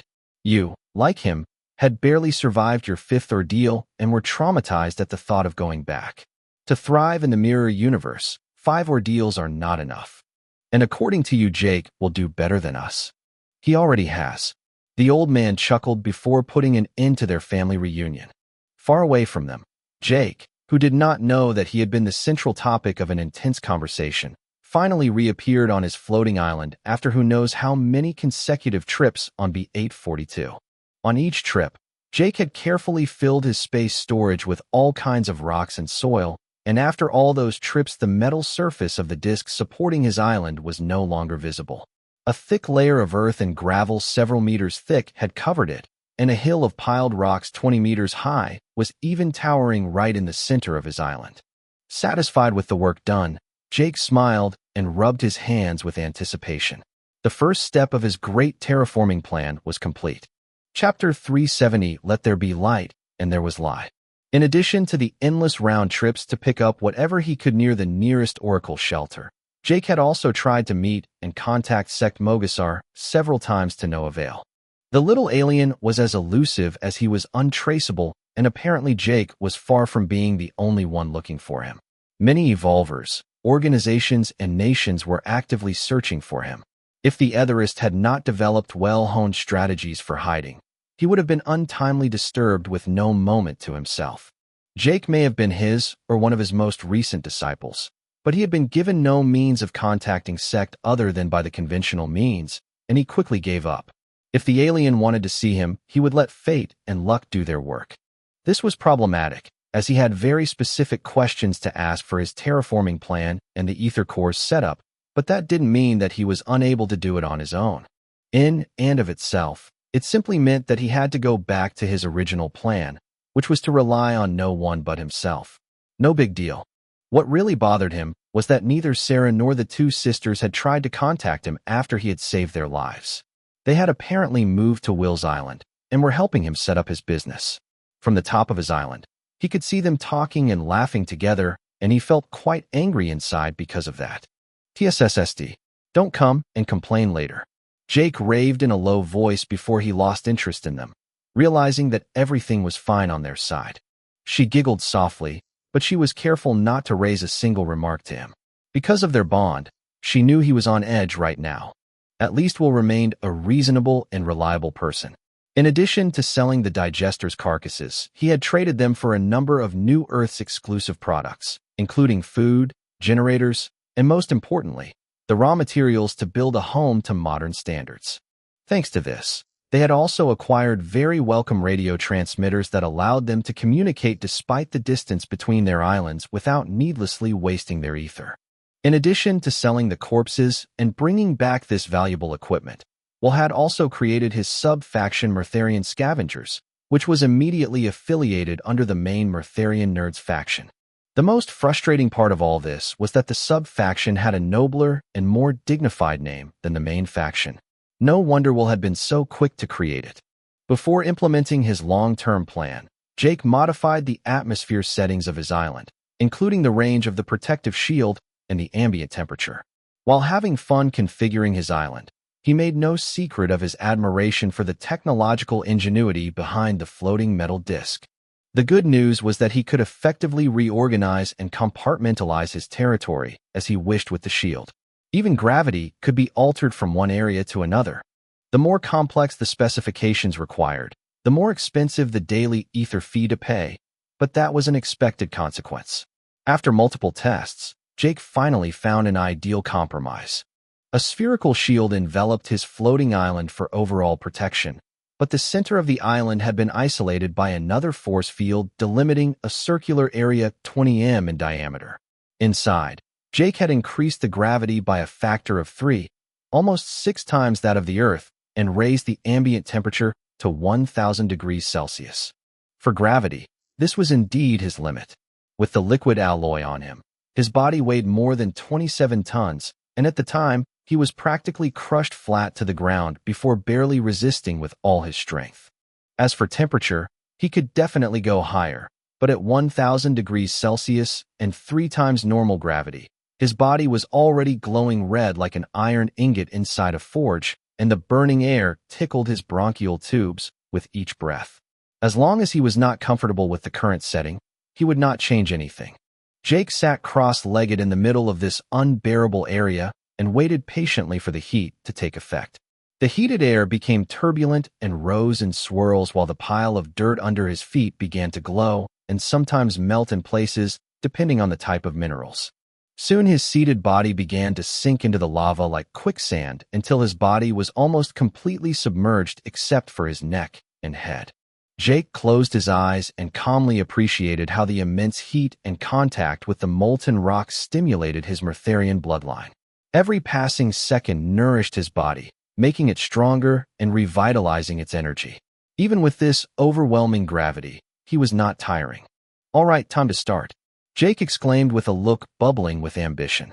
With a thought, he opened the Oracle System interface and opened his Ether Manual in Chapter 3. Here a large number of Ether runes were listed, as well as some basic spells. These elementary Ether spells were not common spells like the Fireball spell, which was actually rather complex, but elementary in the sense that they gave rise to the fundamental forces of physics as well as certain directly observable phenomena. The ether was not really energy, and even less matter, but it preceded them. Even in contemporary physics, no scientist could really explain when and why exactly energy became matter and vice versa. There were equivalence formulas such as the famous E equals mc squared, but this was just based on empirical observation. The miracle of this conversion and the exact link between matter and energy was a mystery that still eluded all of us. The first ether spell he was interested in was simply named Light.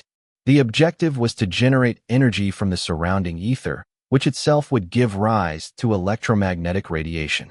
This was a power that he already possessed, but which he sadly had to maintain with his full concentration. He could not simply create a stable, autonomous light in his absence. If he managed to create the corresponding ether symbol by perfectly linking the required ether runes, he would be able to produce a continuous light on his island. By making this ether symbol more complex, he would also be able to play with the temperature and the type of radiation emitted. In addition to facilitating his training and allowing him to save his ether, it would then become possible for him to produce clean electricity by installing solar panels. It was unfortunate that Sarah and the two sisters stayed with Will, as they would have greatly benefited from a similar environment adapted to their level, but they had made their choice. "It's not going to be as easy as you think," She's hologram reminded him for the 6th time in 2 days. "Don't worry about it. During my ether core creation, I developed a great deal of patience," Jake promised as he stretched his hands out in front of him, palms facing each other, slightly apart as if he was holding an imaginary ball. Checking the rune's sequence, he took a deep breath and started. In any case, with the lava around him, he was not in danger of running out of energy. His body would even continue to strengthen over time. With the experience gained from the Red Soul spell, he first created each rune individually, trying to understand their role and the reason for their existence.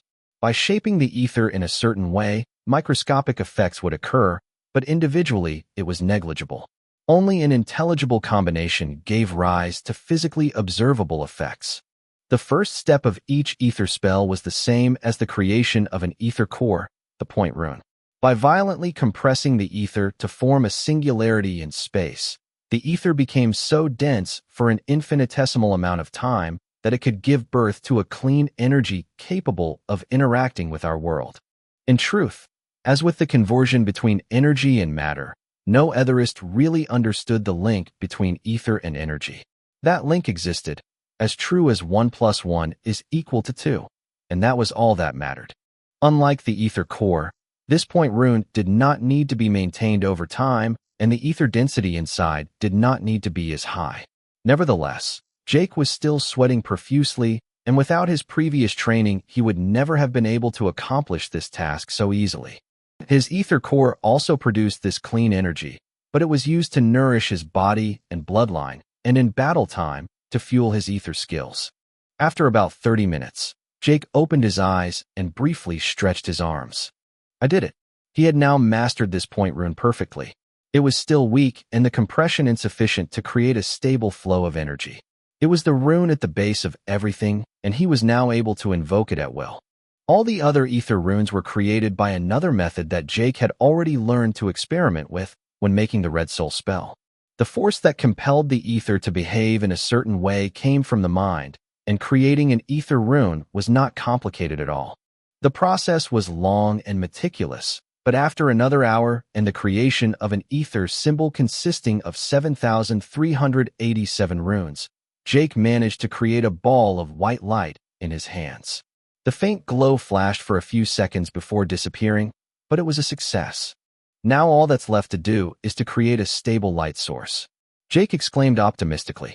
I hope you'll have that same confidence in a few minutes. She joked, her hologram floating upside down in front of him like a bat hanging from a tree. She was bored to death. Jake frowned, but didn't contradict her. Creating a stable ether spell was much more complex. Without the spiritual strength of the spirit body to maintain the ether rune's shape, it would quickly dissipate. That's what made the ether cores so important. It was not possible to make the other ether runes stable by having them store ether. Unlike the ether core, their purpose was not to accumulate or produce ether, but to circulate it in a certain pattern. A rune was more like a spiritual pipe through which the ether flowed. The stable ether code of bloodlines, ether spells and skills were woven from a fabric similar to the spirit body and the soul, which was ultimately also ether, except that it touched on an area that only the greatest etherists could explore. This did not mean that the ether code in these cells existed because of someone else's intent, but the etherists were calling it the will. An etherist expert could definitely identify the creator of an ether core or bloodline from this will. Fortunately, a functional soul was enough to create stable runes.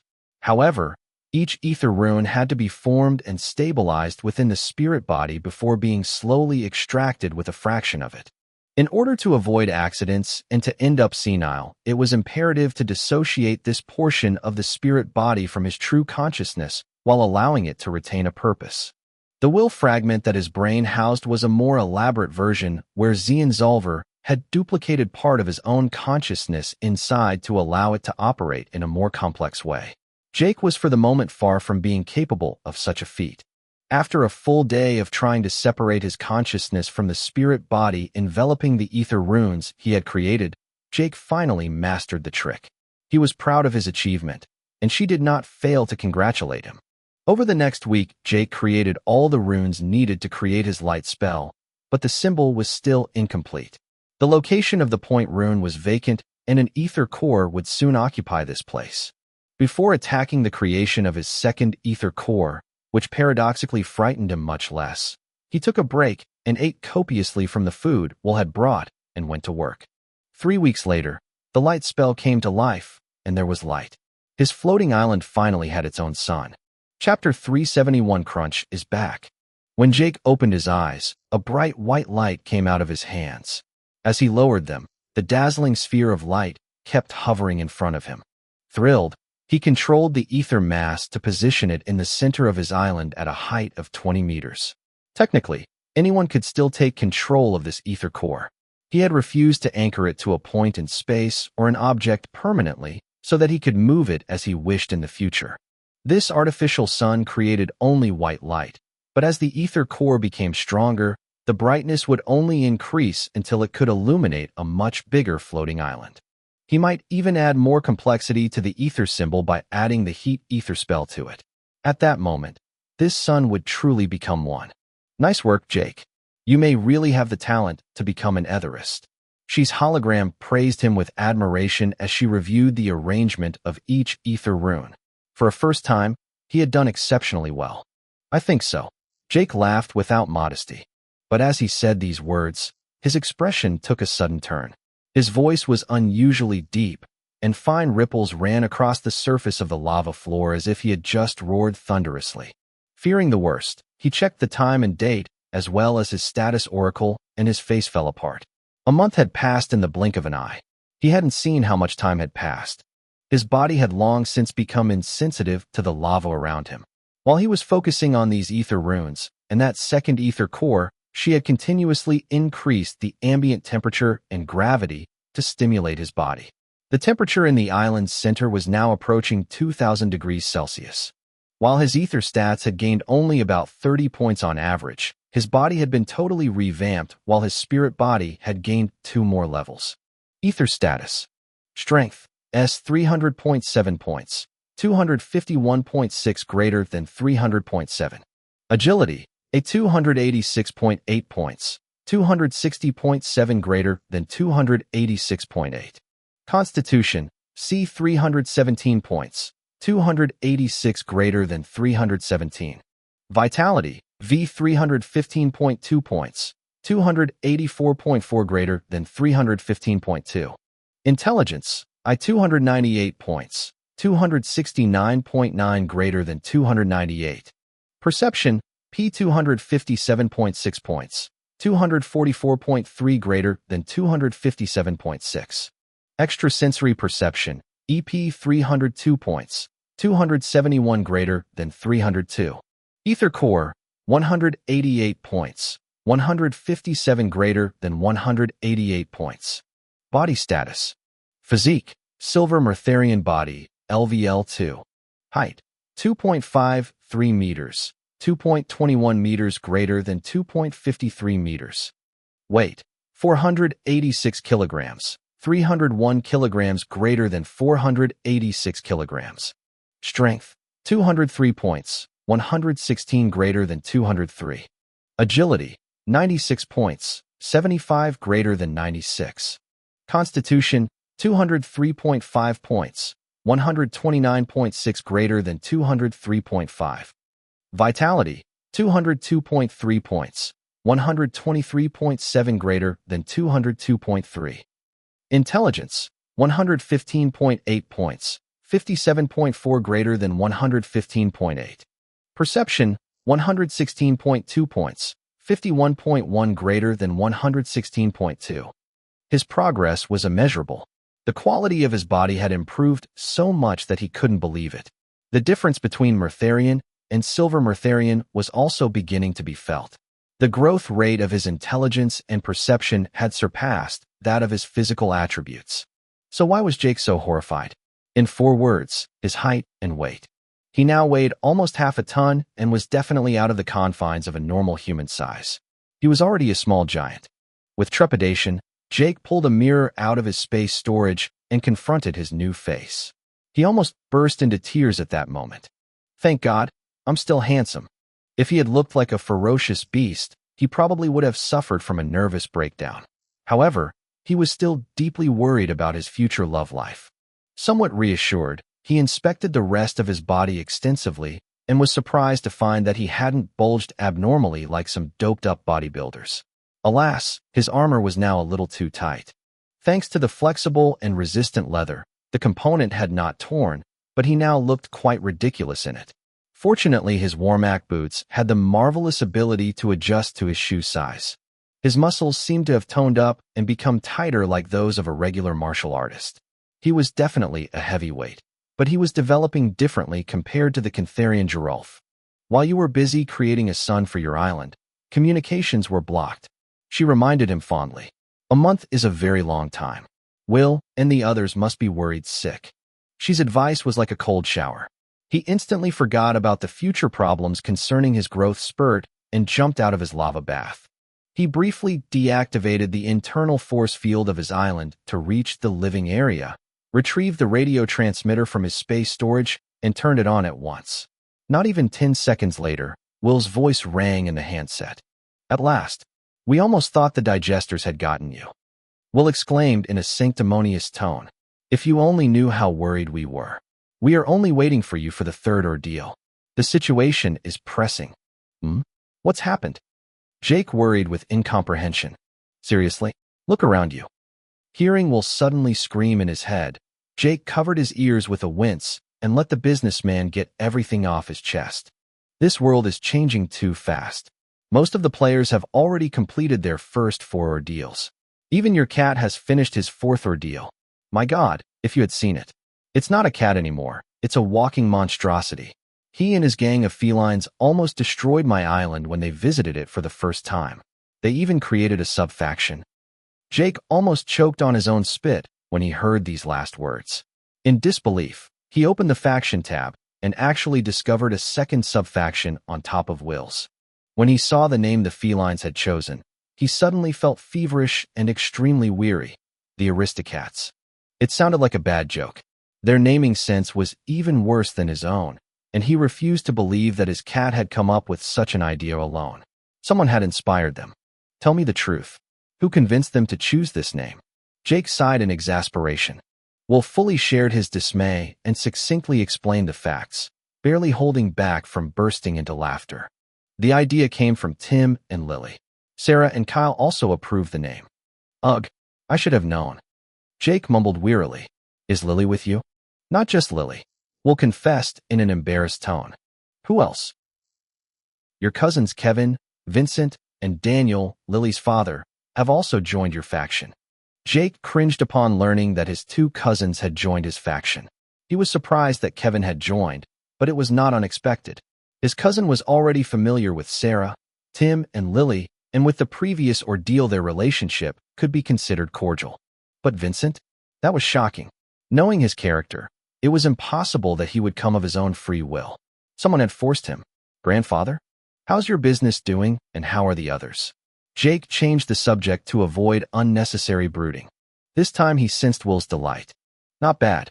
With Sarah and the others who have kept hunting space digesters under my supervision, we've made quite a bit of money. Your Mertharian body is just too good to be true. Just by raising the temperature a little bit, our bodies get stronger. I just wish you would have told us about the side effects before. The muscle gain and the growth spurt is still okay, but the glowing dick as soon as you get a little too excited is just... Only Tim thinks it's cool. Fuck. That's really your problem? Jake cursed him for his mannerism. He was in the middle of an existential crisis because of his exponential growth, and all they were worried about was that detail. It wasn't even a real issue. In the midst of a strong emotion of excitement or anger, the veins produced heat and light. If this excitement was of a certain nature, this symptom could indeed occur.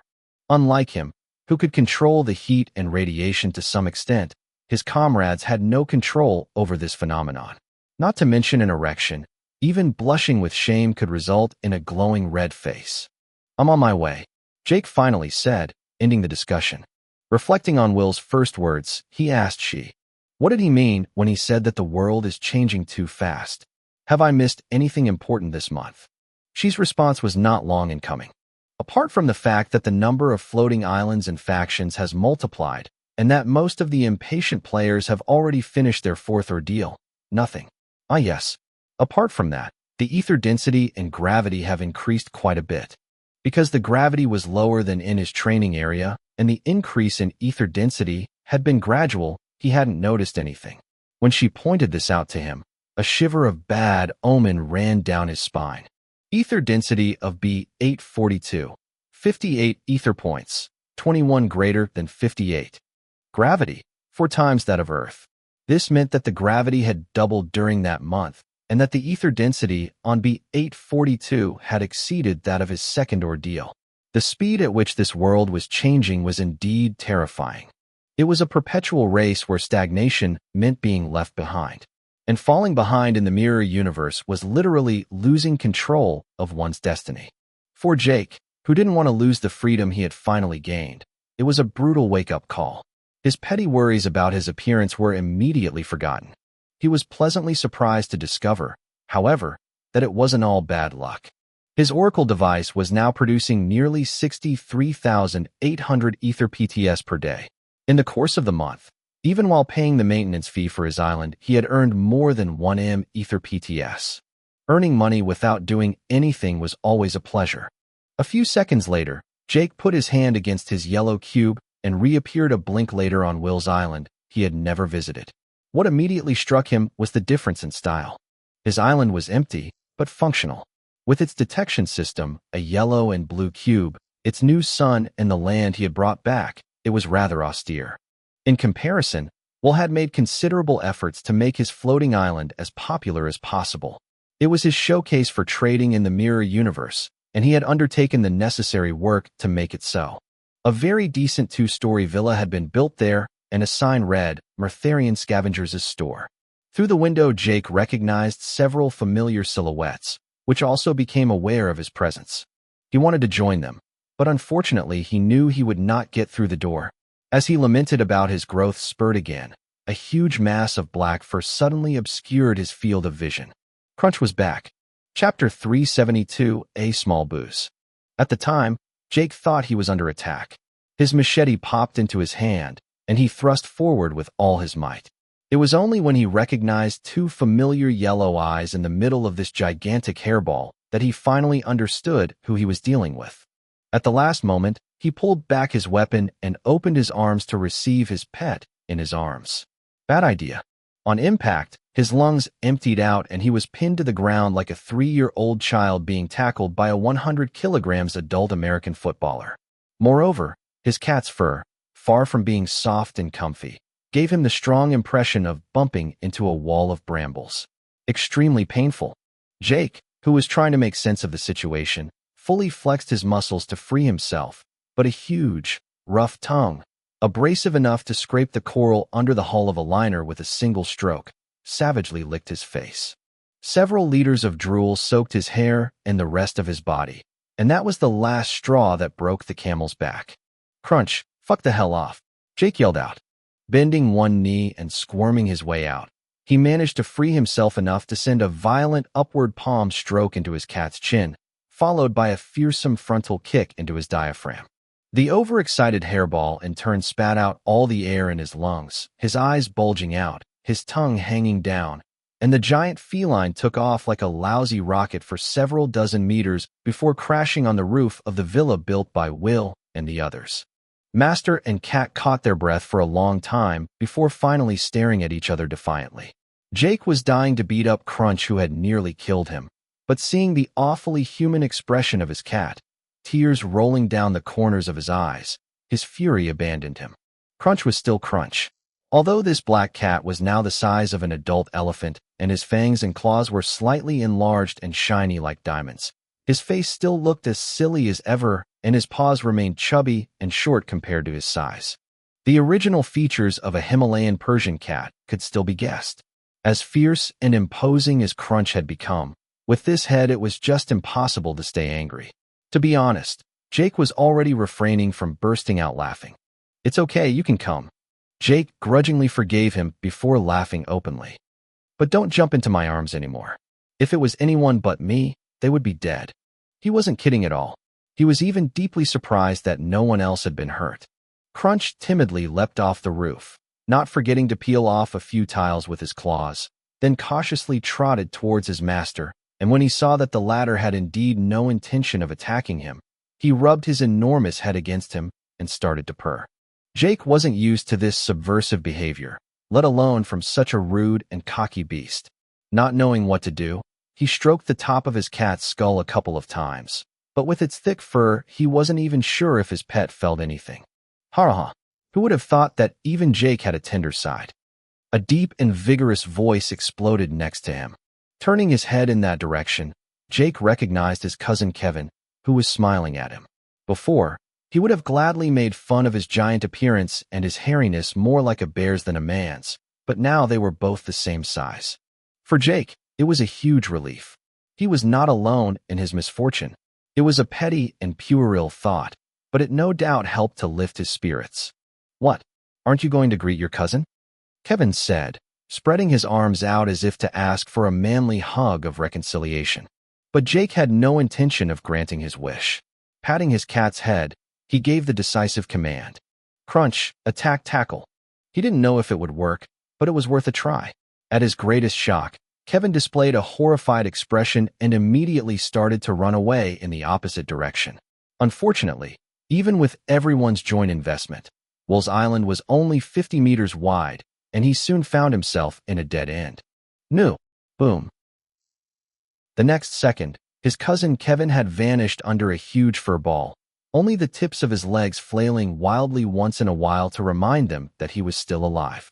Crunch sitting on his, but was looking attentively at his master with a smug face in anticipation of a second order. Jake was for the first time elated to have such a cat, and all his pent-up frustration was immediately dispelled. Vincent, who was about to arrogantly greet his cousin and had just witnessed the scene, slammed the door and immediately returned to hide in Will's store. He intended to lay low for a while. Crunch, leave him alone. Lily suddenly chided the cat as she ran towards him with her hands akimbo. Tim was running after her. The most shocking thing was yet to come. The cat's ears flattened with guilt, and he grunted, "Okay," before hopping aside. Still, he had first discreetly wiped his paws on his victim, like in the litter box, before letting his poor cousin breathe. Crunch could talk. Well, it was more a kind of articulated meowing than a real voice. Maybe because his agility was remarkably high, his cat seemed to have found the trick to distort and manipulate his vocal cords. Jake used a similar method when he roared to intimidate his enemies. Meanwhile, Will and the others had finally left the building, and the other felines napping nearby had been alerted by all the commotion. Since Will's floating island was limited in size, the place was definitely crowded. The huge lion, which hadn't changed much, walked calmly towards Jake, shaking the island with every step, and a curious expression invaded the feline's face. "Your appearance changes almost as fast as we felines do. Maybe you're not human, but one of us," the lion declared with a voice as powerful as the PA system in a concert hall. Tim, Will, and Lily had preemptively plugged their ears, but Kevin, who had just gotten up and had the keenest hearing in the group, yelped with pain. His head was buzzing and severe tinnitus was tormenting him. For Jake, it wasn't a big deal. The vibration rattled his body, but his eardrums held strong. For Sarah and the two sisters who were a little further away, they winced, but it wasn't as bad as it was for his werbear cousin. As their eyes met, Sarah immediately looked away, which rekindled his bad mood. But time had passed since then, and if she wanted to play it that way, he had no intention of stopping her. Nevertheless, upon discovering his appearance, his companions were astonished. Essia, in particular, thought of something and started to blush for no reason while squeezing her legs, and her sister mercilessly pinched her waist to call her to order. It seemed that they had discussed at length the exact circumstances of her rescue. At a glance, he noticed that his friends had also changed a lot. Whether it was Will, Kyle, Sarah, the two sisters, Tim, or Lily, all seemed to have benefited from his Murtharian body. All of them had grown between 10 and 20 centimeters, and for the three women, this meant that they were now much taller than the average human woman. He would definitely not be alone in worrying about how to find clothes to fit him in the future. Their skin had darkened slightly, their stature had subtly widened, and their canines had also lengthened slightly, and their nails had sharpened by becoming slightly translucent. Their hair had become paler, and gold and silver highlights were clearly identifiable. Enya and Essia in particular, who had an innate affinity for fire control and a natural tolerance for heat, had benefited greatly from their new constitution. Their fire core was bursting with energy. Jake was unaware, however, that Hakrish's brew had played its part. Perhaps because it was what she needed most, she had received a whole pot of the drink as a special reward at the end of her ordeal. Although these changes in his companions were inconspicuous compared to the magnitude of his, they would not go unnoticed. The Murtharian, in their faction name, made perfect sense. The most interesting was the felines that had joined their faction. The Murtharian body faction skill also affected them, and it manifested itself differently in them. The silver and gold reflections showed up in their mane and fur. Their fangs and claws were more translucent if they weren't already, and their bodies were just as warm as a heater. Apart from that, they suffered no visible side effects. The overall conclusion was that the Murtharian bloodline was not only compatible with the human genome. "Here I am, as requested." Jake spoke to Will after confirming that they were all fine. "You got here fast." Will nodded with satisfaction. "If you hadn't shown any sign of life over the next 3 days, we probably would have started the third ordeal without you."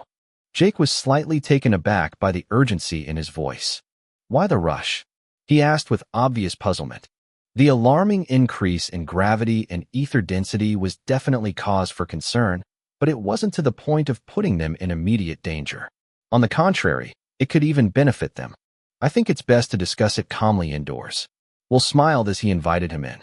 "Your cousin Vincent is better qualified than I am to explain everything. By the way, where did he go?"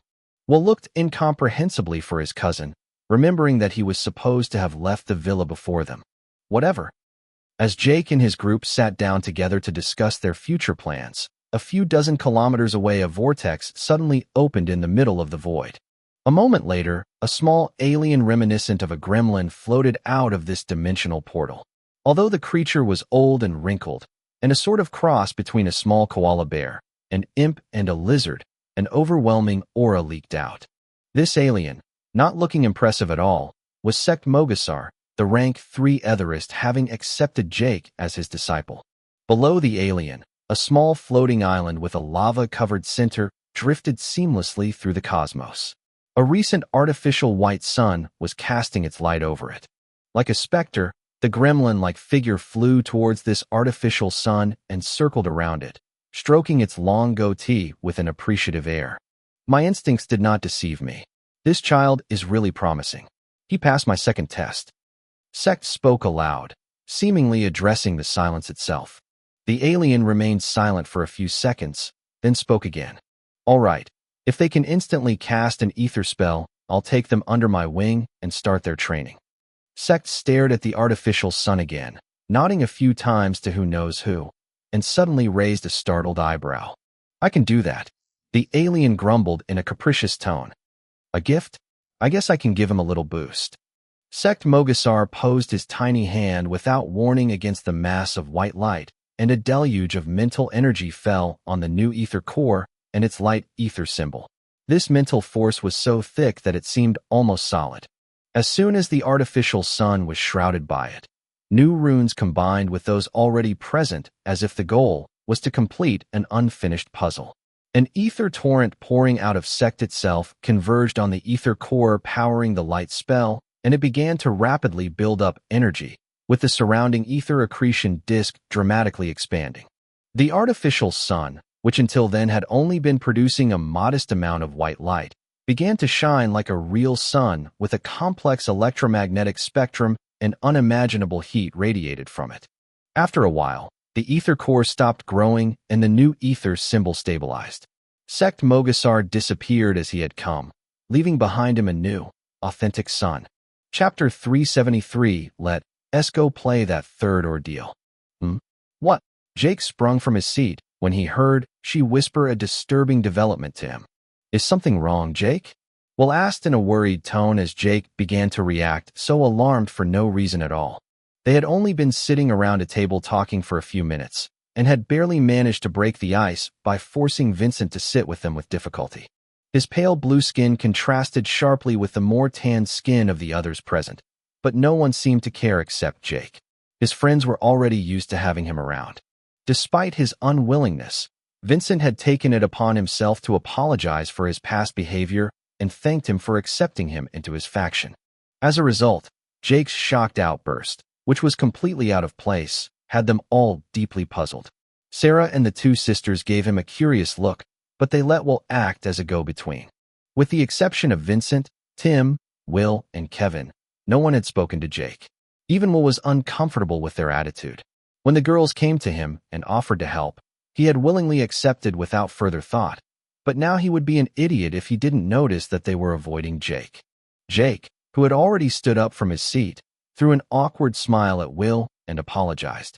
I'm sorry, but I have to go. Something happened on my island. Vincent wanted to retort that they had been waiting for him for ages, but when he saw his firmness he realized that his cousin would not change his mind. Will knew Jake well, and finally he got up too, picked up his things and said, I'm going with you. Will then turned to the others and added, Please make yourself at home. There's food in the fridge. As soon as it's settled, we'll be right back. I'm coming too. Vincent grunted categorically. We'll talk on the way. Meow. Jake didn't even have to turn his head to recognize this meowing. Although it was now closer to a barking than a meow, it was undoubtedly his cat. Indeed, once out of the villa Crunch and the other felines trotted up to him as if it was the most natural thing to do. Seeing that his express trip would not be as lonely as he had envisioned, he paused in front of the yellow cube and waved his hands to signal them to stop where they were. My yellow cube is locked for now, he explained meaningfully. There's a problem with the temperature on my island. As soon as it's fixed, I'll let you in and inform you with the radio transmitter. Ugh, we got all excited for nothing. Kevin complained with an annoyed look on his face before returning to the villa eating some snacks. Vincent sighed and returned to sit inside as well. I'm waiting for your call. Will, who was more cool-headed, complied quietly. Jake nodded and disappeared. A blink later he was back on his floating island, and a scorching breeze clouded his vision. Earlier, she had suddenly informed him that the ambient temperature on his island had begun to skyrocket alarmingly. Whether it was the 2,000 degrees Celsius inner training circle or the lukewarm outer circle presumed to be inhabitable by humans, the temperature was rising steadily. The habitable zone had already exceeded 200 degrees Celsius, and the temperature was still rising. At this rate, the whole island would become an inferno before long. But the main issue was that the inner circle where he had been training had already exceeded his threshold of tolerance. Unfolding a telekinetic force field to disperse the swirling hot air, Jake immediately spotted the culprit. How? How is that possible? He stammered with utter shock on his face. The modest sphere of white light had been replaced by a real sun during his short absence.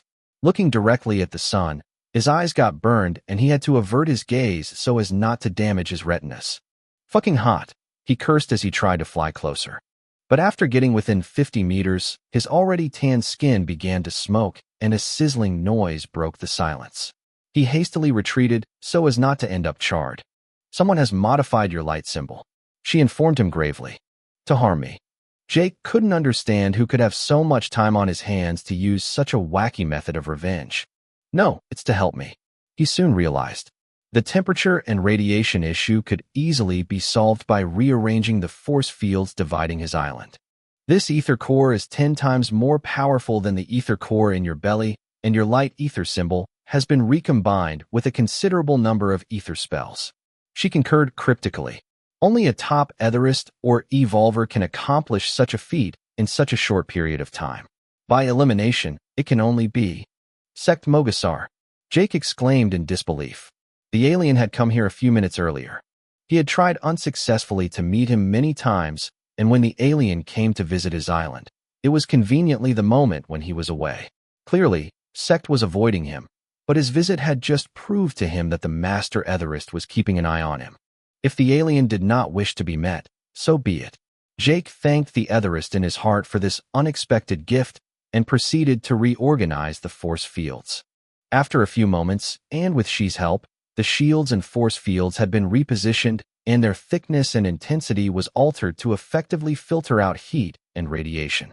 The new sun had also been moved higher after being wrapped in several layers of shields. Even with these precautions, the habitable portions of his island were still hot, but for a mirror universe evolver, it was nothing at all. Nevertheless, there were not only drawbacks. The ether he originally spent to maintain the temperature of his island was no longer necessary. Quite the opposite. The shields absorbing and filtering the temperature and the radiation were now getting their energy from them. The floating island seemed intrinsically equipped to produce ether from any energy source. Not only did he no longer have to spend any ether points to support his island, but the island was now even generating a profit of 100,000 ether points per day. It's crazy, Jake muttered as he saw his number of ether PTS rising at a glance. With his bracelets and heron output, he was accumulating more than 160,000 ether PTS a day without doing anything. Sect Mogasar was generous. By creating these runes, you may have unknowingly passed one of his tests. As always, she was thinking ahead, but he shared that opinion. When the problem was finally solved, he granted access to Will and the others and contacted them with the transmitter to give them the green light. It's safe, you can come. A few seconds later, a huge ball of golden hair with a thick dark mane emerged from the yellow cube. It was neither Will, nor his cousins, nor his cat who had come to visit first, but the giant lion. Each of his footsteps left deep footprints in the earth, but the feline roared with contentment after having circled the territory in a few leaps. The animal then lay down in a venerable posture, its head straightened up and its front paws crossed over each other and conveyed its admiration. This island is a little empty, but there is more space. The other felines should like it here. Glad to hear it, Jake said, for lack of a better answer. He wasn't interested in running a zoo of any kind. Crunch and the other felines arrived next, one after the other, and then it was the turn of Will and his two cousins. The three humans were genuinely shocked to discover the complex play of force fields and the lifelike sun shining above them. "Did you do this?" Will asked, stunned. Jake was about to explain, but sensing that the explanation would take time, he simply replied with a yeah. It was a semi-truth. He had laid the foundation, and he could definitely learn these new ether spells in no time after that first success. The only thing he couldn't match in a short period of time was the ether core's power. "I recognize your style." Kevin chuckled as he patted his shoulder. Empty as can be, but highly functional. Kevin didn't miss the lava basin in the island's center. With the Murtharian body, it was the ideal environment. During this month, his cousin had definitely not taken it easy. Vincent, who had also just joined their faction due to his mother's pressure, finally understood why she had insisted so much. On reflection, he didn't know his cousin all that well. "So, tell me, Vincent, why is this third ordeal so urgent?" Jake finally tackled the subject for which Will had urged him so much. Vincent, who was staring at his son with a blank stare, broke out of his trance and put on an extremely solemn expression. "I won't mention the matter of ether density and gravity. That's one of the reasons, but since the ordeal's ether density is fixed, it's not really an issue, as long as you stay safe on B842. Jake nodded. He was thinking along the same lines. But what if B842 is no longer safe? Vincent sighed long and hard. Jake frowned as he took the full extent of this bomb. The Oracle shelters? Several of them have stopped emitting, and they are unreachable by yellow or orange cubes. These Oracle shelters are just simple shelters built on B842 and concealed by the camouflage of a black cube. I learned from my mother and grandfather that they can be destroyed and that this is not the first time it happens. Is it possible, she? I'm afraid he's telling the truth. His Oracle AI hesitated briefly. No shield is truly invincible. It depends on the ether runes and the ether core powering them. If the energy of the enemy's attack surpasses the capabilities of the ether core powering the shield, no need to draw a picture. A heavy atmosphere settled in the middle of the group, and Jake interrupted his cousin. He didn't need to hear any more. Because of the too rapid increase in ether density, the digesters were progressing exponentially fast. When the ether density was around 12 or 13 points, there were already digesters of rank 4 and 5 in abundance. It was only now that he realized that the Oracle shelters were only temporary shelters, existing only to give them time to spread their wings rather than being nipped in the bud. Let's go play that third ordeal. Jake sighed with a fatalistic twinge. Go get the others. We'll take it from here. Chapter 374, Last-Minute Preparation. It took only a few minutes for everyone to reach Jake's island and finish their preparations. Like Jake, all his companions had purchased the Oracle Space Storage skill at the end of their second ordeal, but a lesser version with a fixed volume of 1 cubic meter. Their repeated encounters against other better-prepared players, such as the Krishes or Nosks, had made them realize how crucial this bracelet feature was. Their second ordeal proved to them that even with a high Oracle rank, a comfortable identity or privileges in terms of social status or blessings was not always guaranteed. The beginning of an ordeal could even be extremely chaotic. The first simulation in the ocean left them with a bitter aftertaste. The only exception in the group was Kyle. Unfortunately, he had been eliminated too early and had only received the minimum reward of 100 credits. As ashamed as the playboy felt, he had to accept the sad truth that he was the poorest and weakest of the group. Even Tim and Will had surpassed him. His Oracle rank 4 of Corporal was also the lowest in the group. Apart from Essia, who was only a rank 5 sergeant, Sarah was a rank 6 staff sergeant, Tim, Kevin, Vincent, and Lily were rank 7 first-class sergeant, while Will and Inya had even reached rank 8 first sergeant. He had a lot to be embarrassed about. The children in particular could be very cruel. Tim and Lily loved to rub salt in the wound by comparing their rank to his. When Sarah arrived, Jake noticed for the first time that her irises were no longer yellow as before, but orange. It was a detail he hadn't paid attention to when they came back from their ordeal, but it was now obvious that the color of her eyes had changed. Now that he had noticed this detail, all the incongruities became obvious to him quite naturally. Her ears were a bit sharper, her canines were longer, and her red varnish was not enough to hide the existence of her claws. Because of the influence of the Murtharian body skill, these changes had gone unnoticed. You have assimilated the bloodline of a Chaos Saurian? Jake asked rhetorically. It was more of a statement than a question. Sarah had been eliminated during her third trial in the Chaos Tribe City. Such a reward made sense. If you know why, ask. Sarah replied harshly. But after saying this, she immediately regretted it and lowered her head before walking away from him. Perhaps out of feminine solidarity, Inya and Essia rolled their eyes and ran after Sarah without saying a word. If before he wasn't sure that Sarah was giving him the cold shoulder, now he was convinced of it. Inside, Jake was seething with rage, but he repressed the emotion. He may have been antisocial, but he certainly wasn't fooled. With She's constructive remarks, he had a good understanding of Sarah's conduct. Whether she had an inferiority complex about him, saw him as a rival, a potential sexual partner, or was menstruating, she was wrong if she thought she could hook him by playing hard to get and behaving obnoxiously. Give her a chance, she whispered gently to him. Like Kyle, the Myrmidian bloodline negatively influences her emotions, but it will calm down when she realizes that she's acting like an idiot and that you're not her enemy. Remember that by refusing her overt advances, you have hurt her ego. If she was your woman, taking advantage of you wouldn't be as embarrassing. Not everyone has a pragmatic view of the world like Will.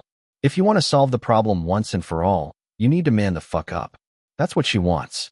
All right, but not now. She better pulls her shit together fast. If she behaves like that in the next ordeal, it will penalize us all. Jake knew he could sometimes act cold and appear difficult to talk about, but he considered himself honest. If he had something to say, he would say it face to face and had no time to waste with these mind games. In fact, he loathed those who did so. If Sarah persisted, she would ruin the good opinion he had of her. We have to upgrade the faction before we can start. Will tactfully reminded him after witnessing the exchange between Sarah and Jake. Right. Jake first bought a 10M side red cube for 1M ether PTS, which he placed between the blue and yellow cubes. Then he opened the faction interface to check the promotion conditions. He was fairly surprised to discover that the faction ether storage contained almost 11.5M ether points. He felt somewhat embarrassed when he realized that he hadn't contributed a single point. Most of the contributed points came from the two sub-factions Myrtharian Scavengers and the Aristocats. Anyway, the conditions for upgrading the faction had already been met. He spent 1M ether PTS to upgrade it to level 2, then 10M to upgrade it to level 3. Although he already had the Oracle rank required to reach level 4, he was unfortunately short of ether and had to stop there. He had to save the rest for unexpected situations. Faction name, Myrtharian Nerds. Faction level, LVL 3, promotional conditions, 100M ether PTS, Oracle rank of Master Sergeant or higher. Number of members, 24,200, 11 human, 12 feline, and 1 baby dragon. Faction ether storage, 598,356 points. Ether production, 0 points per second. Faction skills. Permanent passive skill. Myrtharian body, 20%, 10-20%, or plus 5% per level. Of the leader's capacity body stats boosted by 80%. Faction space vault LVL 3. 40, 10 greater than 40, double with each level. Cubic meters of common storage space accessible to authorized members and which can be compartmentalized into several blocks depending on the level of authorization and trust. Activation cost, 100,000 ether PTS/day. The daily cost can be shared by the faction's members. Vitality link LVL 3 allows the temporary transfer of member vitality to the skill activator. An injury can also be transferred to another member with its agreement. Cost, 800,000, 1M greater than 800,000 or 100,000 per level, ether points per minute. Main floating island affiliate, 4. Sub-factions, Myrtharian Scavengers, the Aristocats. Much to his regret, their faction did not unlock any additional skill faction, but the 3 available skills had been significantly enhanced, and he realized that he had negatively impacted his comrades by waiting so long to deal with it. The upgrade of the Myrtharian body especially would have benefited them immeasurably and speeded up their training. It was a stupid mistake that he could only blame on selfishness and neglect. He promised himself that he would not delay such decisions in the future. Will instantly smiled with delight when he opened the updated faction interface. He suddenly clapped his hands to get everyone's attention. It was only then that Sarah and the two sisters quietly joined the group under Jake's chilling gaze. It's only 7 a.m., and we still have an hour before our third ordeal begins. We'll announce before calling them to open their interface. I urge you all to memorize the 3 faction skills and the contents of the faction storage vault, which I hope will help us deal with even the most unexpected situations. I would also like to thank Jake, who, I remind you, spends 100,000 Ether PTS every day to keep the faction storage vault up and running.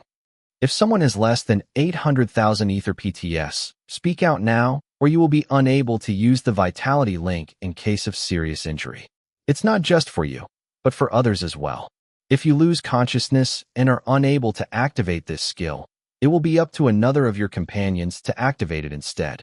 Tim, Daniel, Kyle, and Lily exchanged embarrassed looks and raised their hands. Jake was already on the defensive, but to his astonishment Will transferred 800,000 Ether PTS from his own pocket to each of them. Seeing Jake's incomprehension, Will explained, "Felines have been hunting daily on B842 since they joined us.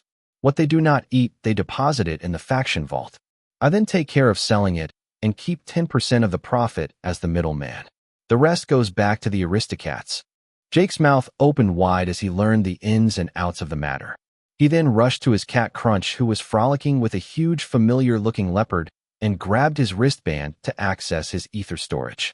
Seeing his pet's immense fortune, he drew a cold breath. This stupid cat was richer than him. Admittedly, he had less than 50 M of Ether PTS left, but it was still a traumatic blow. He had to resist his impulses with all his strength so as not to rob him of everything. The 2 reasons why he held out was that Crunch was no longer the same stupid cat depending on him for survival, but also because when he discovered his oracle status he realized that his cat was now a formidable opponent. Who was the stronger between the master and the pet was unclear. "Fine," Jake grumbled with a downcast look on his face before returning to listen to Will's encouraging speech. The businessman had almost finished and was doing a quick recap of the functions of some of the tools stored in the faction vault. For the first time, Jake took a personal interest in the vault in question, and even he was momentarily moved by Will's meticulous preparation work. Survival rations, meat and blood from rank 6 digesters, 2 tons of water, oxygen tanks, diving suits, spacesuits, firearms of all kinds, and several tons of ammunition. There were also tents, mosquito repellent, cooking gear, and all the necessary equipment to survive in the wilderness. There were even some gold and silver bars, a bag full of small crystals, and some precious stones. It seemed that after his second ordeal experience, the businessman had vowed never to experience such frugality again. All they had to do was pray that their faction space vault would remain accessible during their next ordeal. A few minutes before the opening of the red cube, a tense silence settled in the middle of the group. They could still laugh and joke happily a moment earlier, but now reality was catching up to them. Kyle especially was shivering slightly, gasping for breath, and his heart was racing. He had long conditioned himself mentally not to give up, even if he had to encounter again those sea monsters that had given him so many nightmares. But at the approach of the fateful moment, all his preparations felt very futile. He was terrified. Suddenly, a large hand patted his shoulder. As he turned around, he recognized Jake's indifferent face protruding half a meter above him. "It's okay to be afraid," he said calmly. "You failed once, so what? You fought those fucking ugly space digesters for a month just for this moment. I mean, seriously, is there anything worse you could come across? Right. At worst he would die again. His performance could hardly be worse than the previous one." After these few words from Jake, Kyle stopped shaking and finally managed to relax. Jake also went to reassure Tim and Lily on She's advice, but deliberately avoided Sarah as she was still ignoring him. Fucking idiot. He'd sked inwardly. The remaining minutes flew by in a blink, and suddenly the red cube started flashing on high frequencies and a deafening war siren rang out throughout his floating island. The third ordeal was about to begin. Chapter 375. The third ordeal begins. For the third time, Jake experienced this kind of utter silence and darkness. He didn't need to breathe, couldn't feel his body or anything else. Without she to keep him company and the Oracle system interface to entertain him, who knew how long it would take him to go insane. After some time he estimated in hours, the familiar notification of the Oracle system popped up in his mind. Participant: Jake Wilderth, Silver Mertharian. Successful ordeals: 2. Awaiting matchmaking for third ordeal. Species allowed: humans. Matchmaking complete. Third ordeal determined. Type: horror/space travel. Ether density: 20 or 200 points. Number of participants: 6,694,729. Background: the Galactic Consortium has recently discovered an exoplanet with ideal conditions to establish a new colony. Riva, the mother planet of the Third Brotherhood, is dying, and the Third Brotherhood has volunteered to initiate the colonization of this new planet. The Star Dreadnought Titan Pearl is a warship recently converted into a luxury cruise ship to transport Riva's eligible population to its new home. This trip will last 126 years, and in order to save food and preserve the crew and passengers, the latter are normally plunged into hypersleep and awakened a few months before reaching their destination. Except that this time, it does not go as planned, and the crew and passengers are awakened prematurely halfway through their journey. A beacon calling for help nearby might be the cause. In this cruise ship, you have the identity of a sergeant major with a heavy past in search of a new start, and are in this cruise ship as a passenger. Not even the general of the Titan Pearl knows your true identity. Nevertheless, beware. You're not the only passenger hiding your identity, and revealing it is not without risk. Main mission: discover the truth behind the premature awakening of the Titan Pearl's crew and passengers, as well as the mystery behind the call for help. Penalty for failure: none. Benefits and specifics during mission time: a new temporary identity to match your Sergeant Major's Oracle rank. Your morphology has been altered to have a moderate affinity for the fluid. May fate work in your favor. As on previous occasions, no sooner had Jake finished reading this introduction than he felt his consciousness being swept away by an unstoppable force. When he regained the sensations of his body a moment later, he immediately felt that he was lying on his back. Usually he didn't like this sleeping position, but this time he felt remarkably good. He didn't even have the strength or courage to open his eyes. His body was extremely numb and comfortable, and deep inside, he had only one desire. It was to close his eyes and go back to sleep forever. But fate had decided otherwise. Little by little, his numb body warmed up and his consciousness regained its lucidity. When his spirit body regained its full strength, he scanned his body out of habit and detected a syringe stuck in his arm. A substance had been injected to energize his heart. The syringe was connected to an articulated robotic arm, and after injecting him with the substance, the robotic arm folded up and stored itself in a dedicated wall location. Jake was extremely curious and quickly scanned the room he was in with his mental strength, but all he could deduce was that he was alone, in a room with little or no furniture except for his strange bed. He couldn't make sense of the different shapes that his consciousness was detecting. As soon as he felt able to, he opened his eyes. A narrow, dimly lit room greeted him. A reddish diode flashed constantly above him, and as soon as he recovered his hearing, he became aware of the shrill siren hammering in his ears. Along the walls, which could just as easily be made of plastic or metal, tubes and cables ran through them. Several air vents seemed to renew the air, while cameras observed his every move. What disturbed him was that he was now trapped in his bed. He seemed to be wrapped in a kind of glass container, and a cold, opaque gas was circulating around him. If his body did not produce a tremendous amount of heat to defend itself, his body would probably have looked like a piece of frozen meat. Fortunately, the gas seemed to gradually warm up. A few minutes later, in pure agony, Jake finally found the strength to move. He raised a trembling arm and punched the glass wall, which shattered in an instant. He took the opportunity to sit up, and he was finally able to turn around to look at the bed he was in, and he understood that it was a kind of hypersleep chamber. By looking more carefully, he discovered a screen on the side of the container with his personal information, and he understood that the container would have opened by itself if he had waited just a little longer. It took him another 10 minutes to stand up. His body felt terribly heavy, and he knew that it wasn't just the side effects of hypersleep. The main reason was this huge ether density. Because of it, the gravity on board was also 20 times higher than normal. His ether stats were around 300 points. With an ether density of 200 points, Jake had completely lost the advantage his ether stats gave him. Put in perspective, his ether stats were only 50% higher than a native. He could feel the consequences on all levels.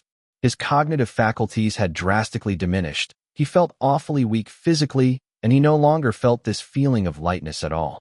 He truly felt like shit. And that was with his silver Mertherian body and spirit body. His body stats had far surpassed that of a human athlete, and if he felt this bad, he couldn't imagine what his comrades were going through. Gurgle. At that moment, his stomach began to rumble loudly, but he ignored the sensation. He was dying to grab a few rations from his space storage, but with the cameras present, he was afraid that this act would have unexpected consequences. I'm here. The soft voice of his Oracle AI reassured him at once. Although Jake was used to her silences, he was always uncomfortable when he couldn't hear her anymore in a new environment. When are they going to turn off that damn alarm? Jake grunted as he covered his ears. Soon, I hope. But logically it should take a while longer. Why? Jake asked in wonder. Because you woke up too fast. The hypersleep exit procedure normally takes longer. Unless there are other people like you on board, it will take at least another 30 minutes. As if to prove her wrong, the alarm siren suddenly stopped sounding. I guess I'm not the only exceptional individual on board. Jake sighed. He would have preferred for she to be right. At least he wouldn't have had anything to fear in that ship.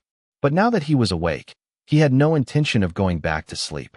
He walked around the room and actually found a kind of wall-mounted locker room with a black screen serving as an identification interface. Unsure of what to do next, Jake stood in front of it and put his hand on the screen in the hope of triggering a reaction. It was the right choice. The screen suddenly turned on, and his face appeared on the screen.